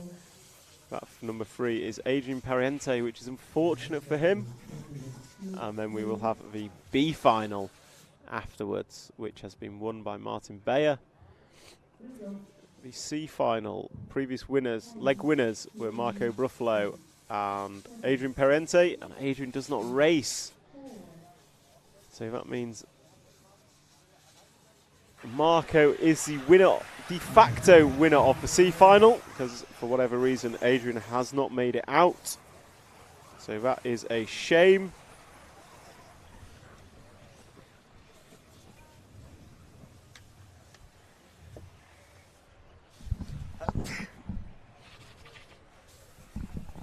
So we are rocking and rolling with the C main, and this C main has already been decided in the favour of Marco Bruffalo. However, he will still want to go out and win yet another final, I am sure. And as they come round, it is the poleman Theo Lemaire from Pele Kumsi and Marco Bruffalo, followed by Jerome Sartel, a previous champion of the 8th electric buggy class. So your race leader is coming through the fast chicane now into the cobbled corner. Then he goes up and down the corner tabletop into the 7-pack, and Theo Lemaire is closely followed by Pele Kumsi, who has shown some very good pace but not necessarily had the luck. And then Marco Bruffalo is your winner of the C final, is chasing them down, looking to make it 2 leg wins. And Scotty Ernst Productions signing in on the chat. Hello Scotty, hope you are well. Thank you for your kind comments. We are all trying to emulate what you can do. And I think you're the inspiration for me being behind a microphone, Scotty, from Austria 2004, I believe, with the infamous double-double. So back to this race. Theo Lemaire is still out front from Pele Kumsi. These two are having a bit of a battle, and it looks like Marco Bruffalo has dropped back. So we'll follow the front 2. Down the straightaway they go, and the gap between them just 0.4 of a second as they come through turn 2 and 3. Drop down into the front section, go triple, double, and then into and out the bomb hole. Nicely done around the off camber, and then off the cobbled corner. And coming into the 7-pack at the back. Very nicely done. So Theo Lemaire is leading this one from Pele Kumsi. Pele has been absolutely rapid in these finals, but has not had the consistency to keep it rubber side down. We'll see if he can catch and pass in this final. Nicely done over the double-double there. and into the end of the straight. These guys are rocking and rolling. Last time by a 41.7 from Theo. That is the quickest lap of the race. And onto the cobble corner they go, accelerating away, hang a right, and then left 180, drop down into the back 7. And again, both nice and neat, both singling that last one just to keep it calm and in control. And then over speed bumps they go, and up. Oh no, Pele's over. So Pele Kumsi making a small error, but it's small enough that puts him on his roof. So Theo Lemaire is now your leader, and we're going to drop back to the battle for second. And Theo gets away with that one. So battle for second is Marco Bruffalo and Pele Kumsi. So Marco Bruffalo is your 3-leg winner by virtue of the scores he already has. He cannot be beaten. So Bruffalo through the 7-pack, and it looks like a mistake from our leader. And Bruffalo gets caught up but gets away with it. So Marco Bruffalo to the point with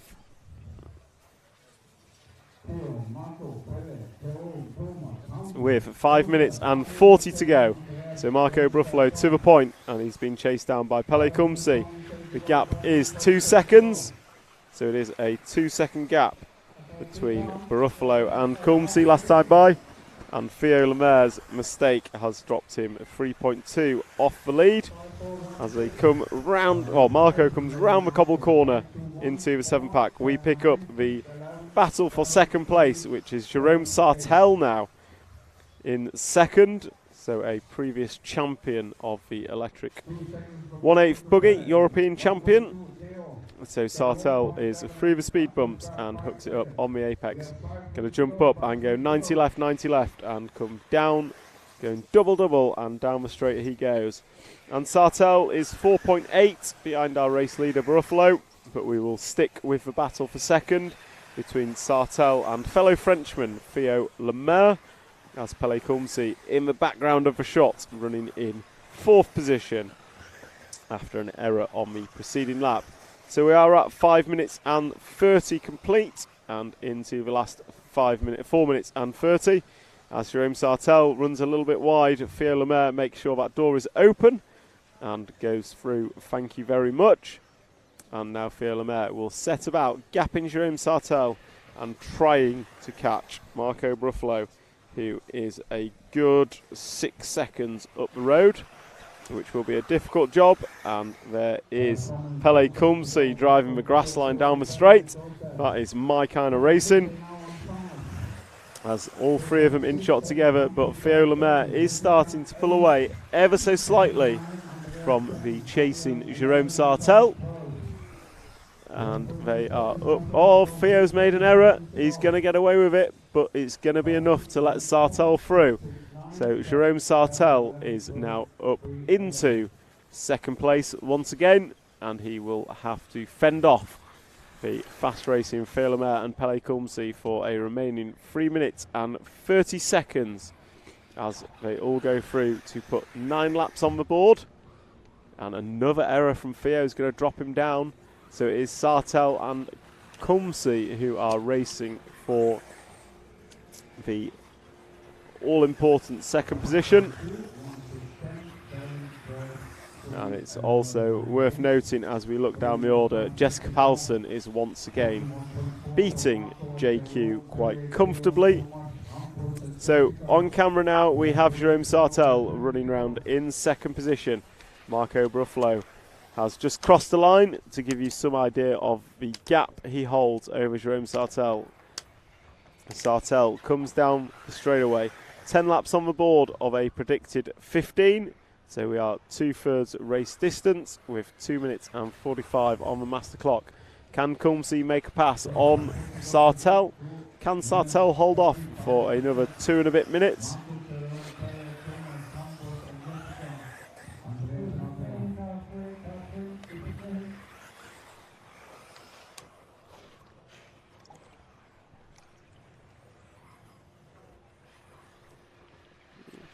So coming through the speed bumps, it is Sartell still holding off Kumsi. These two having a good race of it. And down the straight, kicking up dust, Sartell goes. Pele Kumsi looking up the inside. Clumsy move. Doesn't make it stick. It does make it stick, sorry. So clumsy move. Sartell left the door on, and Sartell responds with an equally clumsy move, making sure the door was open. But unfortunately then fell off the off-camber corner, and that has left Kumsi about a 1 second gap with 1 minute and 45 remaining.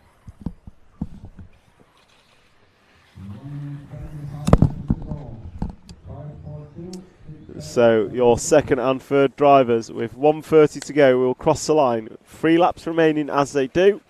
It is Kumsi now running in second, Sartell in third, and Kumsi has pulled out quite a gap actually, 1 second in that second half of the lap. So there goes Pele Kumsi, and we will try and pick up Marco Bruffalo as he comes round to finish his 13th lap. And that is him riding the pipe, I believe, as he jumps up and comes down into the double-double. And crosses the line, the Italian techno driver.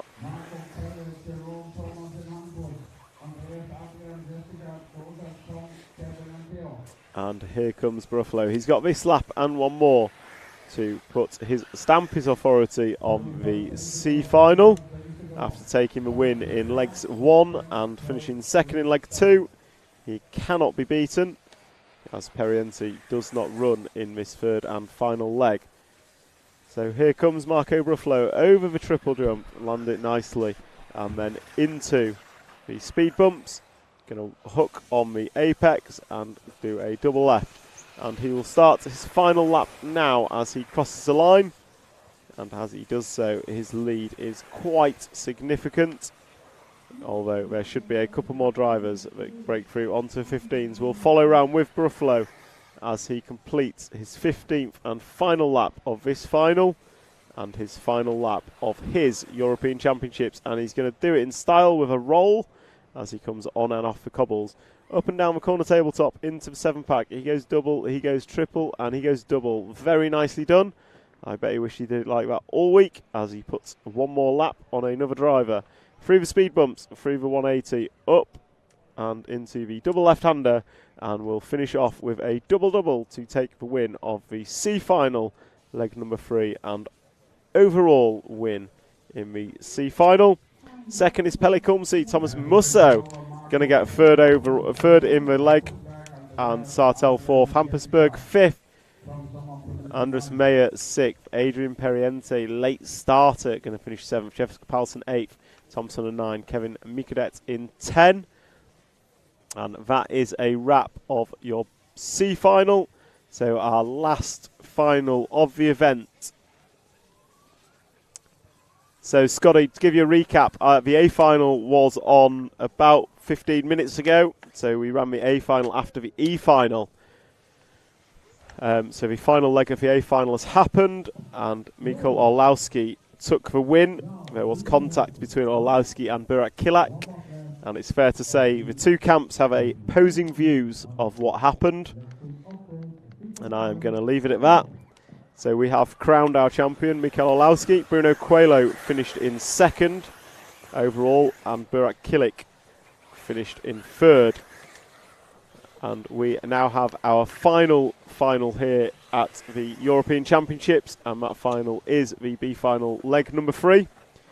Martin Bayer has already taken the victory in that A final, so it will be a battle for second between Clement Boda, Palman Yo Figueiredo, Wesley Van Helmond, Remy Bermudez, Daniel Periente, and Robert Battier. And your C final, Marco Bruffalo is your winner. Adrian Periente finishes 2nd, Pele Kumsi 3rd, Thomas Musso 4th overall, Andres Meyer 5th, Hampersberg 6th, Sartell 7th, Pierre Lemaire 8th, Jessica Palsson 9th, Joseph Quagrain 10th, Tom Sonner 11th, and Kevin Mikadet 12th. Yes, Scotty, Michael won over Bruno. Bruno had a poor first and second leg by his standards, so going into leg 3, Bruno could not win. So Bruno was out of it going into leg number 3. It was a straight-up fight between Mikhail Orlowski and Burak Kilak. with an outside chance of Aaron Ronick taking the win. In the end, Bruno won leg 3, Jon Neumann finished second, and that settled the title in Mikael's favour.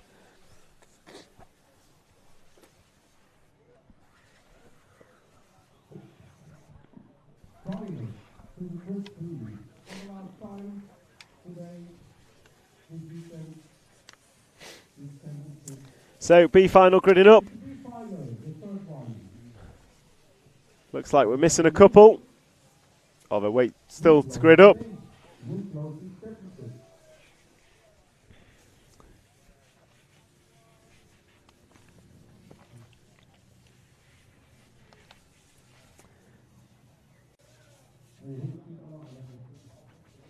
Scotty, if you skip back about 20 minutes on the live stream, maybe 25 to be safe, the A final will be on there. It came after the E final, so skip back a bit and then go forward. I wouldn't want to spoil the surprise.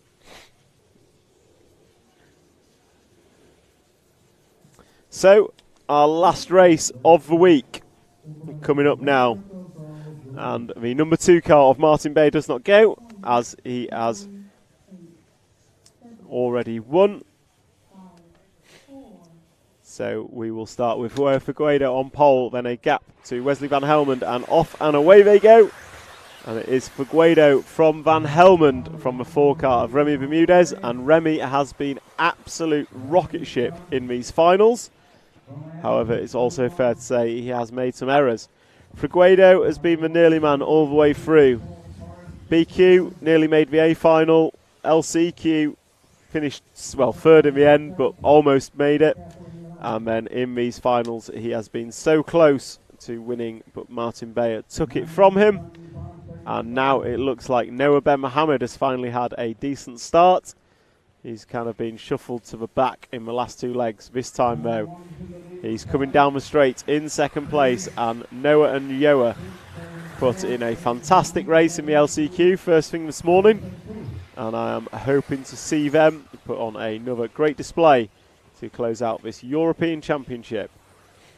So Noah Ben Mohammed through the fast chicane onto the cobble corners and then goes step up, step down as we revert our view onto the battle for 3rd, which is a 5 car freight train, and it looks like that is headed up by Wesley Van Helmond, possibly.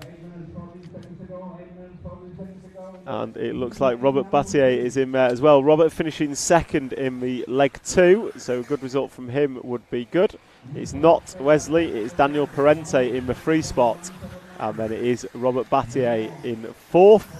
So Robert trying to put something good to go with his 2, and as I say that, Robert has an error. Rejoins, and the rejoin was alright, but then it went all downhill for Robert. So Daniel Parente is going to hold on to 2nd position as there is more carnage ensuing behind. That looks like Clement Boda getting involved, possibly Wesley Van Helmond. The sun is playing havoc out there. So this is B main number 3, and it is Daniel Parente in 3rd. And it is carnage around the end of the straight.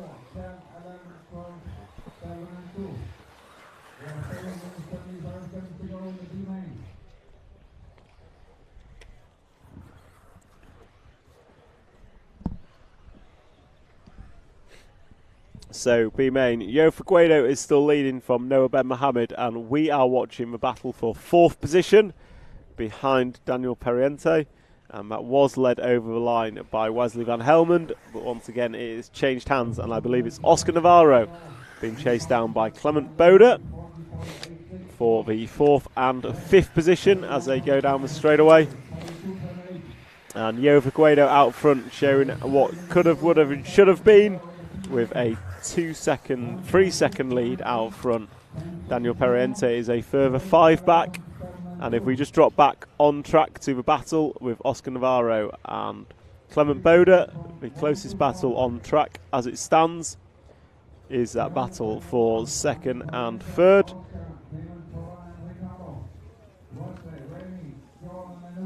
and they go up and down the double left-hand corner tabletop, and then off they go down the straightaway and round the end of the straight. So we'll try and pick up our race leader, Yo Figueiredo. He is doing a sterling job out front, and he should be on the cobble corner now. And Noah Ben Mohamed, the young French driver, is going to be closing him down. And it looks like they're about in shot together, and that is because Figueiredo had an error on the last lap. A 45.1 for Yo Figueiredo is not how to do it. So with 5 minutes and 53 seconds to go, Yo Figueiredo is going to be feeling the pressure a little bit from Noah Ben Mohamed, although that time he pulled an extra second of his gap back out. And Daniel Periente still running in third, Oscar Navarro 4, Clement Boda in 5. Is a fairly spread field as we follow the one car of poleman Yo Figueiredo. So it is poleman Yo Figueiredo who are watching, and this should cement his second place in the B main, I believe, if he is to take the win. To go with his 4, he absolutely will. As he comes down the straight, gets a bit of a kick, and then brings it into turn 1, into the turn 2 free complex, and drops down into the front section. Comes up and over double, down slopes it nicely, jumps in and out of the bomb hole, and then nicely around the off camber and through the quick chicane. Last time by for Yo was a 40.7 quickest lap of scratch that, second quickest lap of the race. Daniel Periente did a 40.3 last time by, and he is trying to chase down Noah Ben Mohamed for second position. But we will focus on the one car of Yo Figueiredo, who has led this from the flag and now has 8 laps on the board of a predicted 15, so 7 more to go. And those 7 laps will close out a wonderful 8th Electric Off-Road European Championship here at Rhine-Main Circuit, Germany. And I would like to thank our sponsors, X-Ray, Hot Race, Hobbywing and S-Works, for allowing us to bring you this live stream on RC Racing TV. And Figueiredo now coming through the centre of the track, driving away from the rostrum, going to go double 90 left, and then drive down the double and down the straight he goes. And with it, that is 9 laps on the board and 6 remaining for Figueiredo, and a sterling job he is doing of it.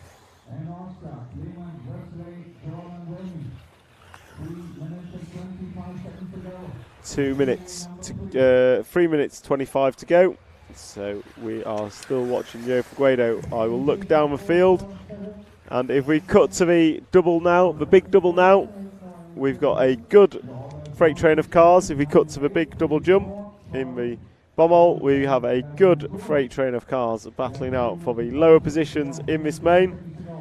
So we will follow this battle for a few laps, while Yo Figueiredo runs down the clock, lapping lap after lap, fastest out front.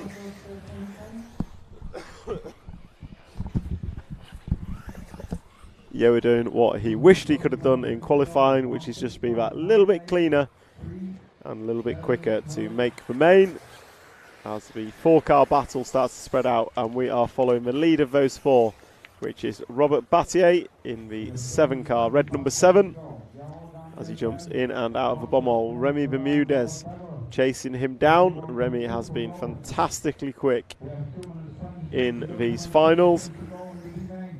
With 2 minutes and 20 to go, this is your closest battle on track, as we get Robert Battier sending it over the little speed bumps pretty aggressively, and they come across the line, and that is 11 laps on the board for them. And if we just,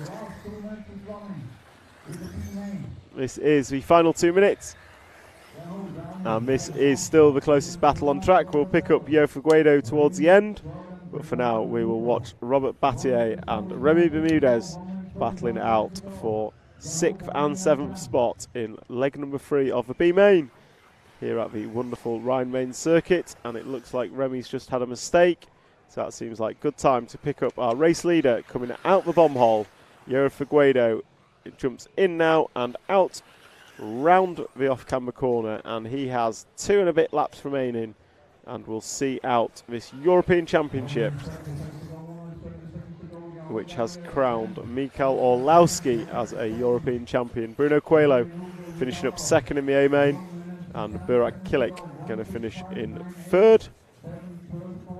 And the one car of Joe Figueiredo going to come round and start his 14th and penultimate lap in his Kaosho buggy. Round the end of the straight he goes.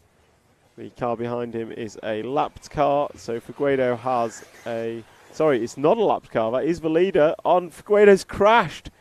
So that was second place. So if we jump forward to Daniel Periente on the cobbles now, that was the 6 car. Sorry, he was running in second. So Daniel Periente over the 7-pack, going to go into the triple and land it nicely.